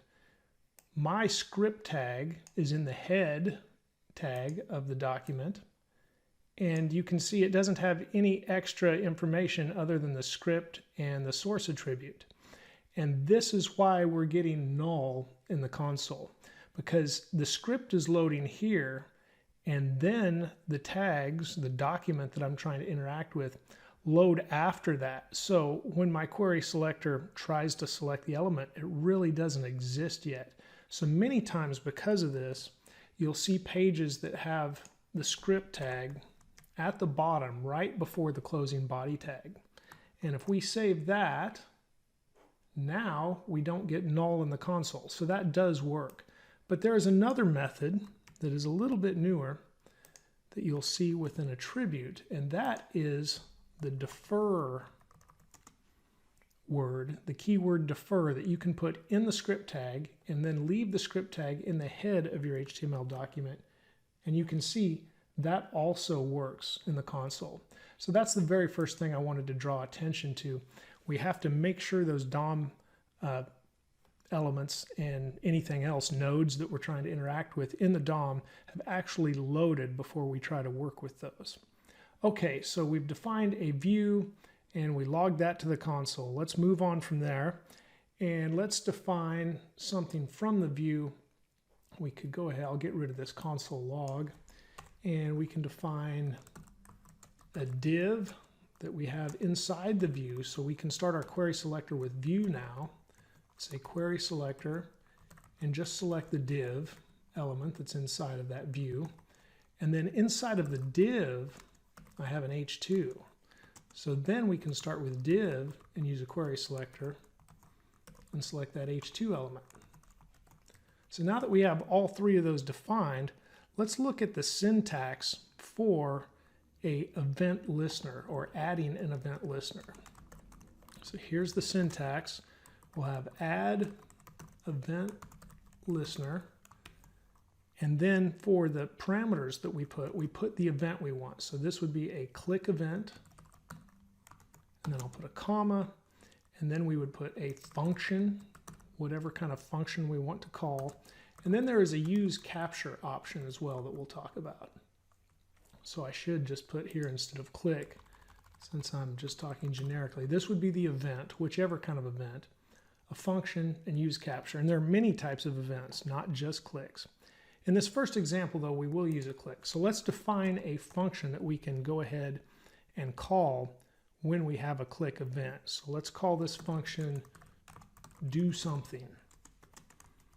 Just a very generic function, and it will launch an alert, and the alert will say doing something.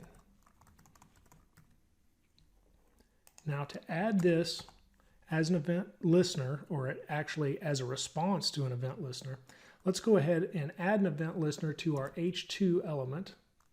And we have already defined that up here as a variable, so we can just start with h2, and then we'll put add event listener, and I'm going to put the click event in that first position, and then I'm going to put the name of the function that I want to add, and then I'll put false in the use capture position. And it's worth noting that this false is the default, so if we were to omit that, it would have the same result. It would be considered false. And we'll come back to that use capture. But when we do this, this will add a click event listener to our h2 element. So I'll save that. And now in our page, when I click the h2 element, we get the alert doing something. And so you are interacting with the page at that point.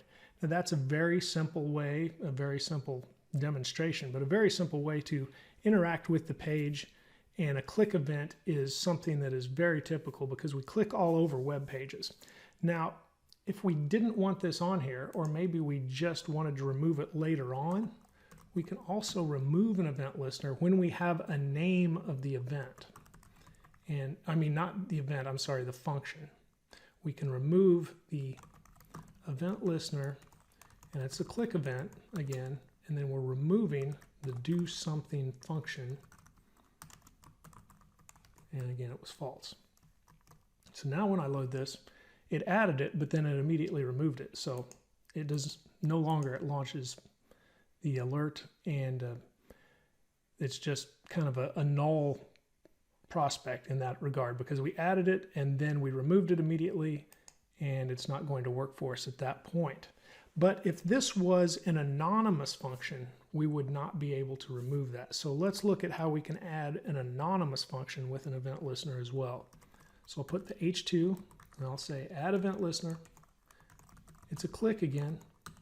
And at this point, I'm going to put event, and sometimes you'll see that represented as an E or maybe an EVT. You could really name it anything you want, but it's the event. So I'm going to stick with that name. But just keep in mind, you may see it referred to differently when you're looking at other code.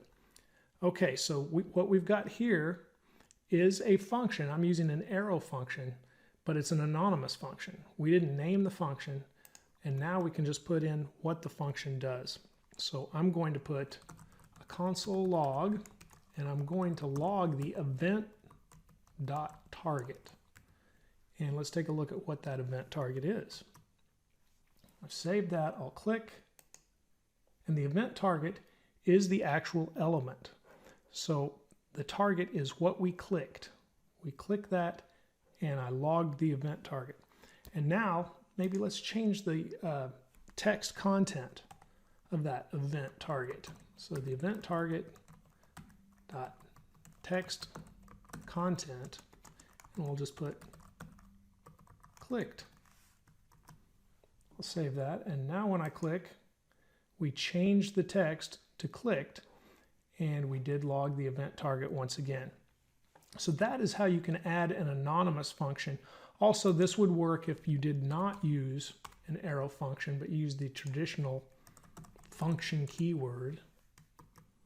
Save that. Again, click, and it has the same exact same action afterwards.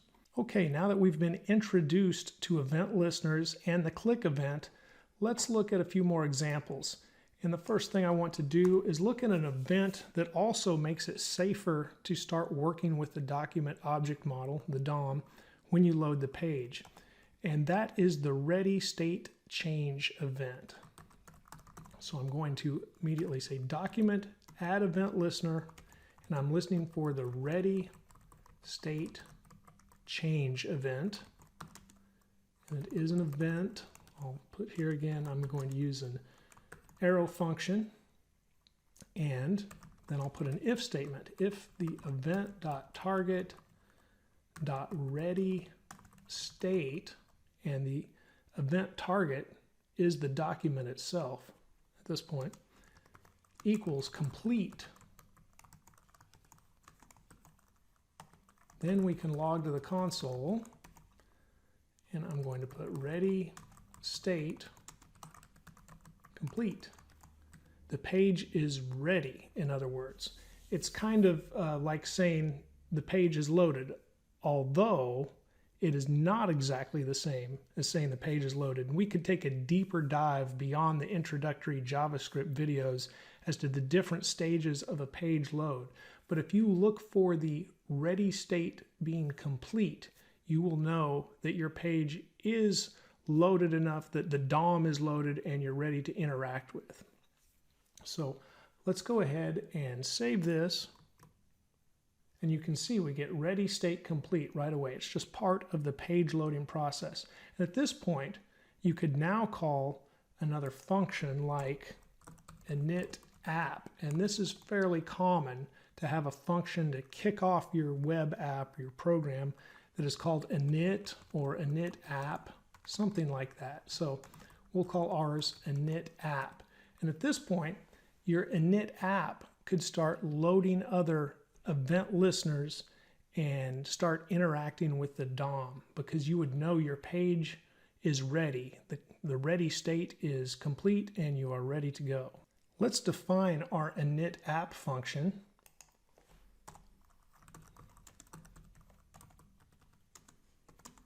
We'll make this an arrow function.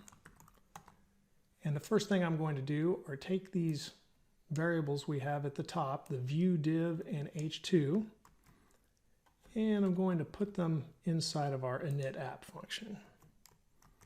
We know the page is ready to go, and we will not get null values for those. And then on the view, I'm going to add an event listener. That's going to be a click event listener.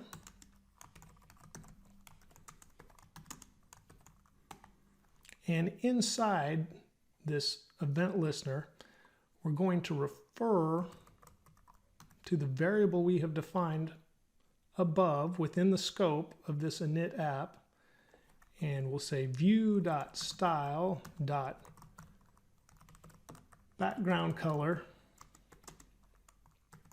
And let's set that to purple. Now I'm going to copy this and just change a few things as we do the same for our div.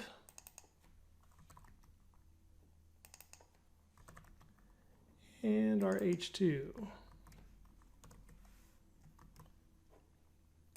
No, we don't want them all to be purple, so let's change that. We'll go with blue. And let's not change the background color of the, how do I have get elements by class name there? I didn't notice that. I meant to have view.style.background color.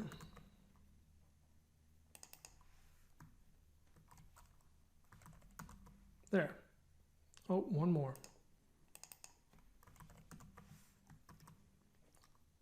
There we have .style.background color, but the last one though, the H2 event listener, we don't want that. We're going to put something in completely different. Let's say event.target.text content like we did previously, and there we'll say clicked. Okay, now that we have this set up, you will probably be surprised at the result. So what we're going to look at is something called event bubbling. Now notice in each of these event listeners, we did not put in the third use capture parameter. It is optional, so it immediately chooses false by default. So it would be kind of like we have a comma after that, and we say false here. That's what the default is already. And that means we're not going to use capture. And that means we prefer event bubbling. So let's see what happens when I click, and then we'll talk about the different chain of events actually. So I'll click the H2 and everything changed. Now, why did everything change? I just clicked the H2. Let's talk about this. The first thing we have is the text content changing. But then, even though I just clicked the H2, it is inside the div. And so the event bubbles up and it triggers the click event for the div as well. And so the div changed to a background color of blue. And the div is inside the view. That's a section element with the ID view. And so that event bubbled up once again, and it triggered the click event listener for the view, and it changed it to purple. So that is worth noting, that events can bubble up, and that is the default because the use capture was false. And notice it goes up or outward because we had the H2 inside the div inside the view section that I had defined, and it went from one to the next to the next. However, if we changed that and we put that to true, we can change each one of these to true.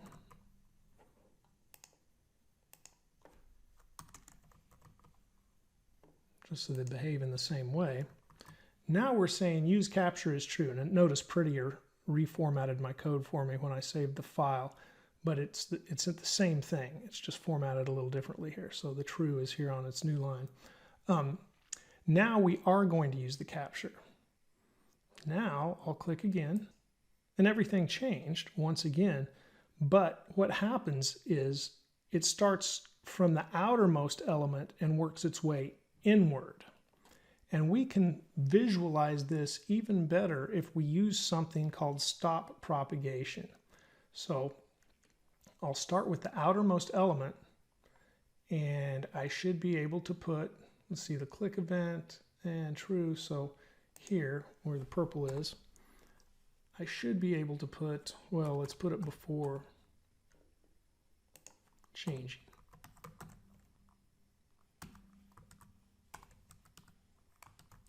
stop propagation. Now I click, and we only get the purple change. Notice the div didn't change color, the text didn't change, and that is because we're using the capture option. So that's set to true, use capture. Even though I clicked the H2, which would have triggered all those if we were using bubbling, event bubbling is what that's called, when you work from the inside to the outside, but we're using capture instead. So that works from the out to the in. And so the outermost element that had a click event being the view that we defined here. It's actually ID of view 2, but it's our view variable that we define. Now we have the click event listener on it, and it changes to purple. But since we stopped the propagation, it didn't propagate to the div, and from the div down to the H2. Now let's go ahead and get rid of these trues, put them back to the default false, and I'm going to remove the stop propagation here. I'm going to put the stop propagation on the H2. Now I'll save that. When I click, it changes the text, but it doesn't propagate itself outwards, so the div doesn't change, and now the section, the view section that I defined, does not change. And so I hope that makes sense in how the propagation works. Now we could take it and move this to the div, and so now I'll save this one more time. When I click the H2, it will propagate to the div, but then the event propagation will stop and it will not move out to the section that I have identified as a view. Here we go, click, and yes, that changed, and the div changed to blue, but the section did not change. So we have stopped the event propagation. So it all depends on what we set. If we leave out the third option in the syntax of the listener, the use capture, if we leave it out or set it to false, it's the same thing because it defaults to false. But if we set it to true, it works from the out to the innermost element or the innermost click event, because that's what we're doing, is it's working its way out. It's propagating or working its way in when we've set capture to true, working its way out when we've set it to false. But either way, it is propagating that event. And if there is another listener for the same event, and in this instance we have a click listener on each one of these elements, that click event is propagating either out or inward, and each one of these listeners is being called. So many times we actually want to stop the propagation because we don't want something else in our web app to respond to a click event that we really only wanted to impact one thing. Now I'm going to remove the event stop propagation, and we'll go ahead and let those propagate. So I'll save that. We'll make sure it's working as expected, and yes, it is. But what we need to talk about is the event target. So H2, this add event listener, actually worked with the event target. It's what I clicked on. And that's fine. But this worked with the div itself, not the event target. So let's put event.target in this spot. And this worked with the view, not the event target. So let's put event target in this spot. And once again, you may be surprised at what we get as results. So when I click on the H2, notice the background of just the H2 turned to purple. The div did not change. So we didn't get the same result. Now let's talk about why that works this way. That is because the event target that I clicked on was the H2. And previously, the background of the H2 didn't turn purple, but in this instance it did. So what happened? Well, the text content once again changed to click. And then the click event propagated and it went up here to the div event listener, and it is reacting to, or it is changing, modifying the event target. The event target is no longer the div, it is the H2. So it changed the background color of the H2 to blue. But then when that propagated up here to our view, it also changed the background color. So the background color became purple. And that's what we have. Now I just clicked on the div. And now that's the event target. So when I clicked on the div, it changed the background color to blue. But then up here, once again referring to the div as the event target now, it changed the background color of the div to purple. And then of course if I click on the section that is known as the view, it also turns purple. So that is also something to consider. When you use the event target, what are you really referring to? It's not necessarily referring to what we have added the event listener to. It's actually the event target. And that is why previously I had this as a div and I had this as the view. So it would respond like I wanted it to. And then when I clicked, each thing or each piece of the puzzle kind of worked its way outward and responded like we wanted it to. Now that didn't turn purple for a second, and that's because I still have the word target there. There we go. Save that. Now I'll click, and there we go. Clicked, blue, purple as expected. But the event target will always refer to what was actually clicked on. Or if it's not a click, it will refer to whatever event was targeted, or whatever element was targeted for the event. Before we move on to more add event listener examples, let's go ahead and take a look at what we're doing inside of these two event listeners. The one that is listening for a click on the view we've defined, and the one that is listening for a click on the div we've defined. So the blue section and the black box here, as well as the div.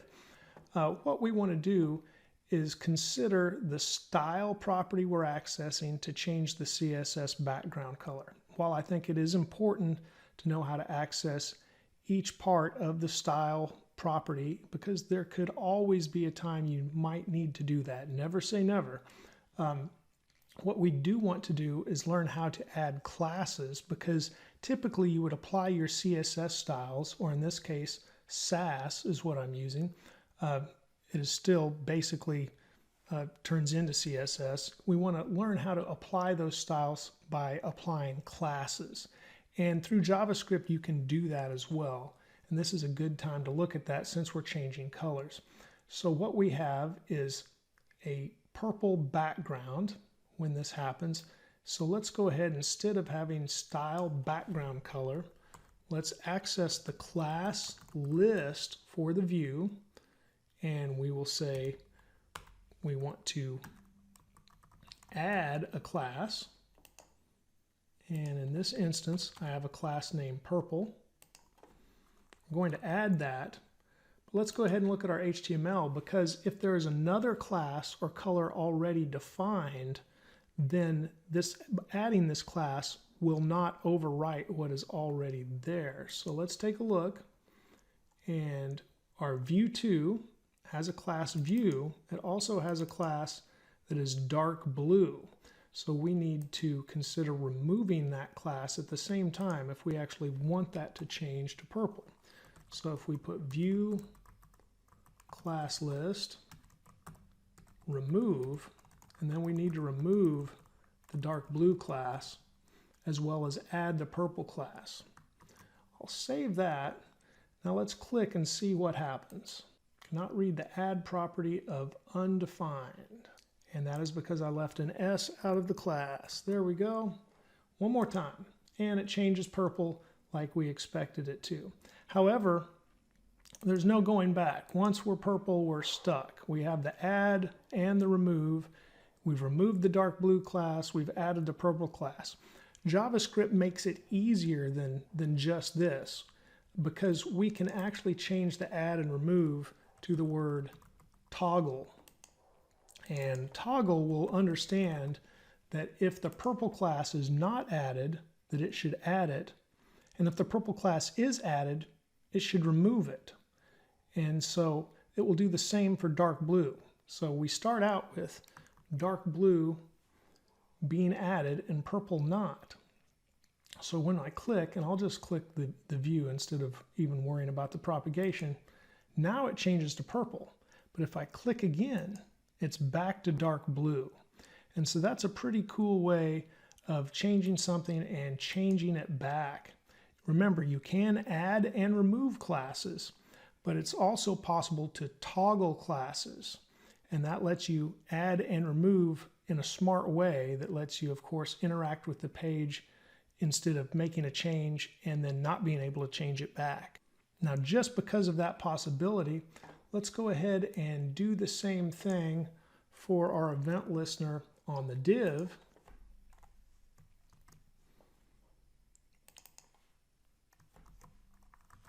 And this is a div, okay.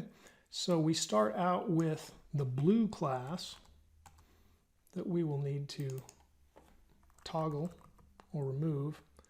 And let's see what other class I possibly have that we could change it to. Oh, black. So it actually starts out black, and then we'll change it to blue, which is a little different than the dark blue. So I save that, and now when I click blue, purple, I'll click again, back to black and dark blue. Now let's look at the H2 event listener. We are changing the color, so when I click, the colors change back and forth with the toggle, but we are not changing the clicked text. So we start out with it saying my second view, and then it changes to clicked, and right now it just stays. So we could also have that toggle back and forth, but we can't do it with toggle like we do with classes. We actually need to look at what it equals and then set it to something else based on that. Now, if then statements could do that, also I will probably do this with a ternary statement. So let's define our text first, and I'll just say my text equals event.target.text content. And so this will shorten this up a little bit. So if my text equals my second view, then we want it to result in equaling clicked. But we can't just say clicked at that point. We actually have to set the text content as well. So then we say event.target.text content equals, and we could say clicked at that point. And then of course we have, if it's not, then it could be event.target.text content equals, and now we'll want it to go back to my second view. We'll save that, and let's see if this works out for us. And we click again, and it goes back to my second view. So now everything toggles that we've got set. Our text is toggling, and both of our background colors are toggling, and that is because we are using classes, and we are toggling those classes on and off the class list for each of those elements. Let's now look at another event listener example, and we'll just continue to add this inside our init app function. So it adds the event listener after the ready state that we're looking for, the ready state complete, adds to our page, and of course we've still got that noted over here in the console. So what I'll do now is define a nav variable, and as you might guess, that's going to hold the nav element for the page, and we have that at the top of the page, just a nav bar that says my page. So all we have to do is search for the nav element here with our query selector, and then with the nav we will add an event listener, and I'm going to put the mouse over, and here comes the event, as you might expect, and it's an arrow function, and so this is an anonymous function, and we're listening for the mouse over event. And once again, we're going to use the class list, say event target dot class list dot add, and I have a class defined as height 100, and we will add that class to the nav element. And let's look at that class real quick. Height 100 just changes the height to 100 pixels. And so now when we mouse over our nav element, it will get 100 pixels instead of what it currently is. And there you go. Just moused over. We didn't even have to click. So there are a lot of events you can listen for. And I'll put a link to the MDN page that documents those events below this video. But once again, this doesn't change back. It has a height of 100, but then after I remove my mouse, it still stays at that height. Let's see if we can toggle this one with the mouse over.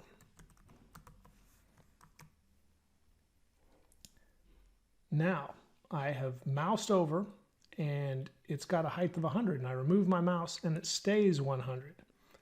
So ideally, it would change back as soon as I remove my mouse. But with the toggle, and it's just listening for the mouse over, I have to put my mouse over it again for it to change back and remove that class. So the toggle isn't the exact behavior we're looking for here. So let's change this back to an add. And it's just going to add that class, height 100, and it'll stay there. So now let's add another event listener. And this will be a slightly different event that we're listening for. We've got the mouse over. Now let's listen for mouse out. And this will be our mouse out event. And now we'll say event.target.classList.remove. And we will remove the class when the mouse out event occurs. So, we have a syntax error. Malformed arrow function. I have no comma. And now everything looks as it should. So now we mouse over and it grows, and we mouse out and it goes back to the original size. That is more the behavior we wanted. Okay, before we finish working with event listeners, I definitely want to look at an HTML form, because there is one thing about event listeners we haven't looked at yet, and that is the prevent default. So here I have the init app function cleared out. We're still listening for this ready state to equal complete, and we still have that in the console. I have a very simple form defined here on our page, and we're now working with Vue 3 that I've defined for the page. And we've got that variable already. And so now we want to get the form. So I'll define my form, set that equal to Vue 3 instead of the document, since we've already assigned Vue 3. And now we'll say query selector, and we'll look for the ID my form that I assigned to the form on the page. And then with that, we'll add an event listener. I'm going to listen for the submit function, which is something a form does by default. And now we'll do something inside of this event listener. And at first, we'll just log to the console submit event, so we'll know when that is called. I'll save this. And now let's also do one other thing. Before we look at the console, I'm going to inspect and get inside the form, and you can see this is the input element, and we have a button also in the form and a label, and here's our form right there. Now, when we type into an input, we can just say, hey. If we hit enter, because this form only has the one input, it will fire the submit function. But a form also wants to submit that information somewhere. Now, I didn't set the form action at all. You can see it just has an ID, or the method, neither one of those attributes. I just have a form element, but it still has that default behavior. So when I hit enter, our text goes away, and you see all of these elements flash because it really reloads the page. And the same thing when I click the submit button. It will do it by default, and it just has that default form action, and we don't always want that. Sometimes we want to prevent that from happening, and that's definitely the case with modern JavaScript. Many times we want to prevent the default behavior of the form, grab that information, and then we want to see if the information is correct, and then possibly use the fetch API to send that off to an API where we can save that information, whether it's MongoDB or a MySQL database or wherever. So let's take a look at how we can stop that. Let's come back to the console and let's see if we've got the submit event logging at all. Say, hey, yes, it logs very quickly, and then it disappears because the page reloads. And then we get this again because we get that when it loads. So we'll just see that event for a second. Let me go ahead and do this one more time.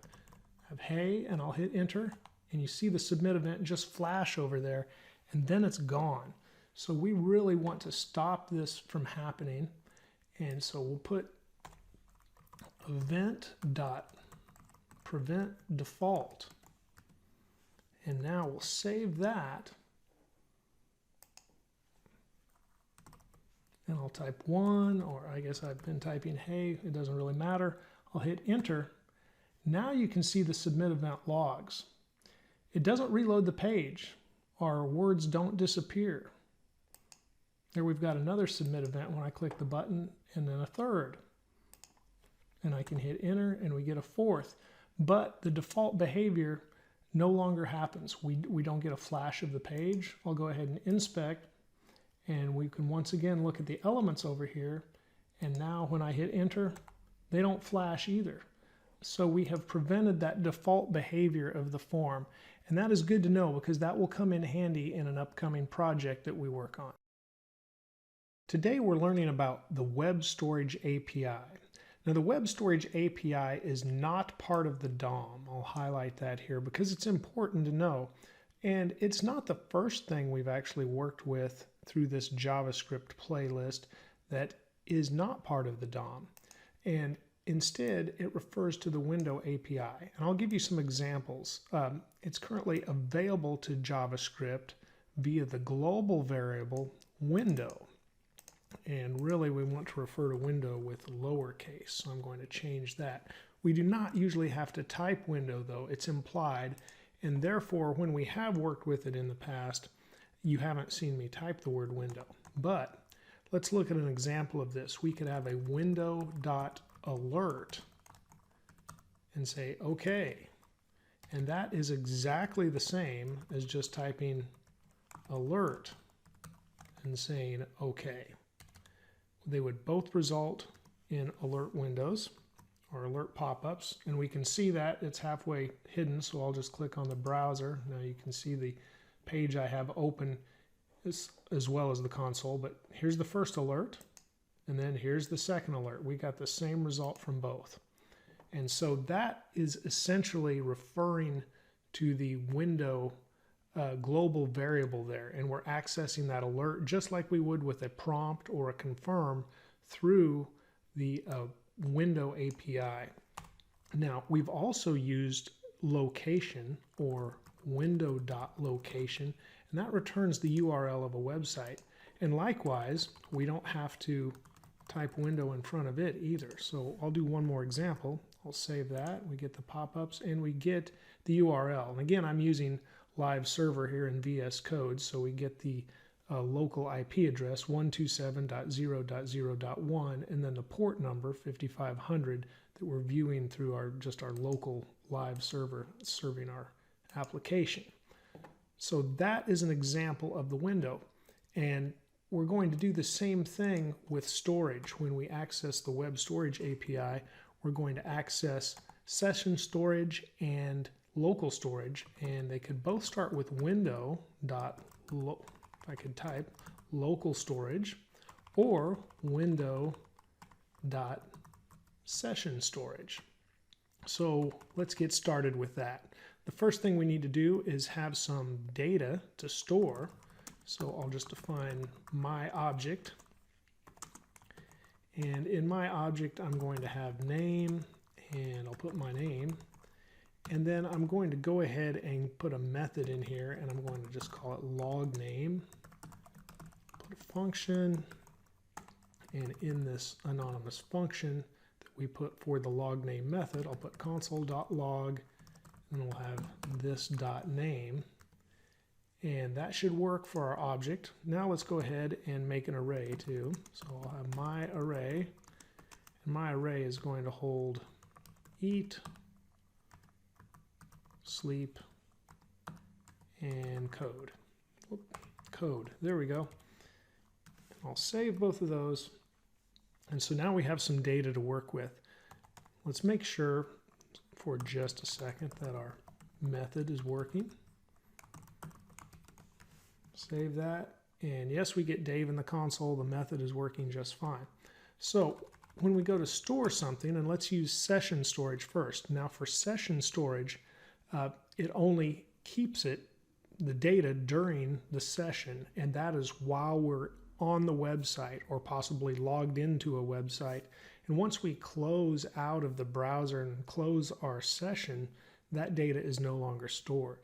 Local storage will store persistent data, and it will continue to store that data in the browser, but not attached to the open tab or even the open browser. So we can reopen our browser, go back to the same website, and retrieve that data. That would be persistent data, and we're going to store persistent data in the local storage.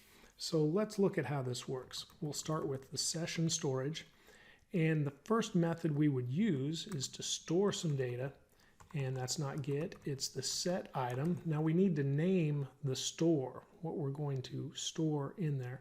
So let's name this, let's name it my store, just something generic like that, or even better, my session store, so we know what we're referring to. And then we need to store. So we'll store my object, and then we'll take a look at where the browser actually stores this and see what we have in there. So we save that, and you would go to the application tab. Now mine is right here at the top, but if yours is not, you can click the arrows and it will drop down and show you the different tabs available. Let's go to application, then storage, then session storage, and you can see there's a couple of things in here. One is from live server, but the other is my session store that we named, and you can see it's storing object. Now that might look familiar. When have we seen that before? It was when we were working with JSON. Previously in this JavaScript playlist, we worked with JSON, and JSON only stores string data. So that could be what is happening here. Let's go ahead and retrieve this and see if we get the same result. And we'll put my session data as our variable, and we'll set this equal to session storage.get item. Now we just need to specify the name of the item that we're retrieving, and we're retrieving my session store. And then after that, let's go ahead and log my session data and see if we get what we're expecting in the console as well. We know what it stores now, and it says object. We look in the console, and yes, we got object back as well. And that's definitely not what we want. So something's going on there. Let's investigate just a little bit further by trying it with my array instead of my object, and it might shed some light on what is happening. So we're going to store my array, and then we're going to retrieve that data. So let's go ahead and store it and retrieve it. Now we got the data in return, but does it look like an array? We've got eat, sleep, code. This may not be an array, even though we did get something that is a little bit more like what we wanted. So let's use the type of keyword in our console log. And once we save that, we can see that we're getting string data in return.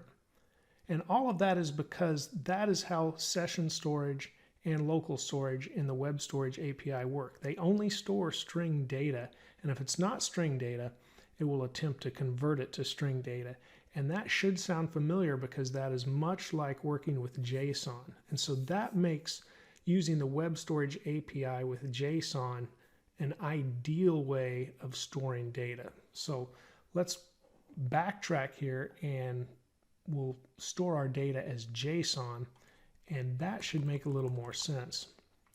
Now, when we look at our object, we need to remember that when we convert to JSON, we convert an object to JSON, it will not keep the methods. It's only going to keep the properties we have defined. So let's go ahead and, well, the first thing I'm going to do is move my array above my object. And then I'm also going to copy it here because we're going to want to use my array by itself as well. But I want to put another property in here, and I'm just going to put hobbies, and I'll store that array as well. I'll save that, and now we've got my session store. It's still storing my array, but what we really want it to do is store JSON.stringify and then put my object into the storage. Let's go ahead and do that, and you can see we do get a string of data already returned, but it is a string. And we worked with this, of course, in our previous experience with JSON as well. This is just a string. It's not an object when we get it back. And we want to get an object back as well. So what we need to do is use JSON on the outside of this and call parse. And let me get that to wrap. It's not showing as well. So we'll finish the parse here. And now, if we save that, now we have an object with an array that returns in our console. And when I click that, you can see the hobbies show with the 3 elements in the array here, and then the name property as well. So we don't want to just get string data when we send JSON to our session storage or our local storage. We also want to get JSON back and convert that back into an object if that's what we're doing. Now let's go ahead and just work with the array. And if we do this with the array, which is what we did before, we got a string, if we'll remember. It just said eat, sleep, code. It wasn't really our array. So let's see what happens if we go ahead and use JSON with the array as well.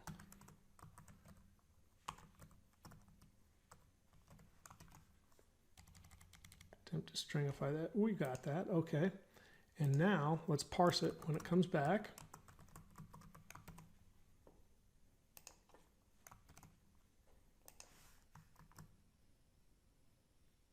Oh, I missed something on line 17. One more parentheses. There we go.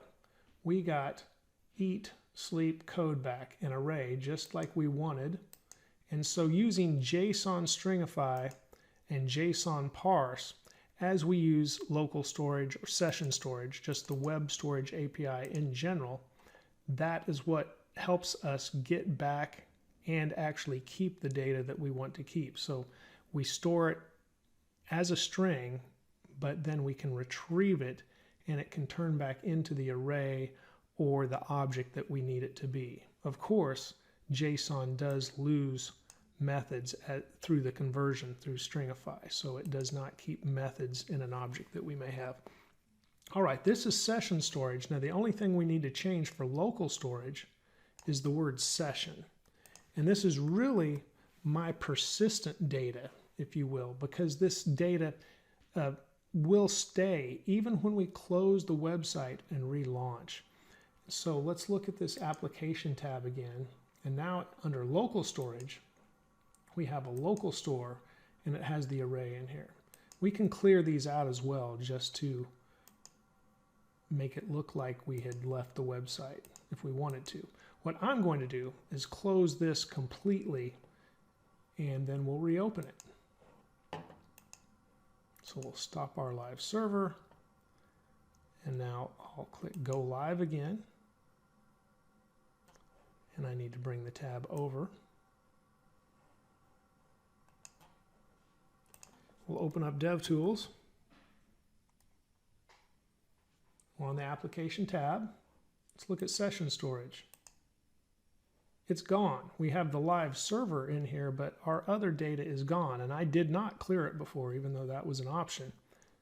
But under local storage, we still have the local store. We still have the data, even after I closed the browser and reopened it.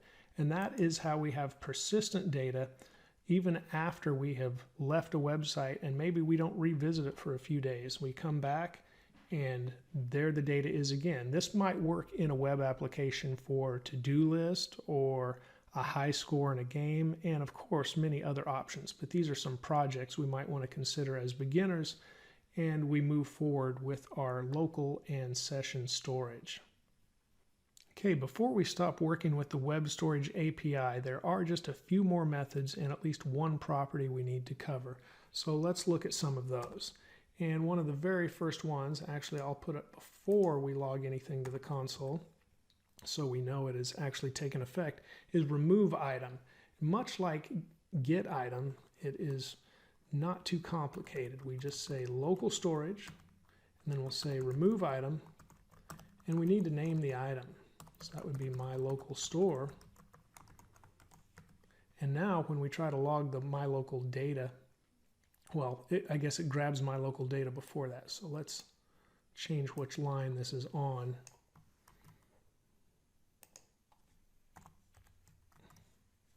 Now let's see what happens when we try to log the my local data variable.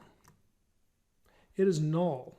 So if the data does not exist and we attempt to get it, it will return null, and we need to be prepared for that just in case. So remember that if you try to or attempt to pull data out of storage and it is not there, or the key doesn't exist, which the key was the name, my local store, it will return null.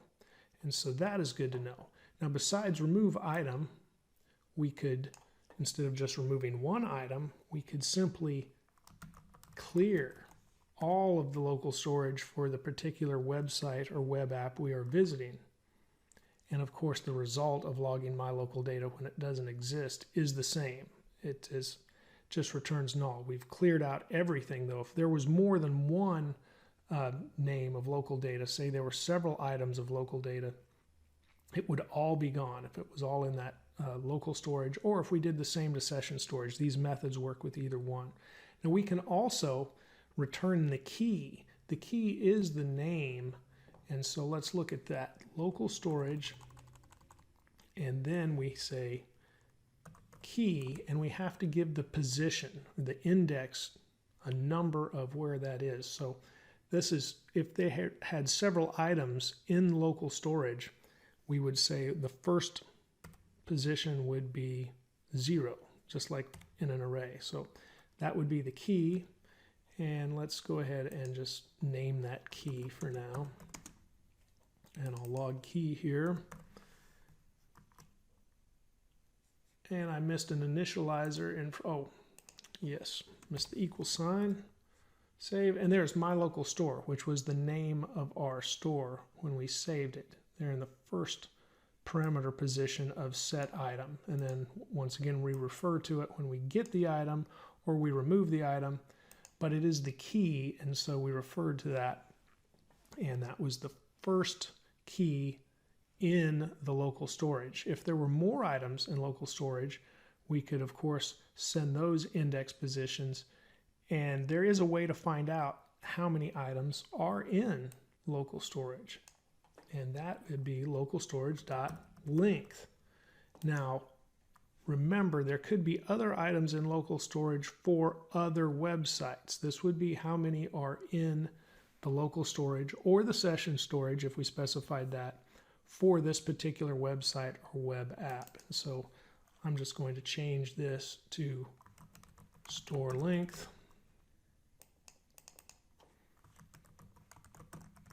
And we'll log this, and there should just be one. And that is exactly what we have in there. And now I'll go to the Application tab. I'll look at the local storage, and yes, we've just got one in here. There's the key. It's called my local store, and that's pretty much it. So we'll pull this back up. We've gone over the get item method, the set item method. Actually, we set the item first, then we retrieve the item with get item. We could remove the item. We could clear all items.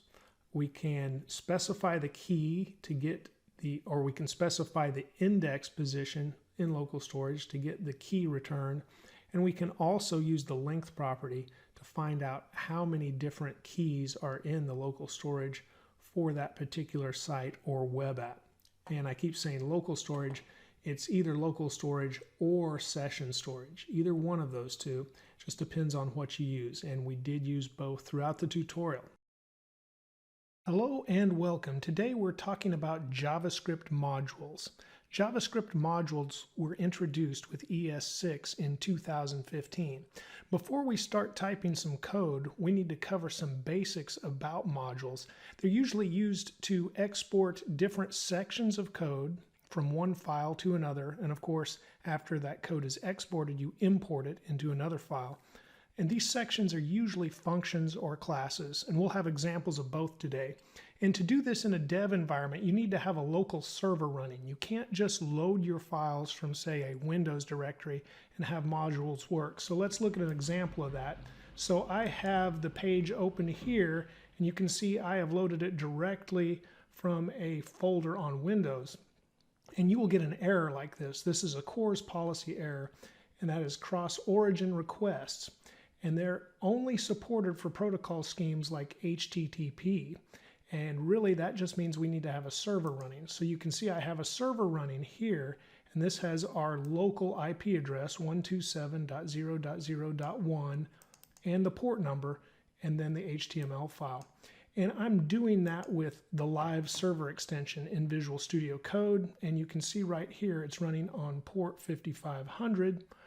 And you can add the live server extension if you're not already using it by typing live server in Visual Studio Code in the extensions and finding it right here. And of course you can install it and then enable or disable. And it's pretty much as easy as clicking a button to launch the server. And after you've launched it, of course, you can click it again to close it. And that will get you running with a local server for development.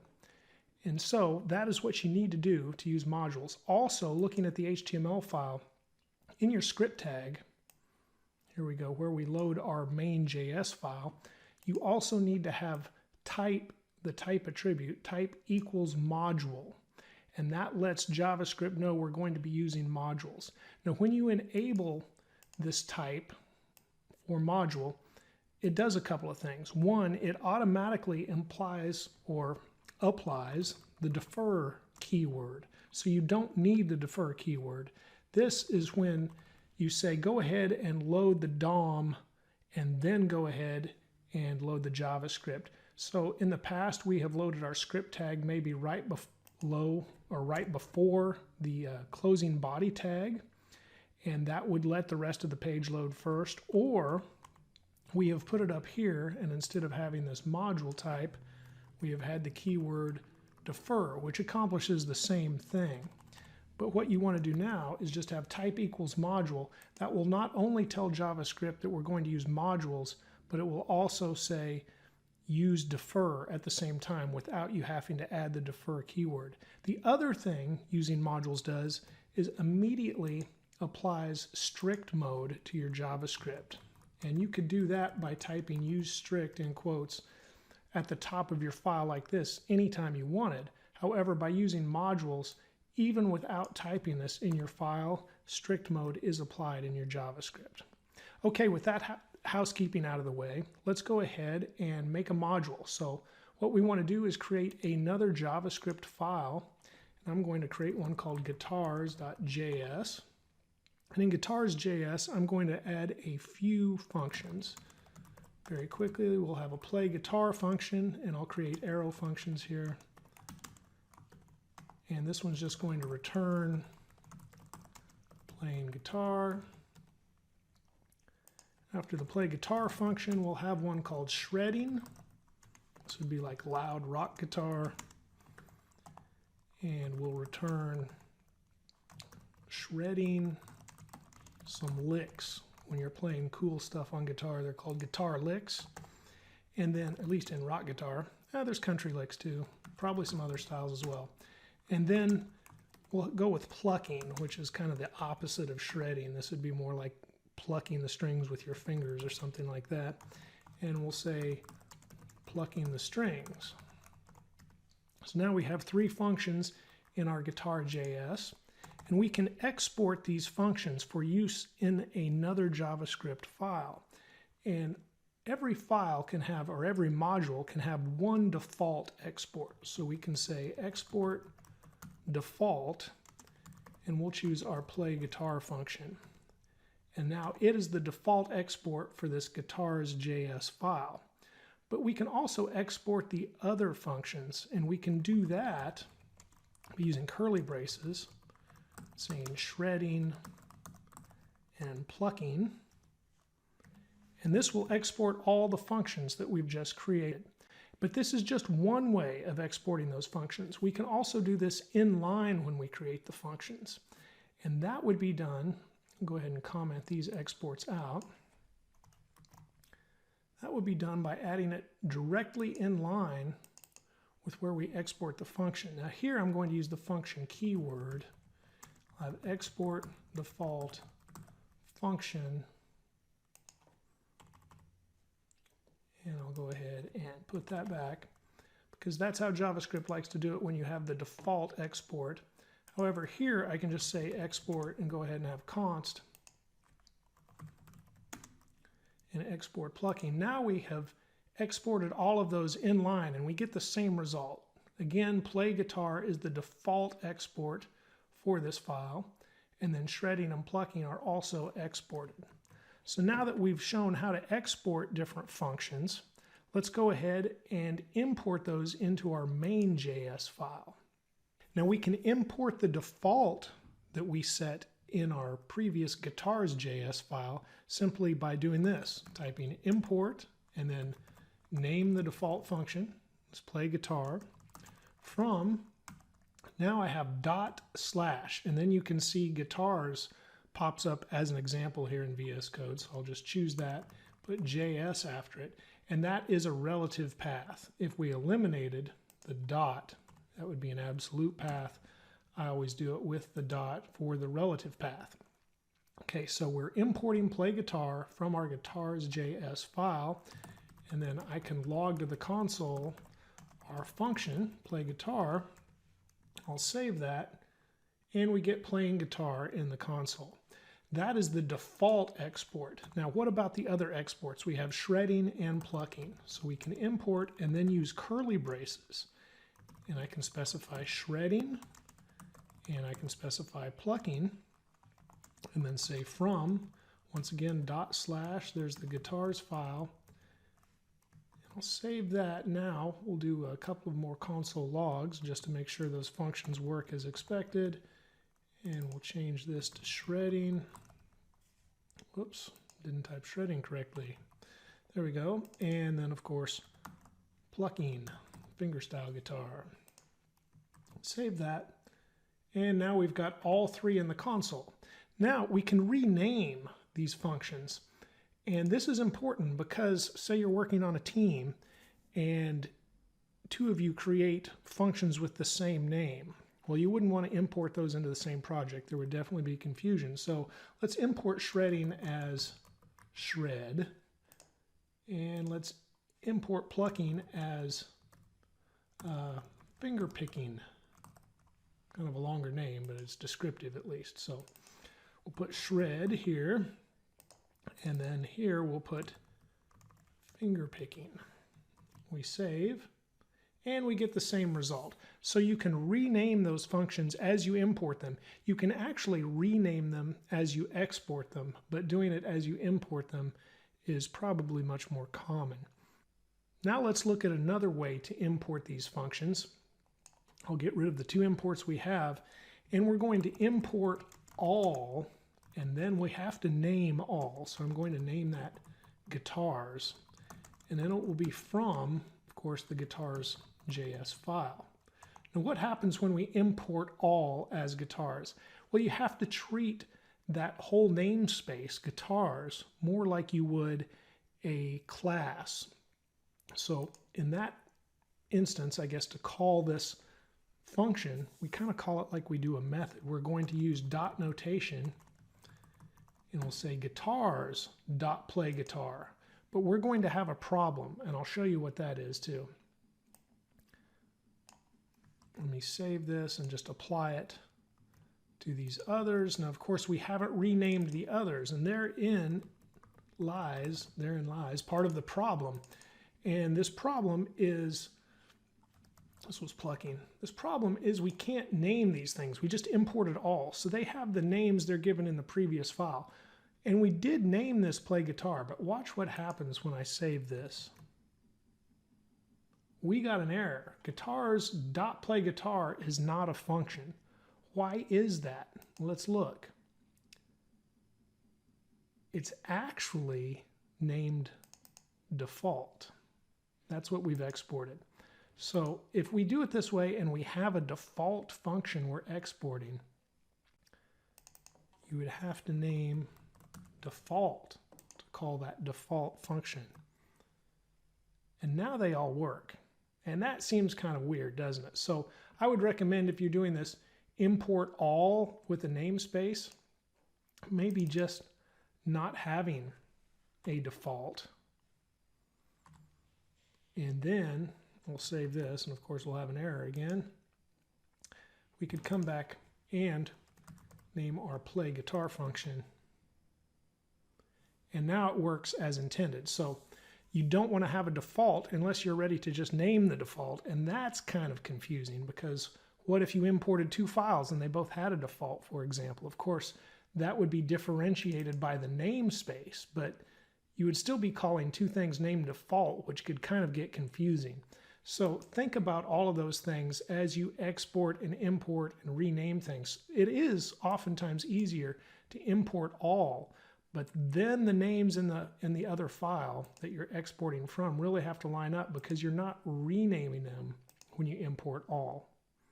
Let's look at one more example of imports and exports. This time we're going to create a class. So we'll create another new file, and we'll call this user.js. Now in this file, let's create a class. So we'll say export default class user. Now we need a constructor in our class, and our constructor is going to accept an email and a name. And we'll use the email as an ID. So we'll say this dot underscore ID equals email, and then we'll have this dot underscore name equals name. And now let's add a method to our class, and this method is going to be called greeting, and we will return a template literal string. We'll say, hi, my name is, and now we can put this dot underscore name right there in our string, and then we'll finish that. And we're pretty much done with our class. So we've got the user class. It's got a constructor that accepts an email and a name, and it has one method where it returns a greeting. So now we'll come back to the main JS file, and we'll import this class.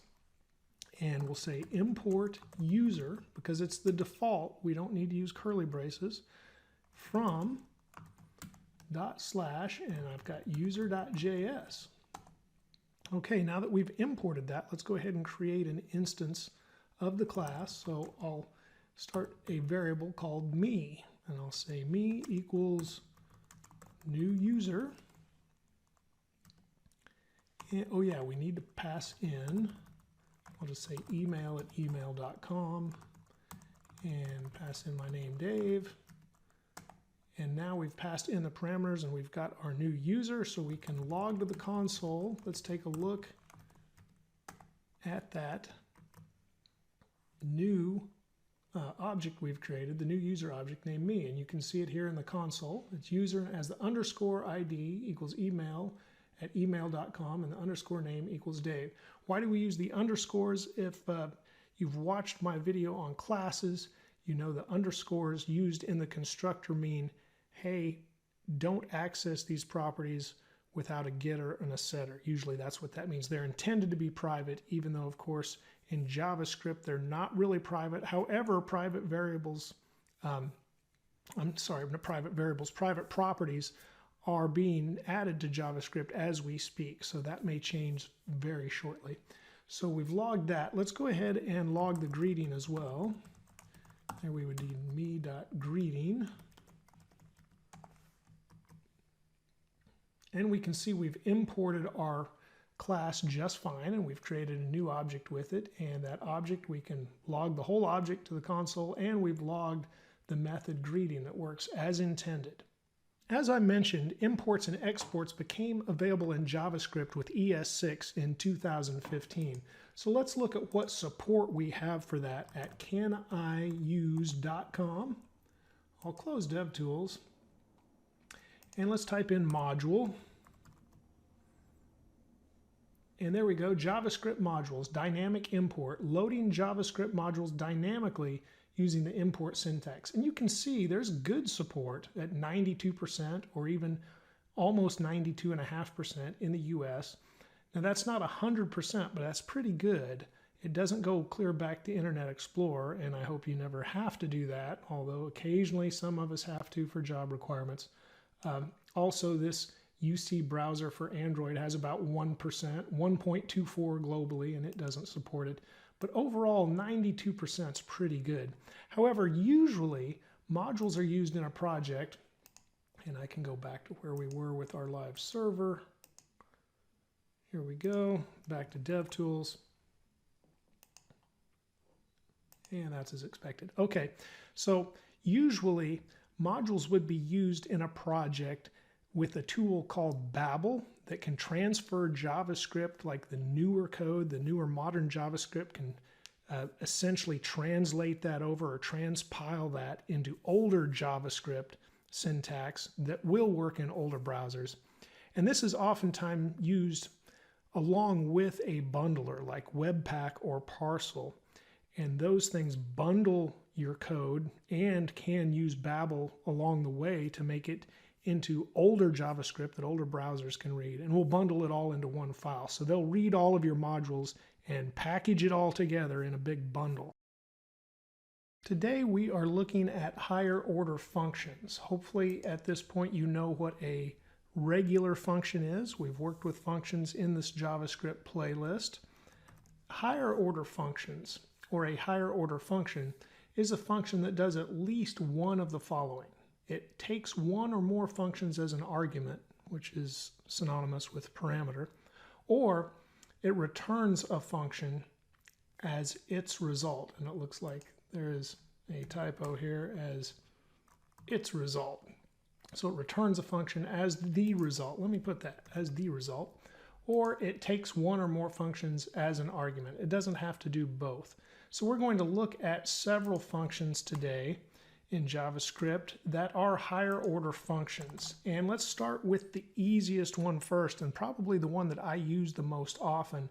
And this is called for each. So I will mark that. And I guess before we get started, I should show what data we're going to work with. And we're going to import some JSON data. And I've got a post.js file. And you can see I have grabbed this data from the JSON placeholder website and /posts. That's a practice API. And it has 100 posts here. You can see the first 10 posts are with the user ID 1. And then it moves on to user ID 2. And that user has 10 posts and so on. So we go through 10 user IDs.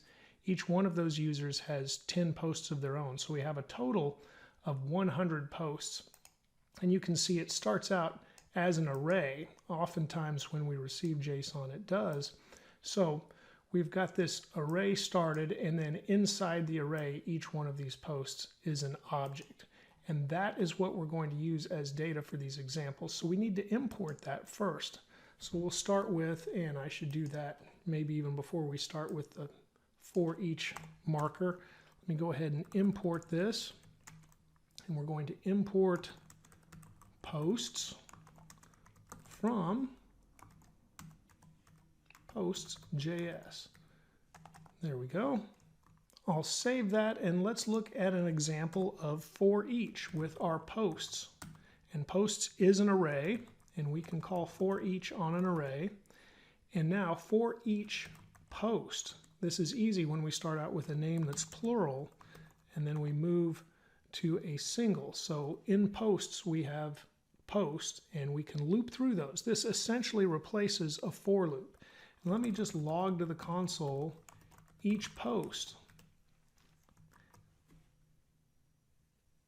And you can see in the console, now we have posts from user 9, 10, all the way back up to 1. And we can see each one of their posts.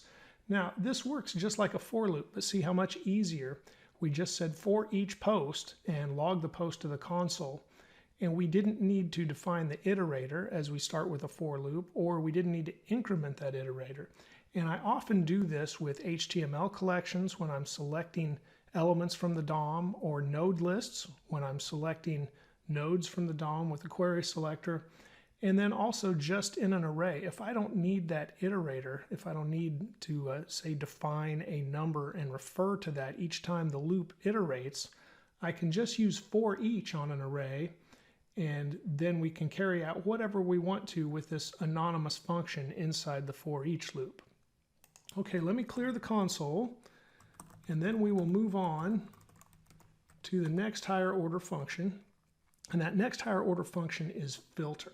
Now I want to start out by defining an array, because this is going to return an array. So I'm going to call this filtered posts. And I'm going to set that equal to posts.filter. And now, once again, I refer to the single post within the original array.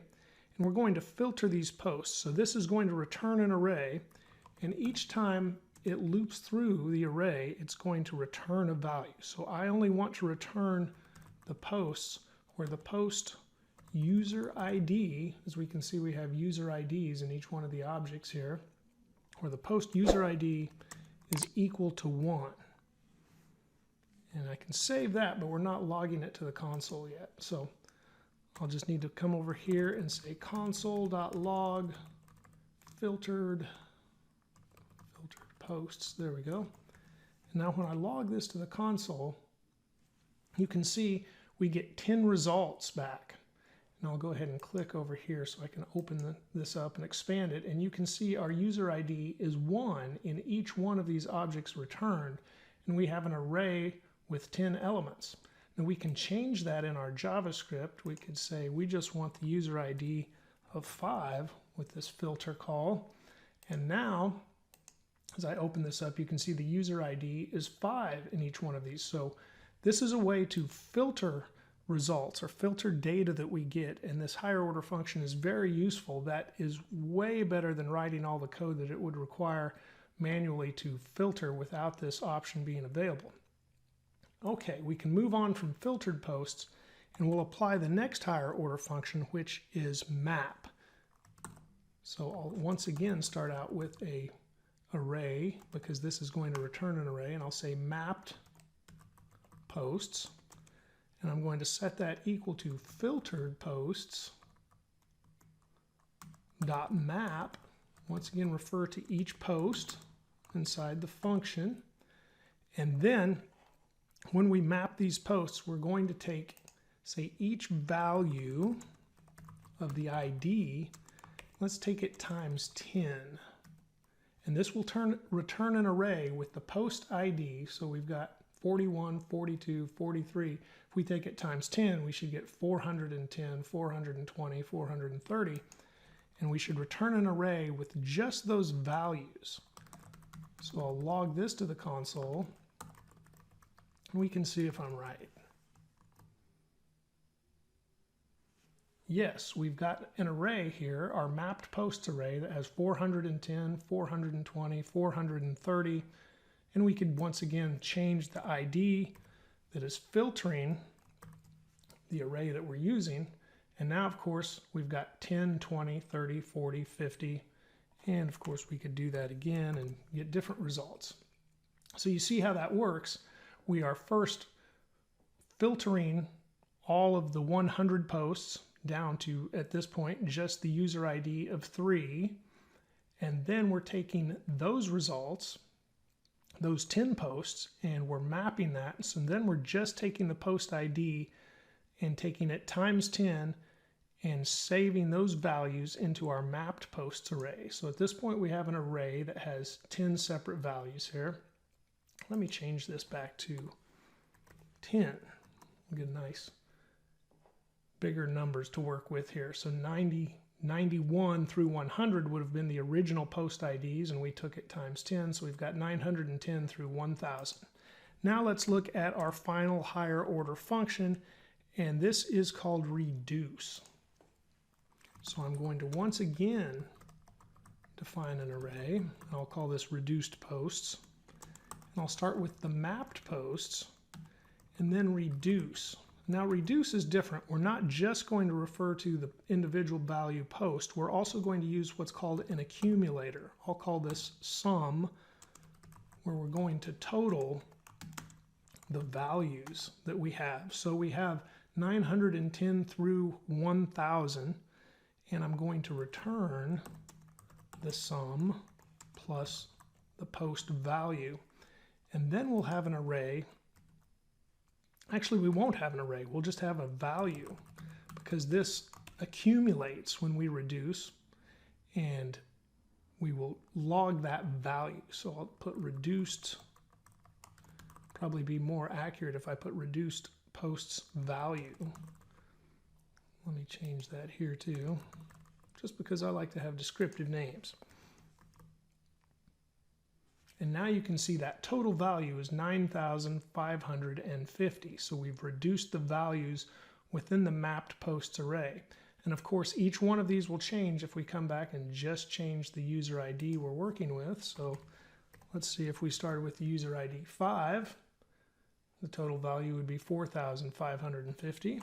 If the user ID was 1, the total value would be 550, and that is the total of all of these numbers from our mapped array totaled and then given here with the reduce higher order function. So we've used each one of these higher order functions as we've worked through this. The only one we really didn't apply that I did demonstrate is for each, but I do probably use for each more often than any of the others instead of using a for loop, because it is so easy to just use for each on an array or an HTML collection or a node list and do something to each item within that array.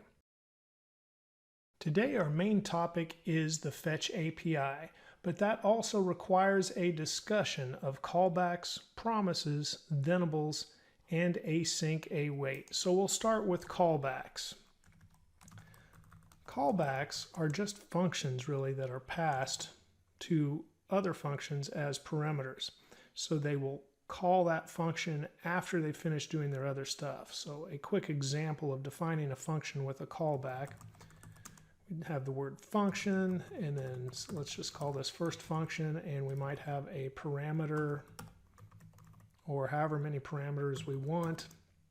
And then we could have a callback, and that callback is a function. So in the function we would do stuff with the parameters or whatever, and at the end we would call that callback function. And that allows us to call a function that in turn will call another function, and it essentially is a chain of events. Well, promises are designed to get rid of this, but let's show you the problem and the reason people wanted to get rid of this. This could be called and is also known as callback hell. I don't know if I would call it hell, but it could be a problem. And what happens and how this code looks when you use callbacks, if you're using several consecutively, say you'd have your first function and you'd pass in your parameter, and then you would have your space for the callback parameter. And here you could put in an anonymous function. And now inside that anonymous function, you would call a second function that's designed to also have a callback. So it could have a parameter, and then you'd have an anonymous function there. And then maybe you've got a third function that does the same thing, and it could have a parameter, an anonymous function there. And you can see what's happening here. And each level you go deeper, and of course there could really be things in between here, like we're doing stuff here. After a while, your code can get a little hard to follow, and each consecutive function that has its own callback is another level of indents, and the code just gets a little hard to follow.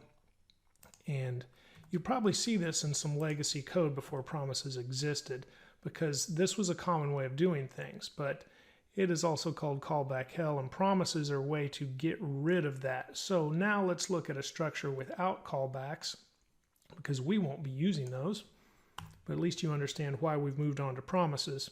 So with promises, and I'll put the focus here on promises, they can have 3 states.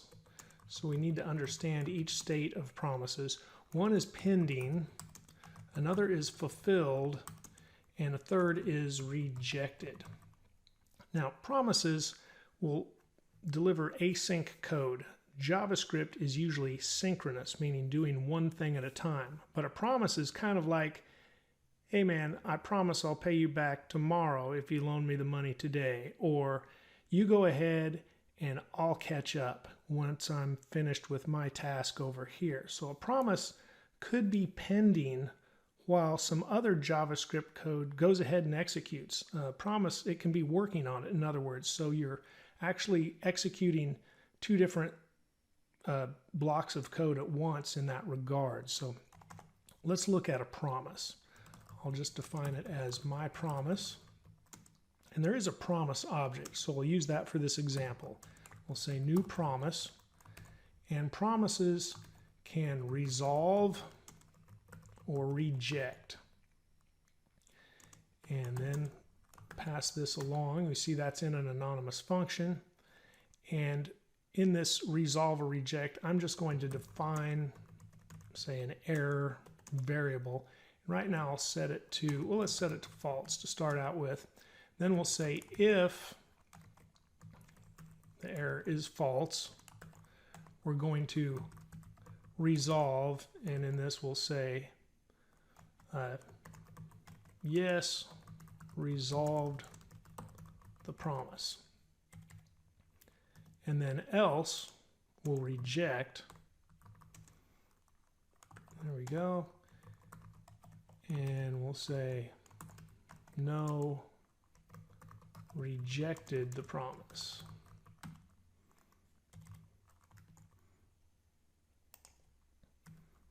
Okay, now that we've defined my promise, oh, I've got an unexpected token, a typo there. There we go.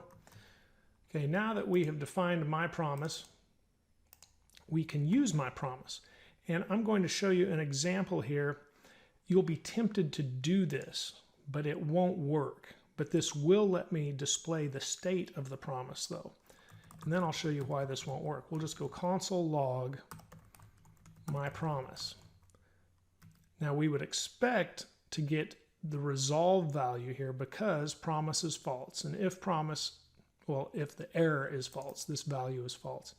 And if this is false, it's supposed to resolve, and it would return, yes, resolve the promise. But let me show you what actually happens.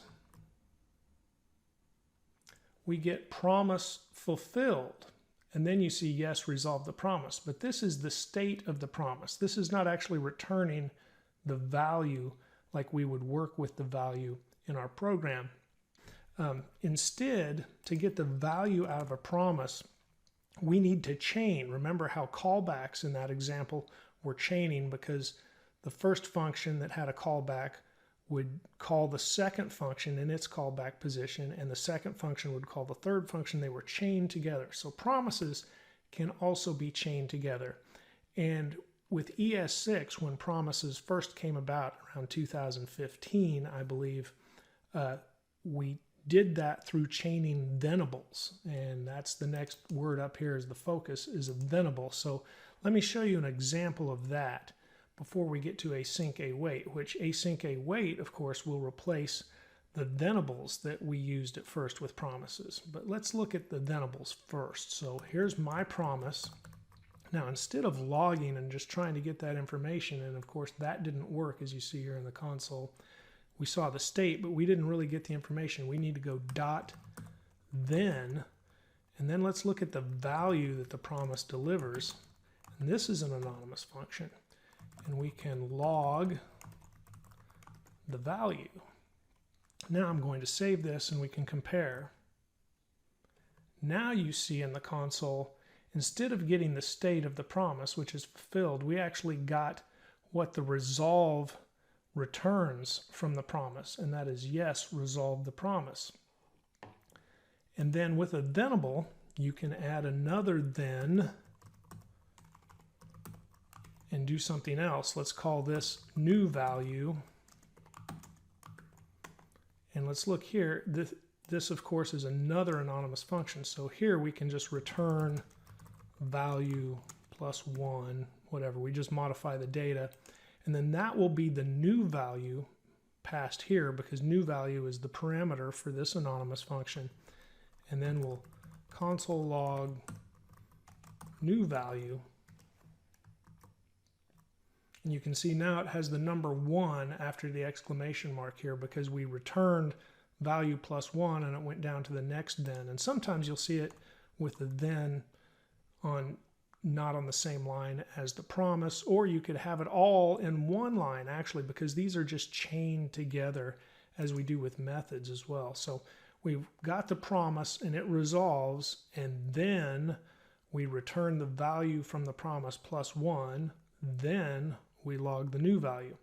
Now if there's an error, let's look at that. So let's change this error to true, and let's look at what happens in the console.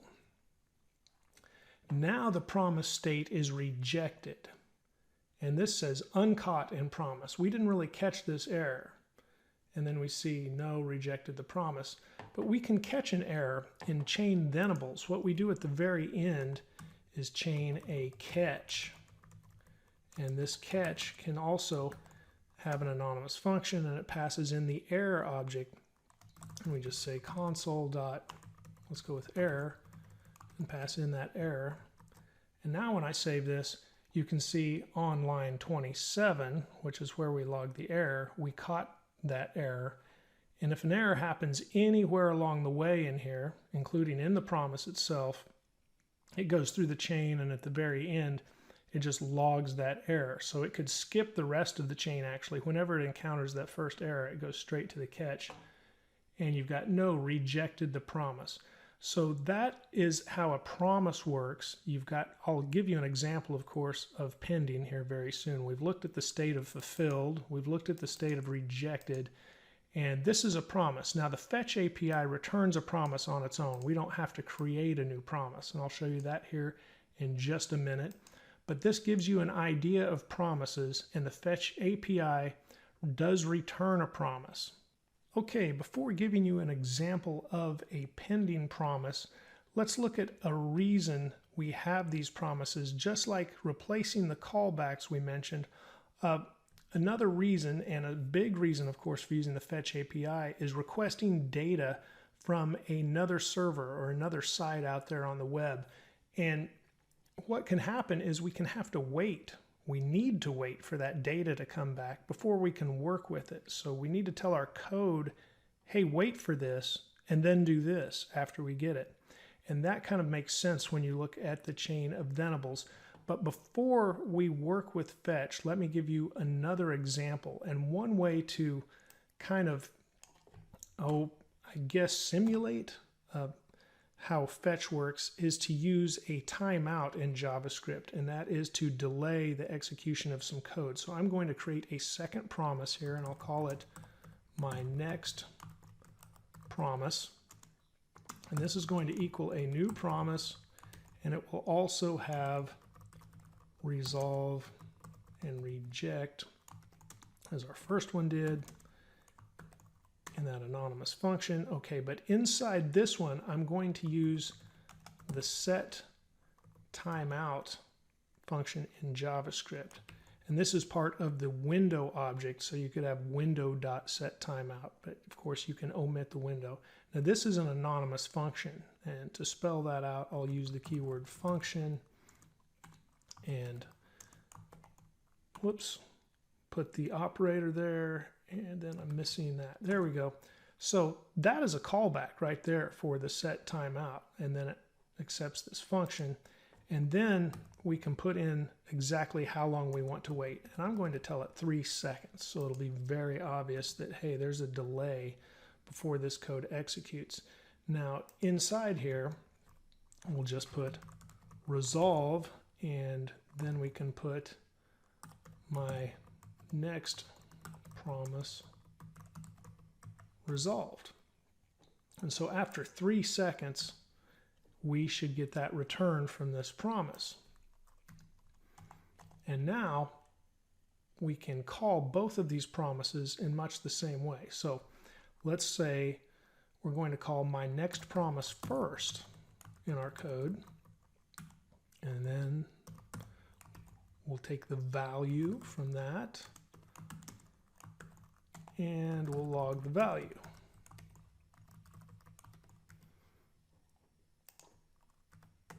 And then we can do the same thing. I'll just copy this with the first promise. And so we've defined a couple of promises, and then we call my next promise first, and then after that we call my promise. Let's go ahead and see what we get in the console. Oh, of course I left that as an error. Let me go ahead and change that back to no error so that doesn't happen. So we resolved the first promise, and then 3 seconds later my next promise resolved.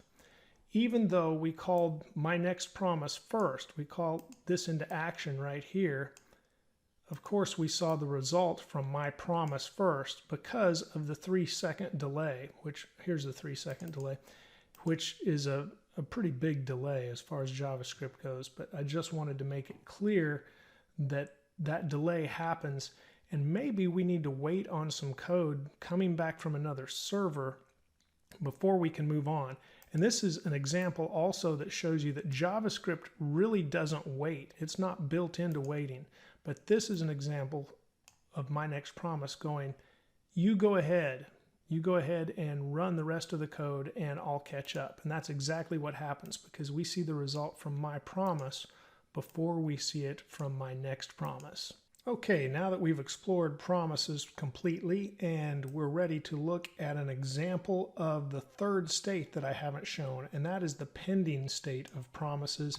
And we need to do that with the fetch API. It's an easy way to display that. So what I'm going to do is define a variable called users, and it is going to be equal to the promise that is returned from fetch. Now fetch will request data from another place on the web, for example. So in this example, I'm going to use JSON placeholder typicode.com, and we're going to request users. This is a great site to get some example API data from, and that's what fetch will work with. And in this result, we should get a pending state of the promise because I'm going to attempt to log the result of the promise right away. Of course, you don't want to do this when you're trying to actually work with the data from a promise. This would be a mistake, but it will display the state of the promise. So let's take a look, and we get a promise pending. That's because this promise has not resolved. It is still kind of working on it. It's where I said, go ahead, you guys, I'll catch up. I've got some work to do. And so the rest of the code goes ahead, but the promise is still working on it. So we attempted to log the user's value, essentially, what would be returned from the promise, while it was still working on it. And that's why we need to wait. And we wait traditionally with thenables. We say, okay, promise, finish up, and then do this. So let's look at another example of that. And I'll take this same fetch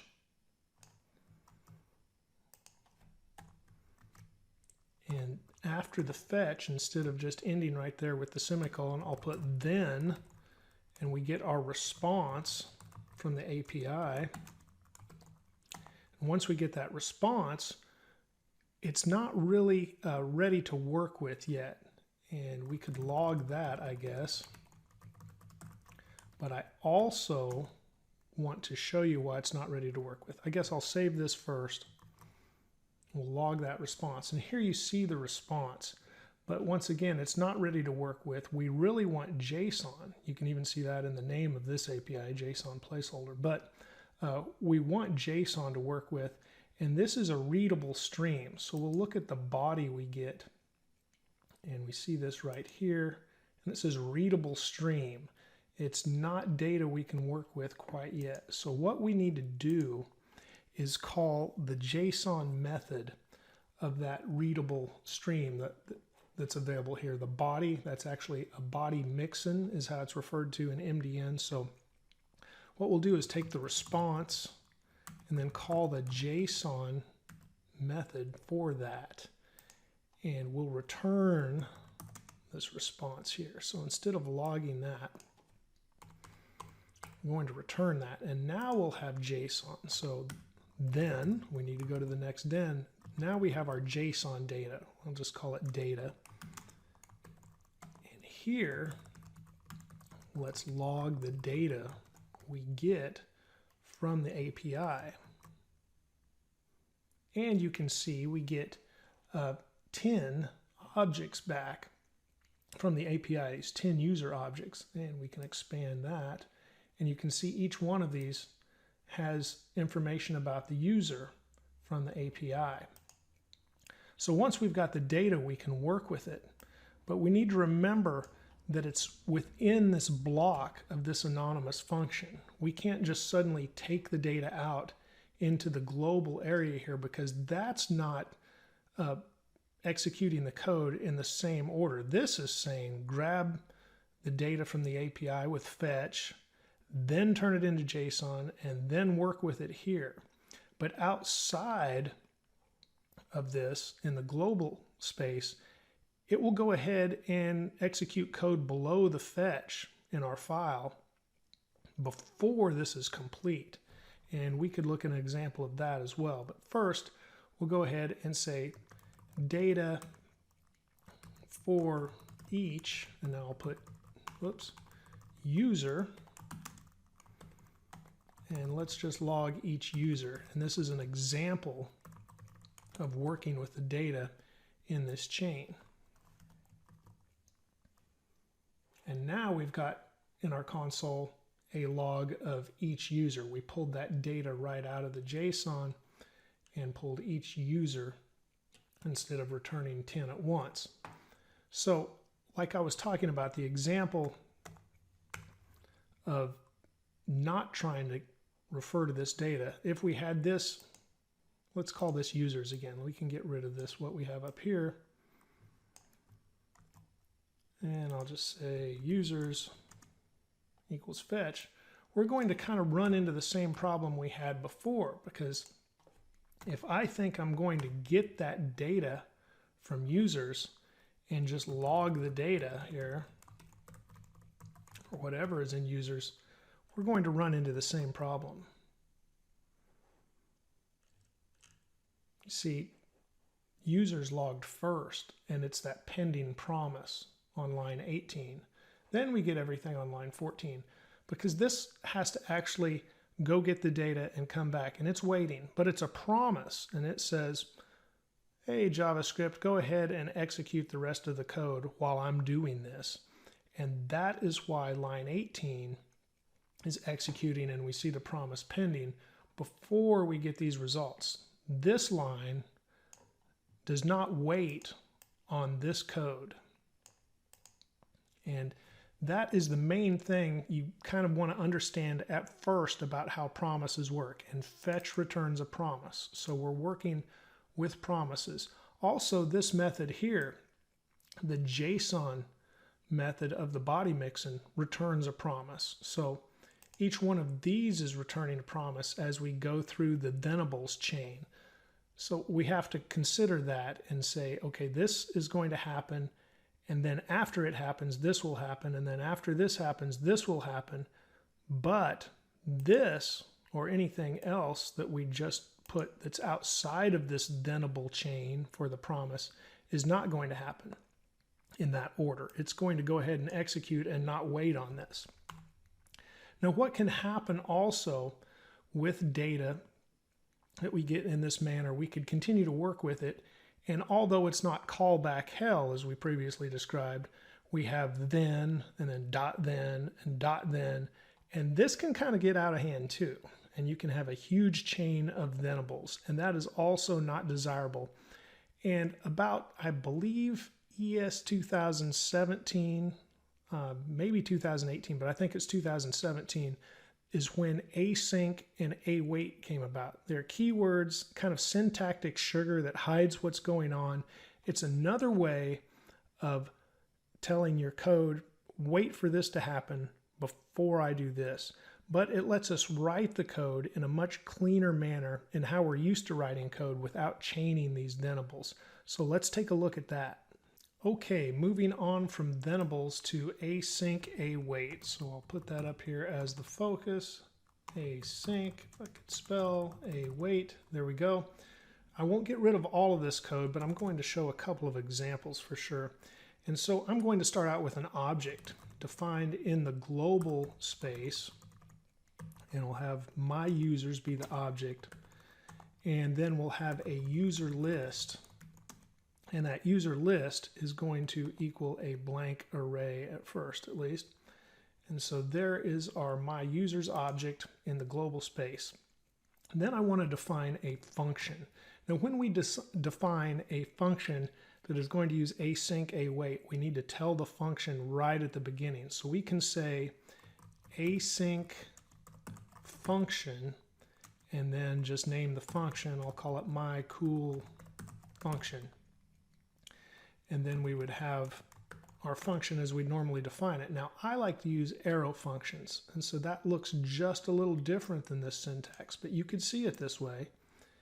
I would have const my cool function and then equals async and then the arrow. And so the only difference you've noticed from when we've defined arrow functions in the past is adding the async keyword there, or traditionally with the function keyword you put async before the function keyword. So those are the two different ways of doing that. Now inside this function I'm going to define a response variable, and that's going to be equal to what we get from fetch. I'm going to request the same data from JSON placeholder, but I'm going to use the await keyword. And this is telling my code, wait to get these results from the fetch that requests that from the JSON placeholder API before doing what comes next. So at this point, we're going to wait for this to finish before we do the next thing. And the next thing I can define as JSON user data, and I can set that equal to await once again, because this JSON method also returns a promise. So in both of these examples, I'm awaiting a promise to resolve before I get that data. And then I can just return the JSON user data. Or if I wanted to do something with that user data at this point, like log it, I could. So I could say console.log JSON user data, and we will actually have that data at that point to log, because we are awaiting each of these promises to be fulfilled before we do the next thing within this function, and it's an async function. And then we of course need to call the function. So we would say my cool function, and we can call that. Now I haven't done anything with the my users object yet, but I will here in just a minute. Let's go ahead and save this. And you can see we once again get the 10 users returned as JSON. Now if we wanted to loop through those here, we could, like I did with the for each before, but that just got rid of our thenables. because we're just using these keywords async and await.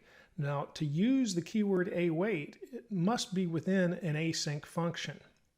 And if we're going to call this function and do anything else with this data, it of course needs to happen in order again. And that is where we get into the next part, where we could have a second function, and that second function would also need to be async. So let's say const, and let's just call this another function.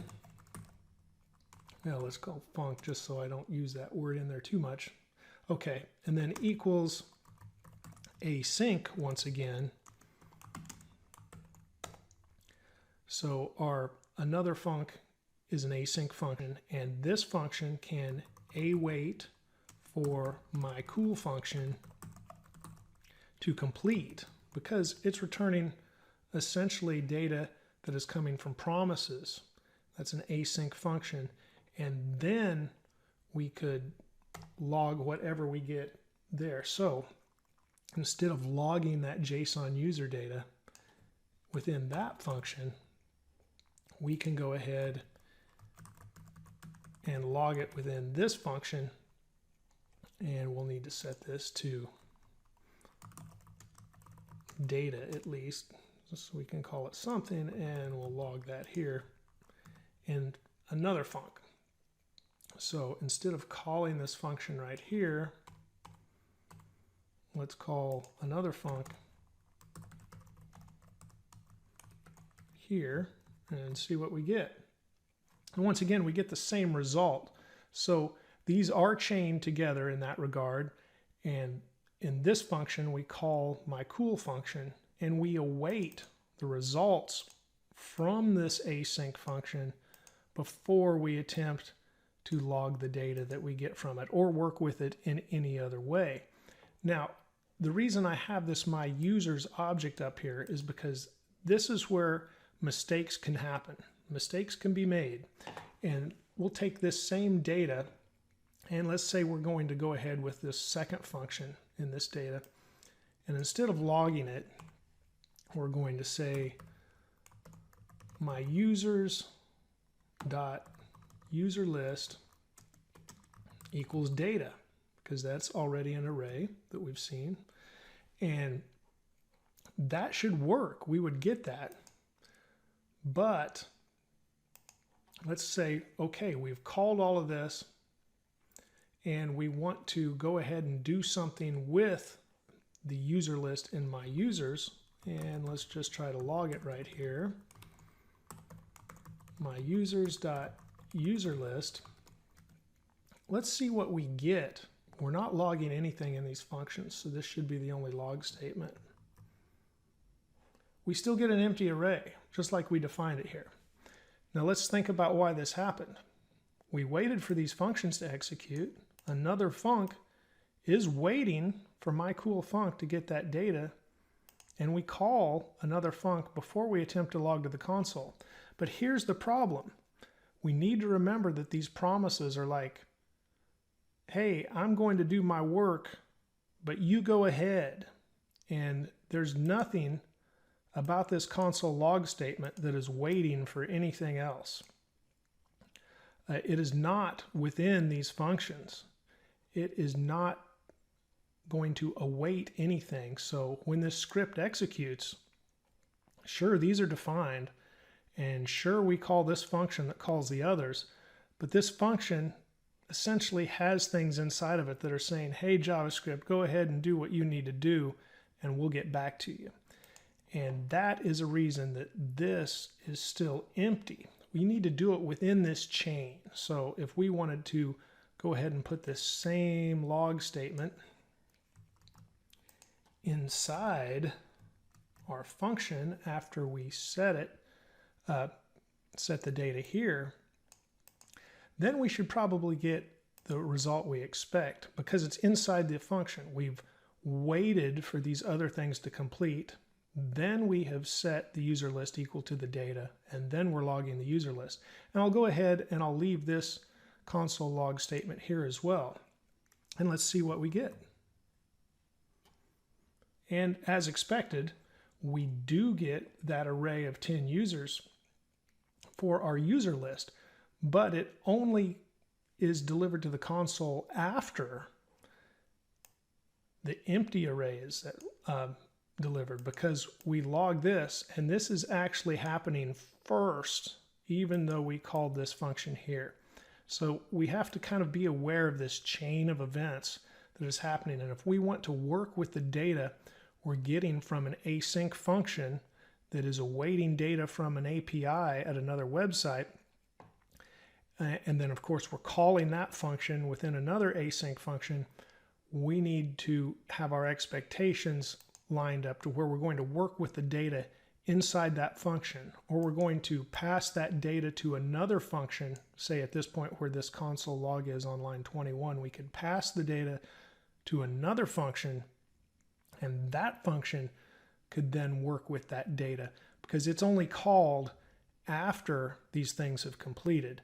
But if we just have it out here as kind of a procedural top-down code, and we're not waiting on things to happen within a function, just because we call this function another func doesn't mean this line of code is going to wait for those promises to resolve. So does it seem straightforward so far, or possibly clear as mud? So let's look at some examples to hopefully clear this up. And even if it does seem straightforward for you, some examples couldn't hurt, right? So let's take a look at examples, and we'll start out with what I would call a workflow function. And this function is going to be called, I'll just get rid of this object here, we'll call this get all user emails. And we'll make it an async function. And we're going to work with fetch inside the function. So much like we had in my cool function, which I could maybe just get rid of this part and get rid of that, I guess. We'll have the response equal to the users being fetched from JSON placeholder. And then we'll get the JSON user data from the response.json, which is also returning that promise with await. And then we'll do something else. Once we've got that user data, instead of returning it right away or anything else, we'll go ahead and define a user, let's call it email array. That'll work. We'll set that equal to the JSON user data, and then we'll use the higher order function map. And we'll just go through for every user, because that's the full user object that has all of their information. We just want to return within this higher order function the user.email. So this will give us a user email array when we're finished with that. And then we can return that or log it to the console or whatever. So let's just log it to the console, and we'll have user email array is logged to the console. I'll eliminate all of that, and of course then we need to call this function. So let's call get all user emails. And let's see what we get. We get an array full of 10 emails. Once again, this seems straightforward. We have an async function. We await the response from JSON placeholder, and once we get that, that's a promise fulfilled.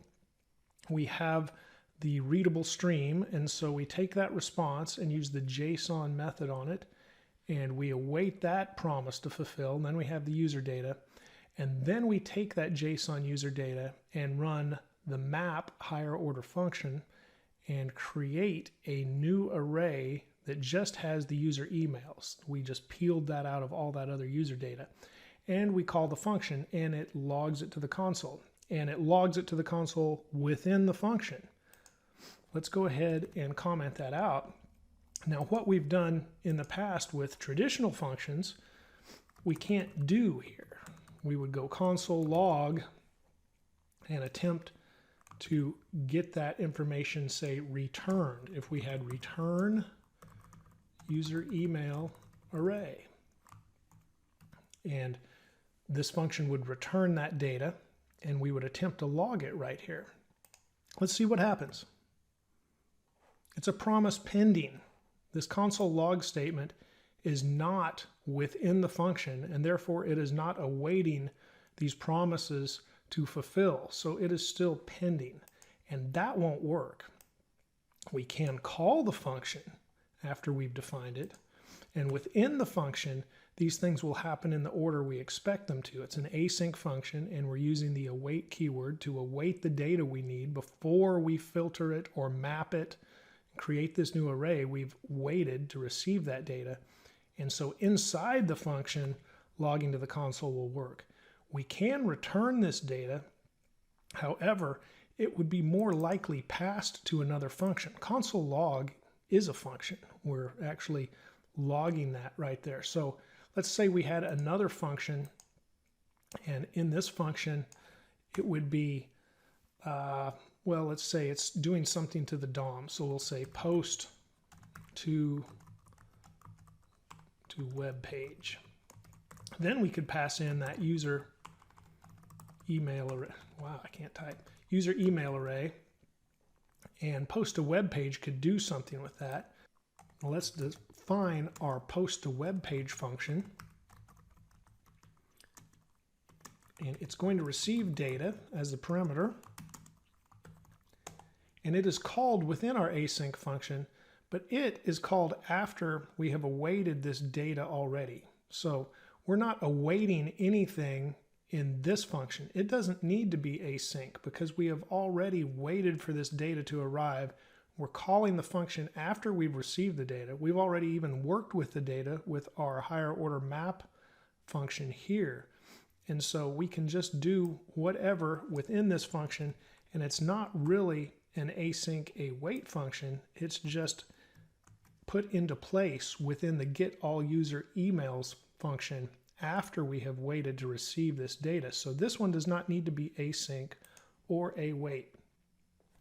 And after we define the post to web page function, we need to go ahead and call get all user emails into action again, because when we call this function, it will call the post to web page function at the bottom of its order. User email array is not defined. Oh, there we go. I need to refer to that as data. There we go. And within the post to web page, it is now logging the data to the console. Okay, let's look at another example. And this example is going to expand on fetch, because fetch can receive a second parameter. So second parameter of fetch. And that is usually, or is always, I should say, is a object. And it has some settings that can be defined inside there. So let's define this function, and we'll call it get dad joke. We'll start working with a different API.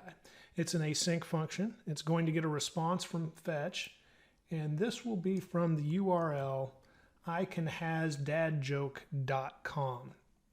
But let's look at the second parameter of fetch. It looks like I need to get rid of a couple of extra quotation marks.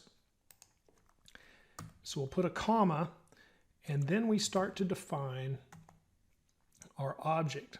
And in this object, we can define some properties. One is the method. Now, it will default to the get method, but also, there are other methods. A form typically uses post, for example, and we can post data with fetch as well. But in this example, I'll just show the method property, and we'll leave it set to get. Then there is a headers property.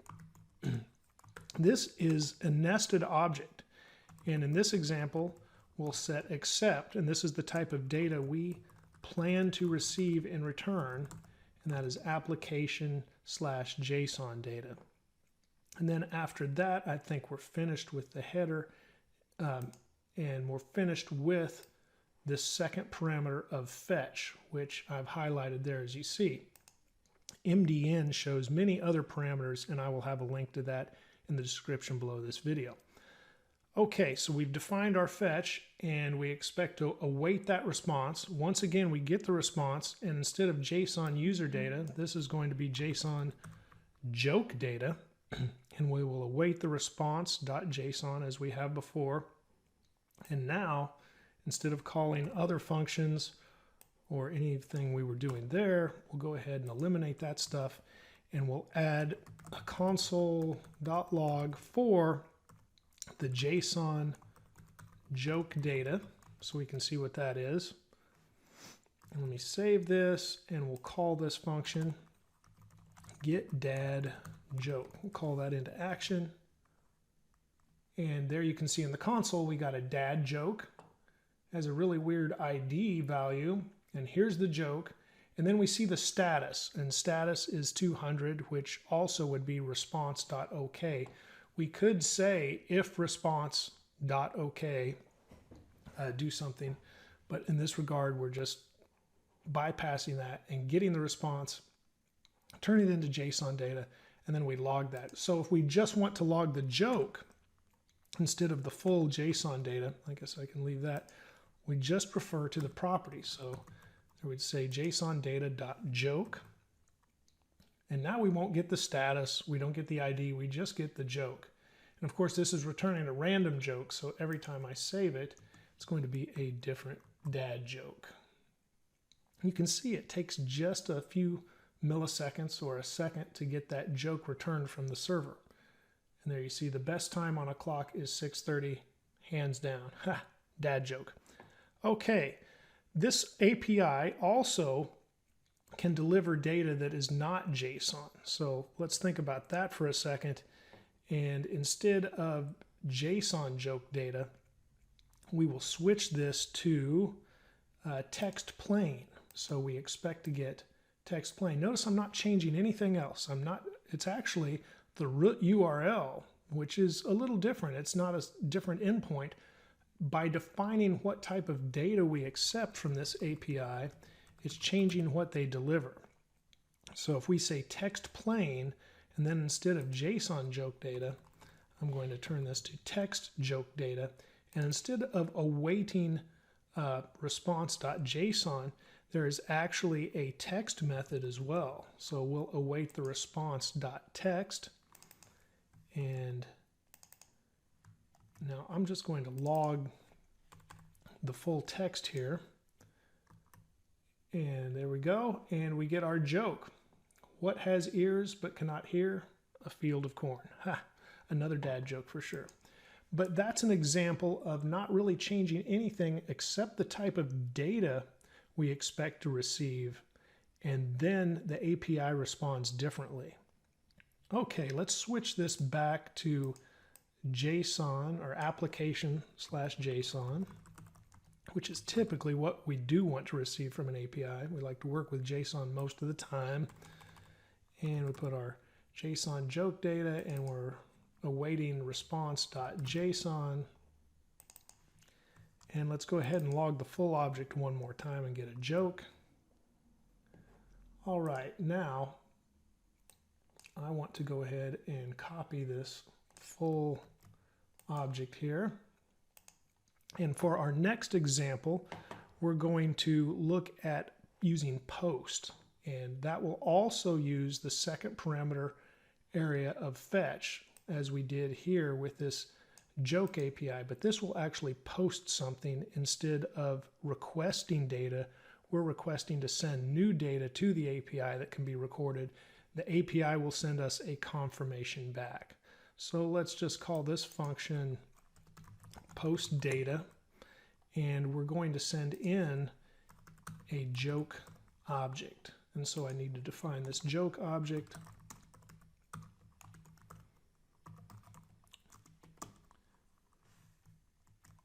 And I'm going to go ahead and remove the status because it doesn't make much sense to send the status. And that looks good. It would look better if I put it on separate lines. So we'd have that, and then there we go. There's our joke object. It has an ID already and a joke. Now we'll have post data, and it accepts a joke object parameter, which remember, the parameter doesn't have to have the same name as whatever we've defined. Just when we call the function into action, we'll actually pass in this name. This is a placeholder when we define a function. So post data accepts a joke object.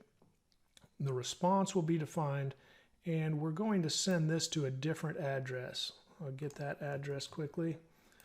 This is going to go to a test API that does let us test posting things, and it's http:/bin.org, and the endpoint we want is /post.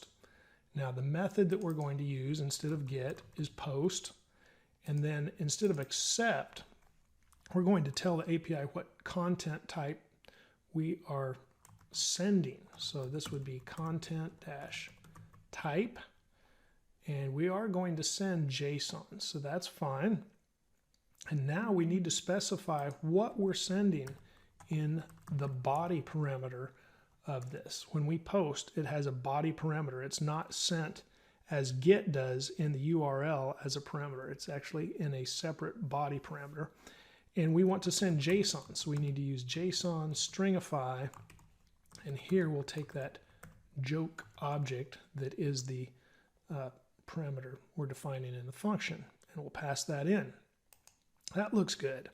Now we'll get a response, and we expect to get a JSON response, so that's what I will call this, because we'll have a response that we get and we'll use the JSON method on it. And at that point we can log the JSON response that we get, and then we'll call this post data, and we'll pass in our joke object. Let's see what response we get. Here's the response we got from the http:/bin.org/post endpoint when we posted our data. So we did successfully post that information to this endpoint. Now with every API, just as we did with the dad jokes API and now this test API, you want to go read the documentation for the API and see what they expect and see how they expect the data to be formatted and what headers they accept. As you can see, that was important with that dad jokes API. Now, besides using the second parameter area of fetch and passing in this object like we have in the past two examples, you can also pass data in through the URL, and that is of course with get, because that is where the get method sends data and not in a separate body property. However, again, I need to, I guess, reemphasize, you need to go to those websites and check out the documentation, because they'll have different endpoints and they're telling you how to specify the data in the URL so you get the results that are expected. Let's look at an example of that. And here we're going to request a joke. So I will change this once again. We don't need a joke object anymore. And I'll set this function to request joke. And in this example, we'll have two parameters. We'll put in a first name and a last name. So we've got a request joke function that accepts a first name and a last name parameter. And now we've got a response. We don't need any of this now. We're back to our basic fetch with just the URL. And in this URL, I'm going to use a template literal. I'm just going to copy and paste to save a little bit of time, but I will show you exactly what I'm talking about. In this template literal, I'm specifying the URL, and then you can see it starts to add parameters. And you can always identify that in a URL where the question mark starts. And now here's the first parameter. It's first name, and then it equals, and I'm taking that first name that we're passing into the function. And that's why I'm using a template literal with the backtick, so I can insert that parameter right into the URL. And then you see the ampersand, and that's what chains parameters together after the first one. The question mark identifies where the first parameter in the URL starts. And then the ampersand lets you chain another parameter, and there could be another ampersand and another parameter and so on. And so here's the last name, and we're also passing in the last name. So in this example, I'm actually using the Internet Chuck Norris database, and it's full of Chuck Norris jokes. but we're passing in a first name and a last name that we want to insert into the joke instead of the name Chuck Norris. So there's a response, and then we'll take that and we'll get the JSON response as we have in other examples with the JSON method here, and we await both of those, again an async function, and then let's just log the JSON response dot value. And that is also important because at first I would just have to have logged JSON response and then taken a look at the object over here in the console to see what the properties were, to know what I needed to log. Or it could be in the documentation of the API and you could find out that way. I know I want to get the value from that response. So instead of looking at the entire object, we're just going to look at the value property. And here I'm going to call request joke, and instead of Chuck Norris, let's put in Clint Eastwood. And that's mostly because I can't spell Arnold Schwarzenegger. I think I could spell Arnold, but Schwarzenegger would probably be way off. So let's try Clint Eastwood in here. Save that, and here is the joke we get. And we've got the ID, the joke, and the categories. So if we specifically wanted to just get the joke, we would need JSON response dot value dot joke. There you go. The truth will set you free unless Clint Eastwood has you, in which case, forget it, buddy. Yeah. Let's change that. Here's a name I can spell, Bruce Lee, kind of a Chuck Norris action hero as well. Scientifically speaking, it is impossible to charge Bruce Lee with obstruction of justice. This is because even Bruce Lee cannot be in two places at the same time. Some jokes are probably better than others. Now let's see what else we might do with this API, because there are other parameters we can pass. So besides the first name and the last name, we can add on to the URL another ampersand and then limit to equals, and then this expects an array of categories, and we're just going to give it the nerdy category. We just want nerdy jokes. The class object inherits from Bruce Lee. Ha, that's better. Okay, maybe let's try one more. But these are just nerdy jokes. Bruce Lee can overwrite a locked variable. Maybe not as good as the first one, but I get where they're coming from. Okay, now let's abstract all of this that we can into functions, more like we would in an actual program. So let's just say abstract into functions, and we'll start breaking some of this down. And the way we would start out is maybe we're pulling data from a form. I'll put maybe from a form on the website, something like that. So we would have a function const, I'll say get data from form. And we'll make this an arrow function. It doesn't need any parameters, but say it gets called into action based on the click event of a button, or possibly the submit event of a form, something like that. And we'll define a request object here. So const request object equals, and here we'll have first name Bruce, last name Lee, capital L, there we go. And then categories, and now we'll have our array that has our nerdy category in it, and that is our request object, and we're going to return the request object. So that would be our function that gets the data from the form based on the submit event or something like that, is when it's called into action. That's the first function. The next one, let's say const build request URL, and there we're going to pass in the request data that is needed to build that URL. And in the build URL, we're just going to return a template literal. And let's look at this template literal that we have here and think about what we could do to modify that so it works in the function. There we go. So we don't want to just return it as is, we want to change that just a little bit. So this would be request data.firstName. Notice how we didn't have to pass in a larger number of parameters. We're just passing in the object. And by doing that, we can then request each of these individual pieces of data from the object. And that keeps our parameter count down as far as making our function instead of having this long list of parameters. So once again, here we can say request data, name the parameter, and get that. And then even where we have the limit to, inside here, we can change this array. And inside the array, or inside this area, we can say request data dot categories, and it will insert the array that we already have in our object.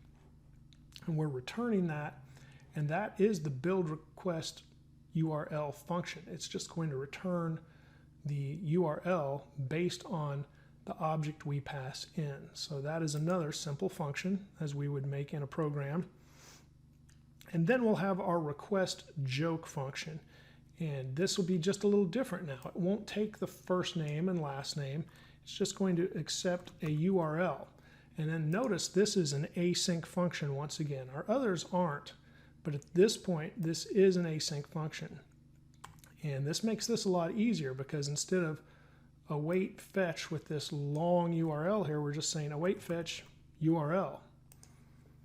That's nice and short, easy to read. Then our JSON response is the same line as we've had previously.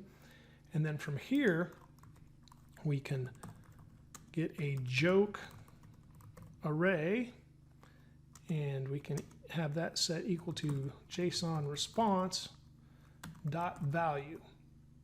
Well, when we think about getting an array, we expect to get more than one joke. So let's go back and look at this build request URL. We could just get one here. So maybe we just want to say joke to begin with. So I'll just say joke. And then that is the response.value. Or this would be a joke object because it's not just down to the joke yet. If it was down to the joke, we would say JSON response.value.joke. So let's go ahead and do that. And then we can just log the joke right here. And that would be good enough there. Is there anything else we want to do? Oh yeah, post joke to the page. So instead of logging it right there, actually, what we want to do is call a function that would display the joke. So I'll call that post joke to page, and we're going to pass in the joke. And now in our post joke to page function,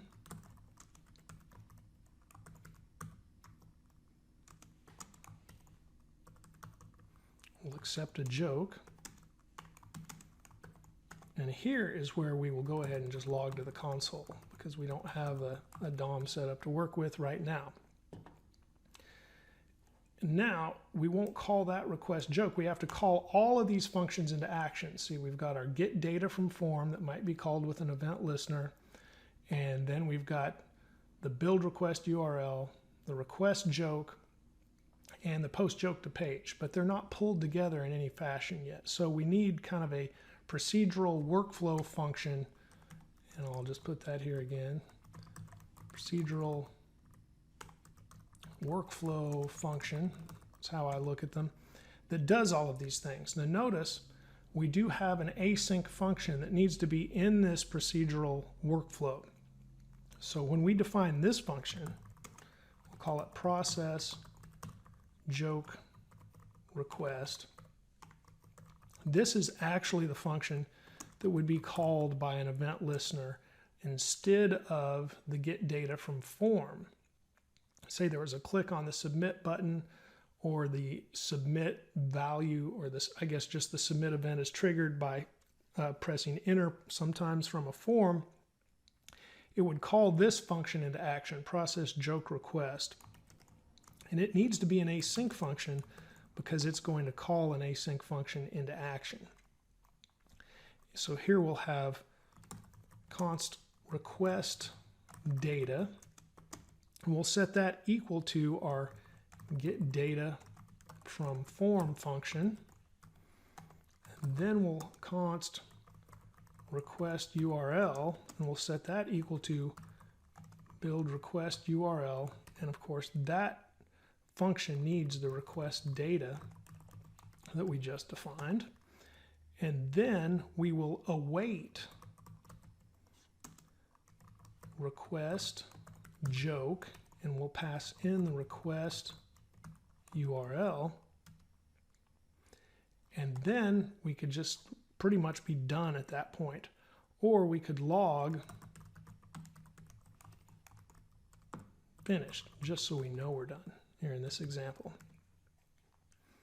But this is the function, our process joke request, that would be called into action by an event in the DOM, and then all of these other things would fall into place based on that. But we've broken out all of these things into functions so they could work one at a time, and that happens in this procedural workflow function. So let's pretend that something calls all of these into action now, like a submit event, and I'll just put process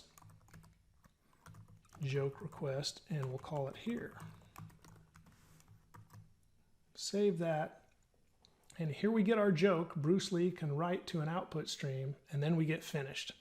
And it looks a lot longer, but this is how we would actually approach this in a program. We would write individual functions for each of these things, and abstracting this, of course, lets us build a different request URL if we need to by getting different data.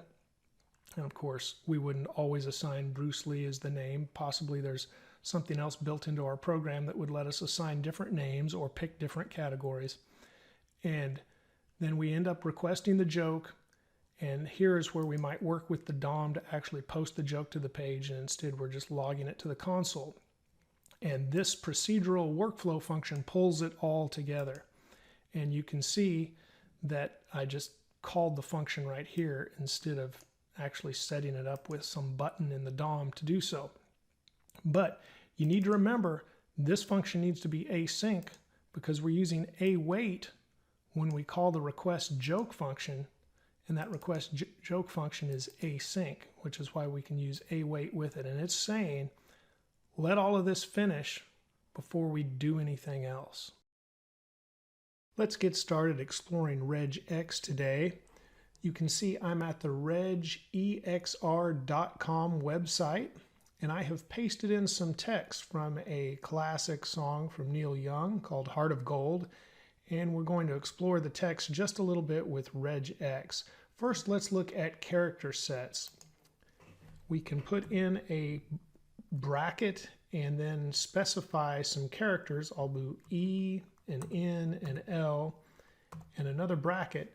And notice how it matches all of this pattern, matches all of these letters individually. Each one is a match. Even though some are side by side, they are individual matches. And likewise, we can put in a caret right in front of this character set. And now it matches everything except those three characters. And notice that even includes apostrophes and spaces in these lyrics. So you have a selective character set and then a negated character set. Then you can also specify a range within brackets. So we can say A-Z, and that is all lowercase letters. Notice it did not select any of the spaces, did not select any apostrophes, it did not select any of the capital letters. Likewise, we can select all of the capital letters, and now we didn't select any of the lowercase letters or anything else.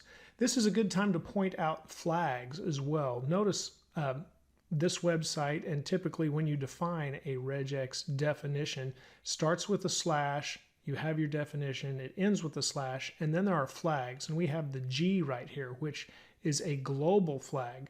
If we did not have that, and you can adjust those here on the website on the far right, if we did not have that, it would just match the first one, and it would not iterate through the rest of the text. So when we use the global flag, it continues to search. It doesn't just stop after it finds one match. Other flags we might use are case insensitive. We just talked about selecting lowercase or capital case letters. And there's also a multi-line flag that we might use. Those are the three that I use the most often. Now let's look at a range of numbers. We don't really have any numbers on the page right now. So let's go ahead and add some at the bottom. Another classic rock song, 867-5309. And notice how it selects all the numbers as individual matches, but it does not select the dash in between. And then a dot. And if we use a dot, we're actually selecting everything except the new line character.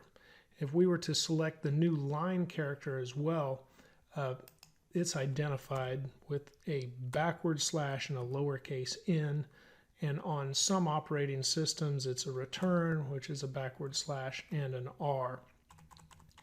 Now, there are some other characters we can use, like a word character. So a backward slash and a W indicates all word characters. And notice how that also selected the numbers individually, but it did not select the hyphen or the spaces or the apostrophe. It would select an underscore if we add one here. And that's what a word character is in RegEx. All letters, all numbers, and the underscore qualify as word characters. Now we can select the opposite of that with a capital W. It's everything that's not considered a word character. And now notice we've selected all of the spaces, the apostrophes, the hyphens. Let's look at some other characters like that. We can do the same for digits, and that's a lowercase d. Now we've just selected the digits from the phone number. And likewise, if we do an uppercase D, it's everything except the digits. And so that is fairly easy to remember since it's the D and W for word. And then let's look at white space. And so if we do a backslash S, we select all of the white space. And this also includes tabs, and I believe it includes line breaks as well. So that is interesting. But if we do a capital S, just like with the others, it selects everything that is not white space. So this might lead you to think, how can I select everything? Remember, the dot was everything except a line break. The space or the white space does include line breaks. So let's create a character set here that says everything that is a space and everything that isn't a space. Whoops, let's put the bracket, and now that selects everything. That is actually the way to select everything, including line breaks with RegEx. Now let's look at anchors, and I'll delete the selector here. And an anchor could say what starts a line. So we use a caret, and I'll choose a capital I. And then we see we just selected the first one. What we need to do is enable the flag for multi-line, and now we're selecting every I at the beginning of a line, because now with the multi-line flag, these are considered separate selections. Before the multi-line, this only had one beginning, and that's why we only selected that I.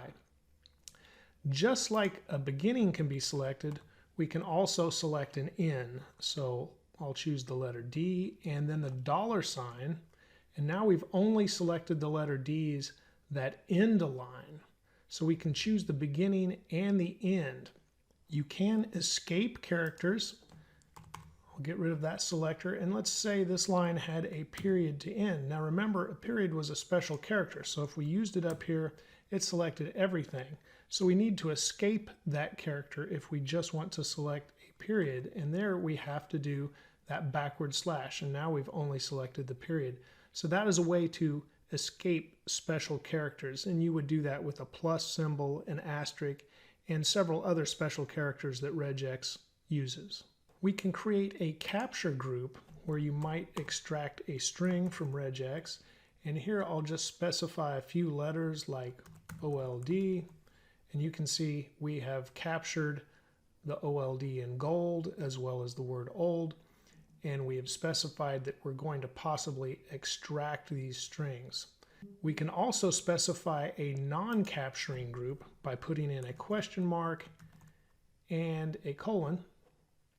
And now we're specifying, we're selecting this, but we're not going to capture it. We can also use what's called a positive look ahead. So we'll start out with the letter G, and I only have to modify this a little bit to add the equal sign. And now I'm only selecting the letter G where it is followed by an OLD, and that's looking ahead to see what follows what we're capturing here and or selecting, and that's just the letter G. Likewise, we can do a negative look ahead, and now I'm selecting all of the letter G's that are not followed by the OLD. So we have the G in give, we have the G in searching, we have the G's in getting, but not the G in gold, and so that is a negative look ahead. Now let's look at quantifiers. Quantifiers allow us to select many characters at once. And so let's specify some capital letters once again. Now that we've selected all of those, I'll go ahead and bring back the word character selector. And then notice how it only selected one letter after the capital letter. Now I'll put a plus, and it will go ahead and select almost the entire word unless there's an apostrophe, because that's not a word character. We also do not have the I's selected because this is looking for capital letters with other letters following it. There is no option to not have those other letters. So let's see how we can fix this. Let's go ahead and instead of using the plus, which means one or more characters, and that's what we had with the /W plus, I'll put that back, and that's why we selected the entire word that or keep. Let's go ahead and delete that, and now we'll put a lowercase letter selector, but we'll make it optional, and this is another quantifier. This means 0 or more, the asterisk or star, whereas the plus symbol means 1 or more. So now you can see we've selected even the individual letter I's. But then we also need the words that have an apostrophe in them. So let's go ahead and put an apostrophe and once again put another asterisk. And that means it will select 0 or more apostrophes. And after that, there are usually some letters that follow the apostrophe. So let's go ahead and put A to Z character set again and also make this optional. And once it's optional, we're selecting all the words we expect to that start with capitals, and whether they have apostrophes or not, they are selected. And you can see I've added a couple of extra words down here now. It's with an apostrophe at the end, and the word your that has a couple of letters after the apostrophe and 3 letters before. And so this works out. Now if I delete this asterisk at the end, you can see since it's not optional that these individual I's are no longer selected. And even the E at the end of your is not selected because that's just looking for the one letter. And if we put the asterisk, it's 0 or more. So it's not only optional at 0, it can select more letters, 1, 2, 3, and on. Another way to specify a quantifier is to say exactly how many of something we want. So let's bring back the digit character. And there it's selected our 8675309 digits towards the bottom. And we'll tell it we just want to select 3 digits in a row. And notice how it's also selected the 530. So if you were expecting just 867 to be selected, we definitely have to specify things or we'll get results we don't expect with RegEx, because now we've selected 867, that's a group of 3, and 530 is a group of 3. We can also tell it where to stop. So maybe we want it to continue to 3 or more, and this would work if we don't change anything else. This selects 4, and if we added another digit, it would select it, and another, and another. But we could also tell it to stop at 4. And now let's go ahead and delete a digit so we see a couple that aren't selected, because when I add this extra digit here, that's another group of 3. So 3 is okay and a group of 4 is okay with this. But if I delete this, now we have selected the first group of 3 and the first group of 4, and that's why it's not selecting 900 as a group of 3, because it's already a group of 4. So the order does matter somewhat. Now previously we used a quantifier of an asterisk to say something was optional because it will select 0 or more, but we can also use a question mark to say something is optional. So we'll come back here and let's create a group, a capturing group, and let's say heart, that's the word we have in there, or just here, let's go with here. And now it's selected those, and we'll put the letter T at the end, but let's make the here optional. And so now when we made that optional, we're also selecting other letter T's, because this will definitely select the letter T, but it will select here if it's there. And if it's not there, it's not required. And so that's why these other letter T's are selected. If we remove the optional, then it only selects heart, because now the here in heart is not optional. Something that can make regex a little confusing is the question mark is not just used for that optional thing we just explained. It is also used as a lazy selector. So let's take the letter H and then we'll say word characters and a plus, and notice how we're selecting anything including the H that has word characters after it, and that's fine. So we've selected heart, but then of course just HESE from the word these and so on. So anywhere that's starting with the H. But now this is called a greedy capture because it is selecting all the word characters after the letter H. And by default they are greedy. However, if we put the question mark there, it makes those selectors lazy. And so now it's only selecting one word character after the letter H. And so using the question mark in this way is making a selector lazy that is normally greedy, where it matches all of those.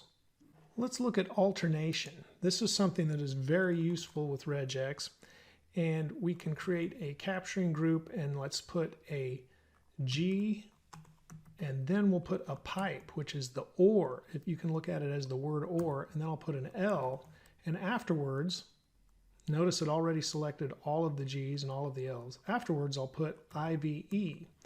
And as songs typically rhyme, we have the word live and give, and this selects both because it can either be live or give, since we're giving an or value here for the G or the L.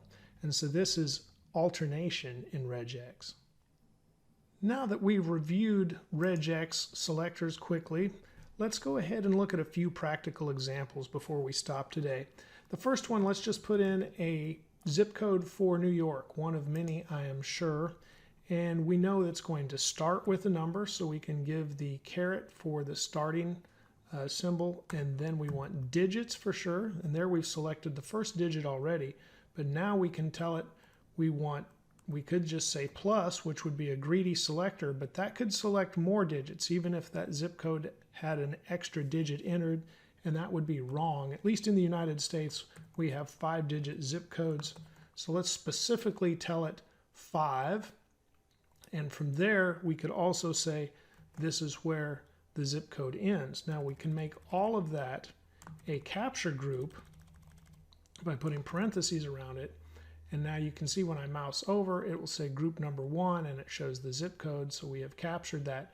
But also in the United States, we can have zip codes that have a hyphen and 1, 2, 3, 4 more numbers after that. So let's change that. Now we've got the ending right there, so we need to remove that because now we know it possibly won't end right there. So let's put a hyphen and let's make that optional.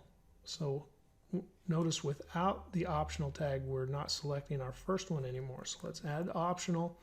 Now we're selecting both. Now we can have another selector group or capture group, and in there we'll say digits once again, and we'll say 4 because we know this has to be 4 to be accurate, and we'll say this is going to end the whole selection. Notice once again, we've only got our bottom zip code selected, so we have to make this entire capturing group optional.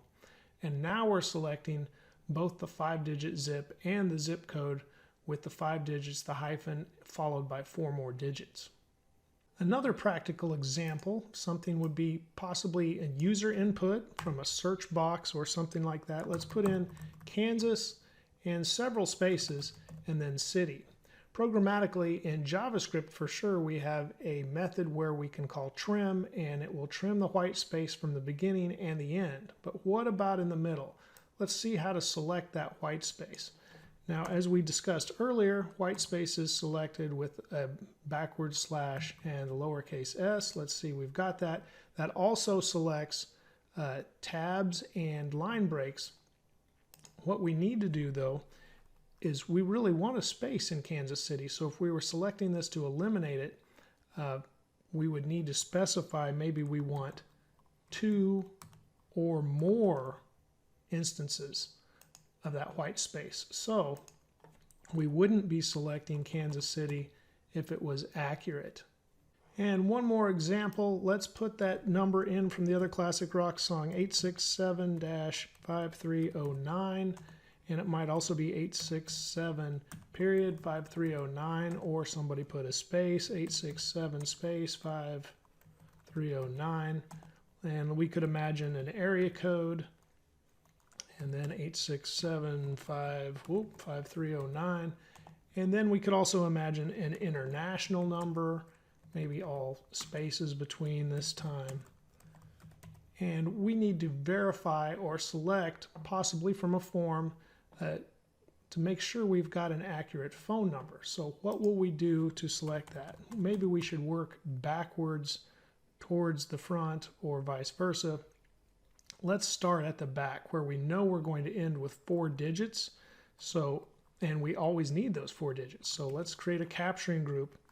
We'll do /D for digits. We'll specify 4 digits. And there you can see we've selected all 4. Now, in front of that, let's do a character set.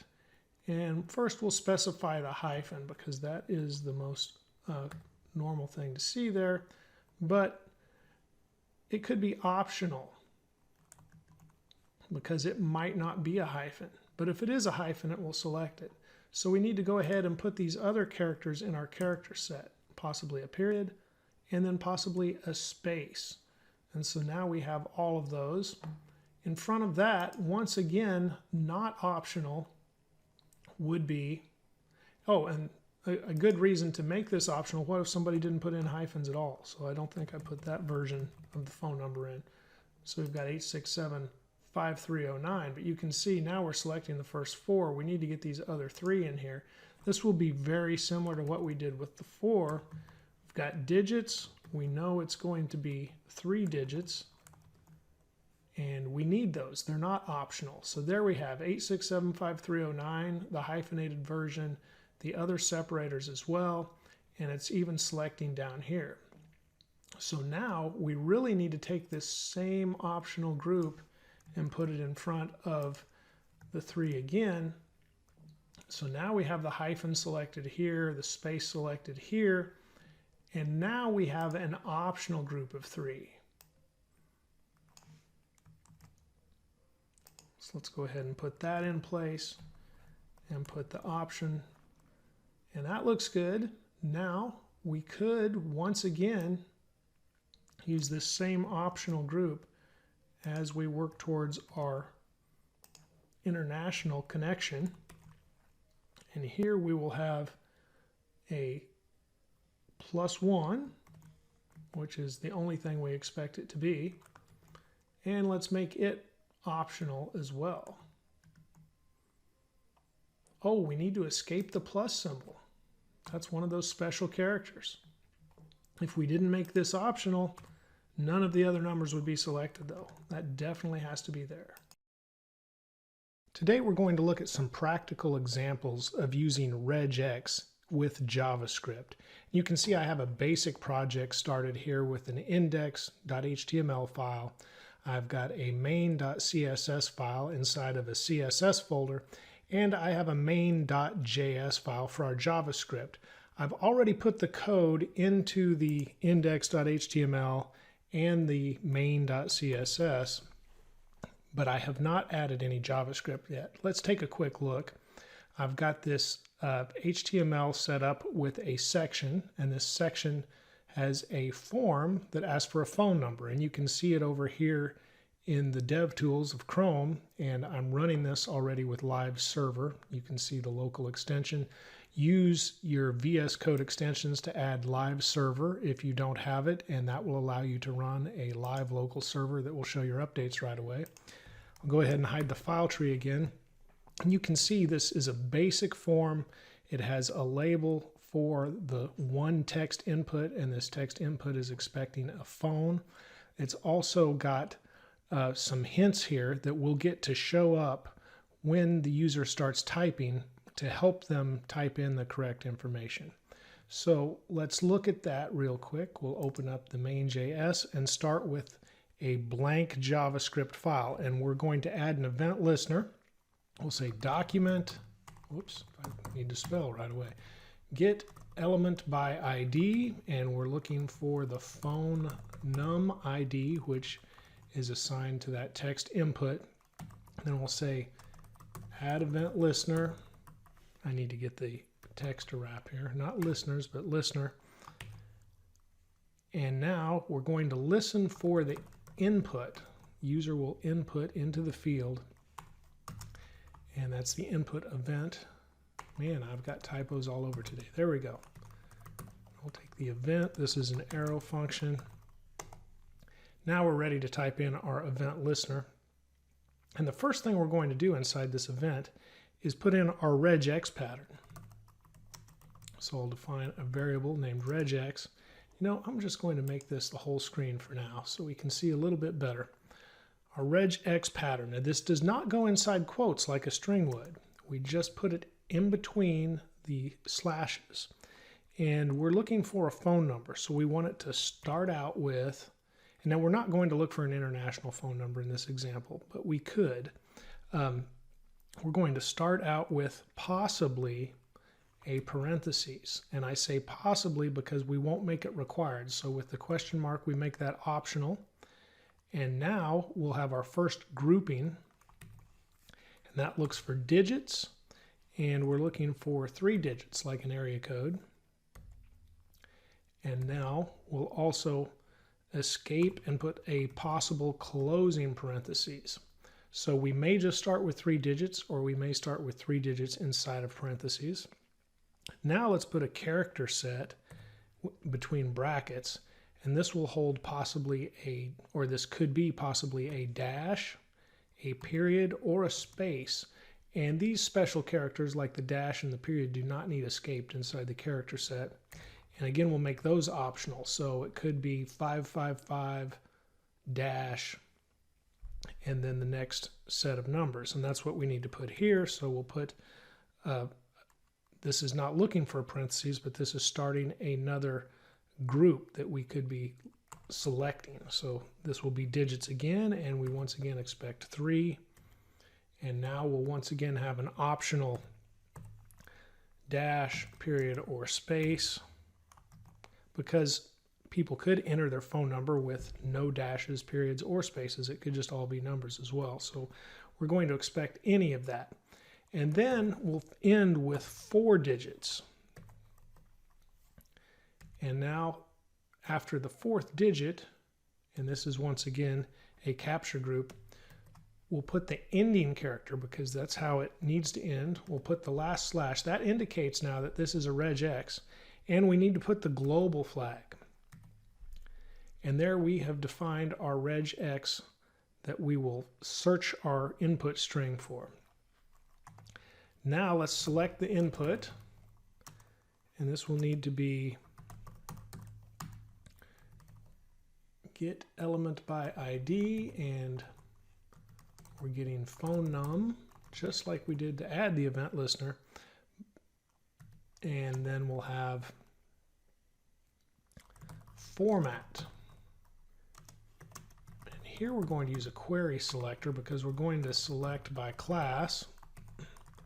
This is the phone format class, and that is the paragraph that will help assist how to type in the information for this input for the user. And now let's define just phone, and we'll call this input.value. And so that, not node value, just value. And that is the text that the user inputs into the phone num. So we declared input here, and now we have used it there. One more variable, I'll call it found, and this is where we will apply the RegEx. And we'll use the test method. Whoa, I need to type better. RegEx.test. And then we pass in the phone variable. And remember, that is the input value. Now we can have an if statement. Let's say if it is not found, and regex.test will return true or false. So the exclamation mark and found will mean false. Likewise, without the exclamation mark in front of it, it would be true. We'll say if found is false and phone.length is true. So if the length of the input is not 0, because 0 would evaluate to false. Now we'll choose the input once again. Remember, that's the phone number input. And then we'll get the class list, and we'll add, and we have an invalid class in the CSS.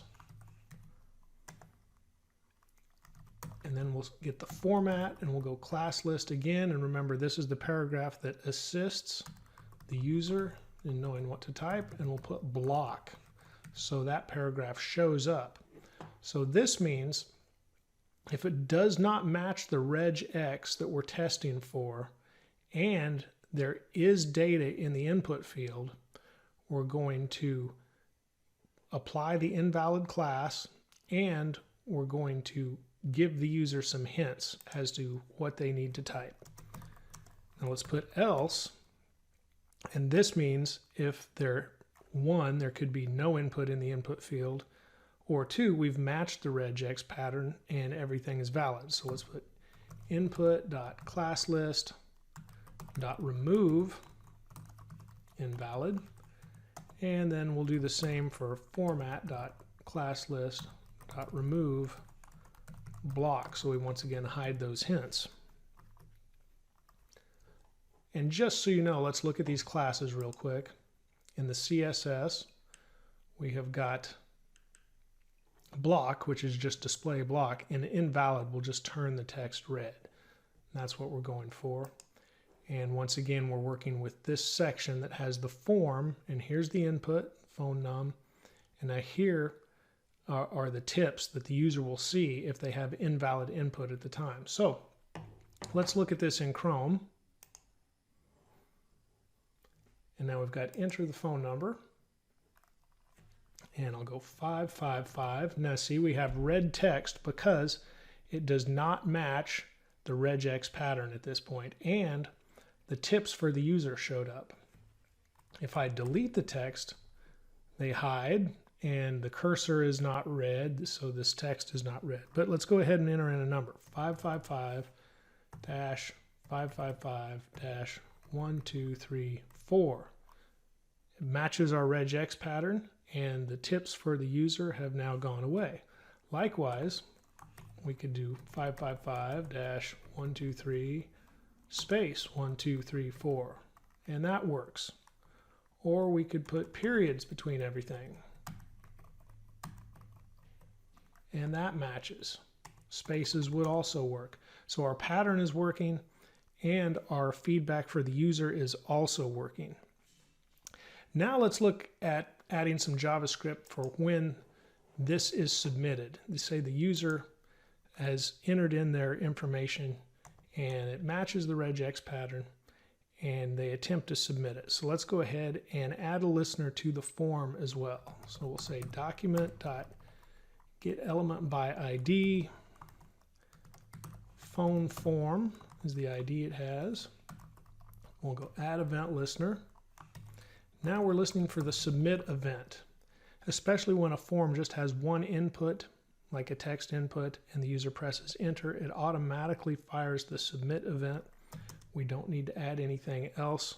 And likewise, if there was a submit button right next to that text input, just clicking the button would also fire the submit event. So you can listen for one event for both of those actions. We don't have a button today, just passing that information along. Submit event, and here's the listener. First thing we want to do is event.prevent default, because a form will reload the page. So we would briefly see information and then the page would reload. And that's the default behavior of a form. So we need to prevent that default. And then we'll define an input variable again. And this will be the same as we had up here. So let's just copy that down and add that to this function. Now let's define a new RegEx. And we'll define this RegEx. We have to start with a slash. Now let's have a character set, and we'll put in parentheses, put in the hyphen or dash, whichever you want to call it, period, and a space.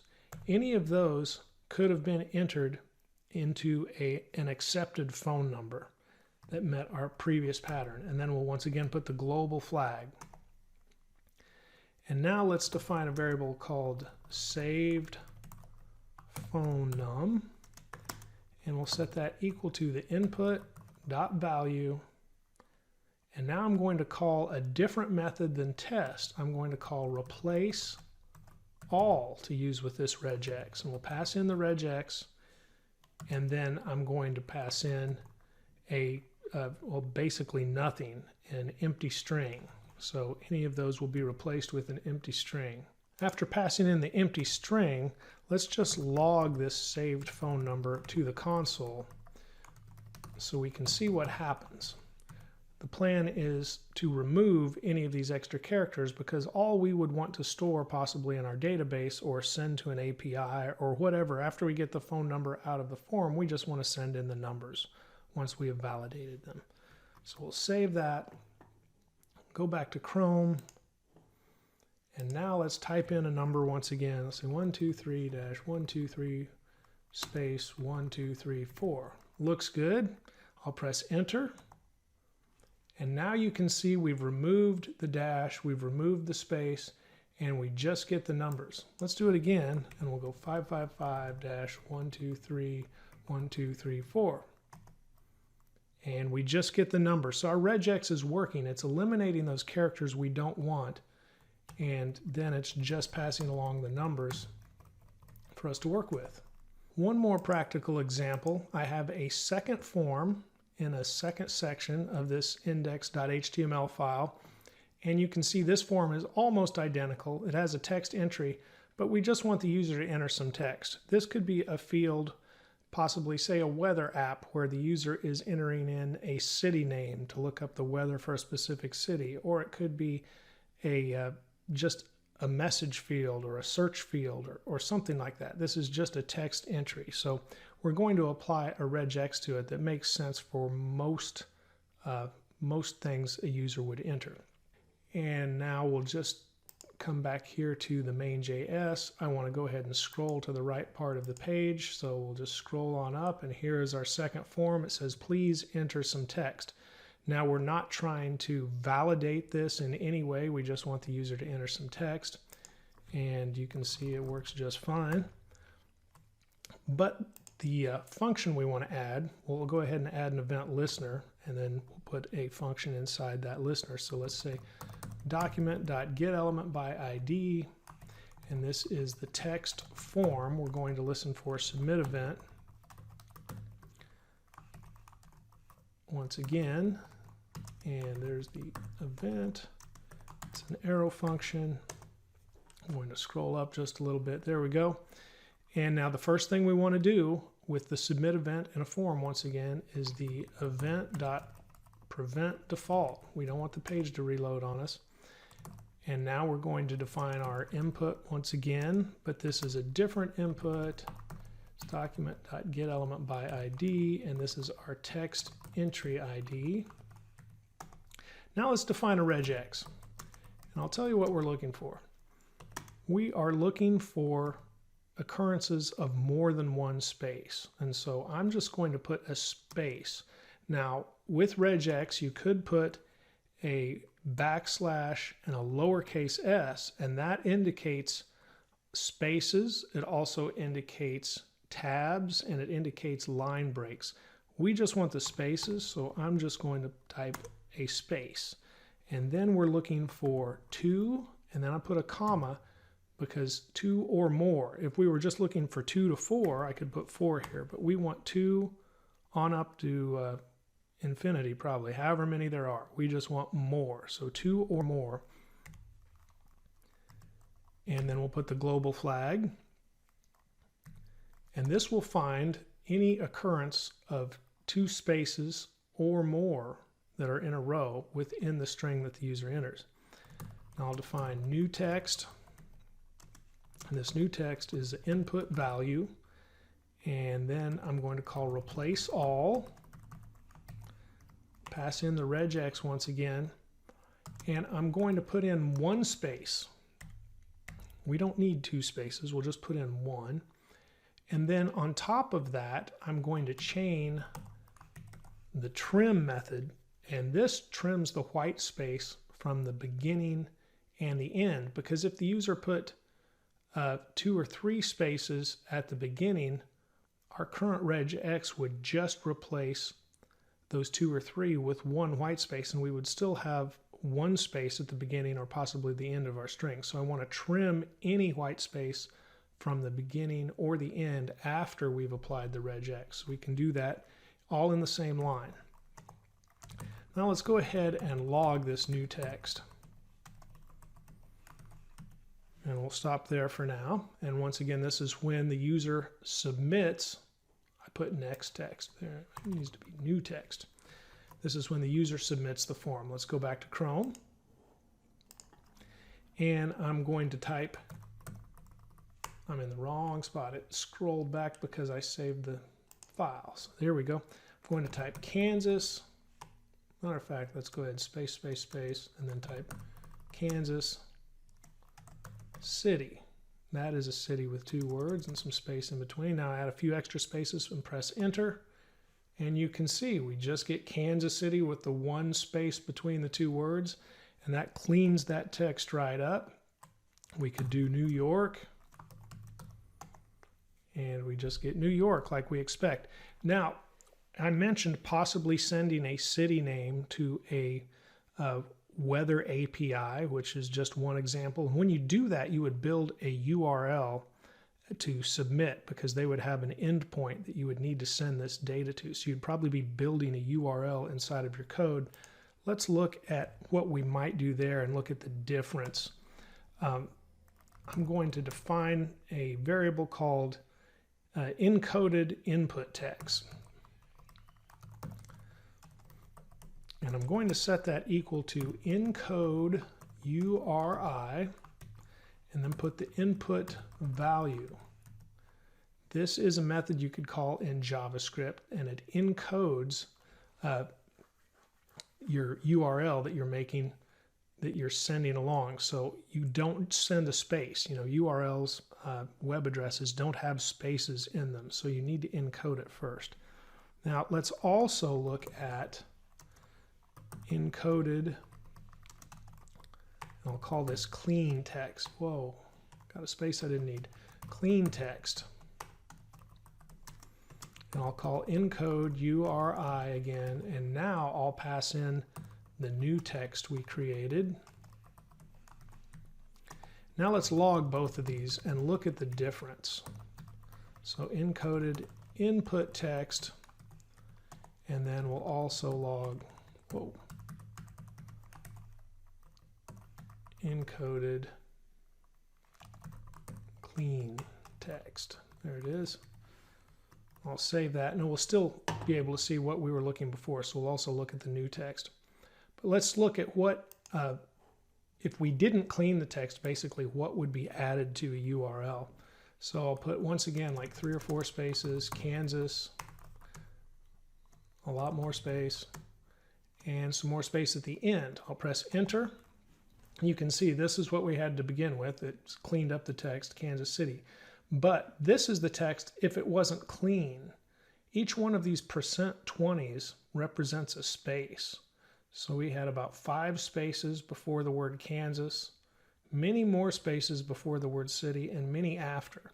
So if you don't clean up your text, all of this would be inserted into that URL, and the API might not like that. However, if you clean up the text, you're just going to submit Kansas, 1 space, and that's represented with the %20, and city. And you've probably seen that before, whether you're shopping on Amazon or some other site. They pass along parameters at times in the URL, but they have to encode those because a space may be in there, or there may be other characters that get encoded. And this encode URI will do that for you. But go ahead and clean up the text first. And that is another practical application of applying a regex. Hi, I'm Dave, and I hope you enjoyed this tutorial. Remember to keep striving for daily progress instead of perfection. Subscribe to my channel and ring the bell to be alerted when I post new tutorials. I'll see you next time.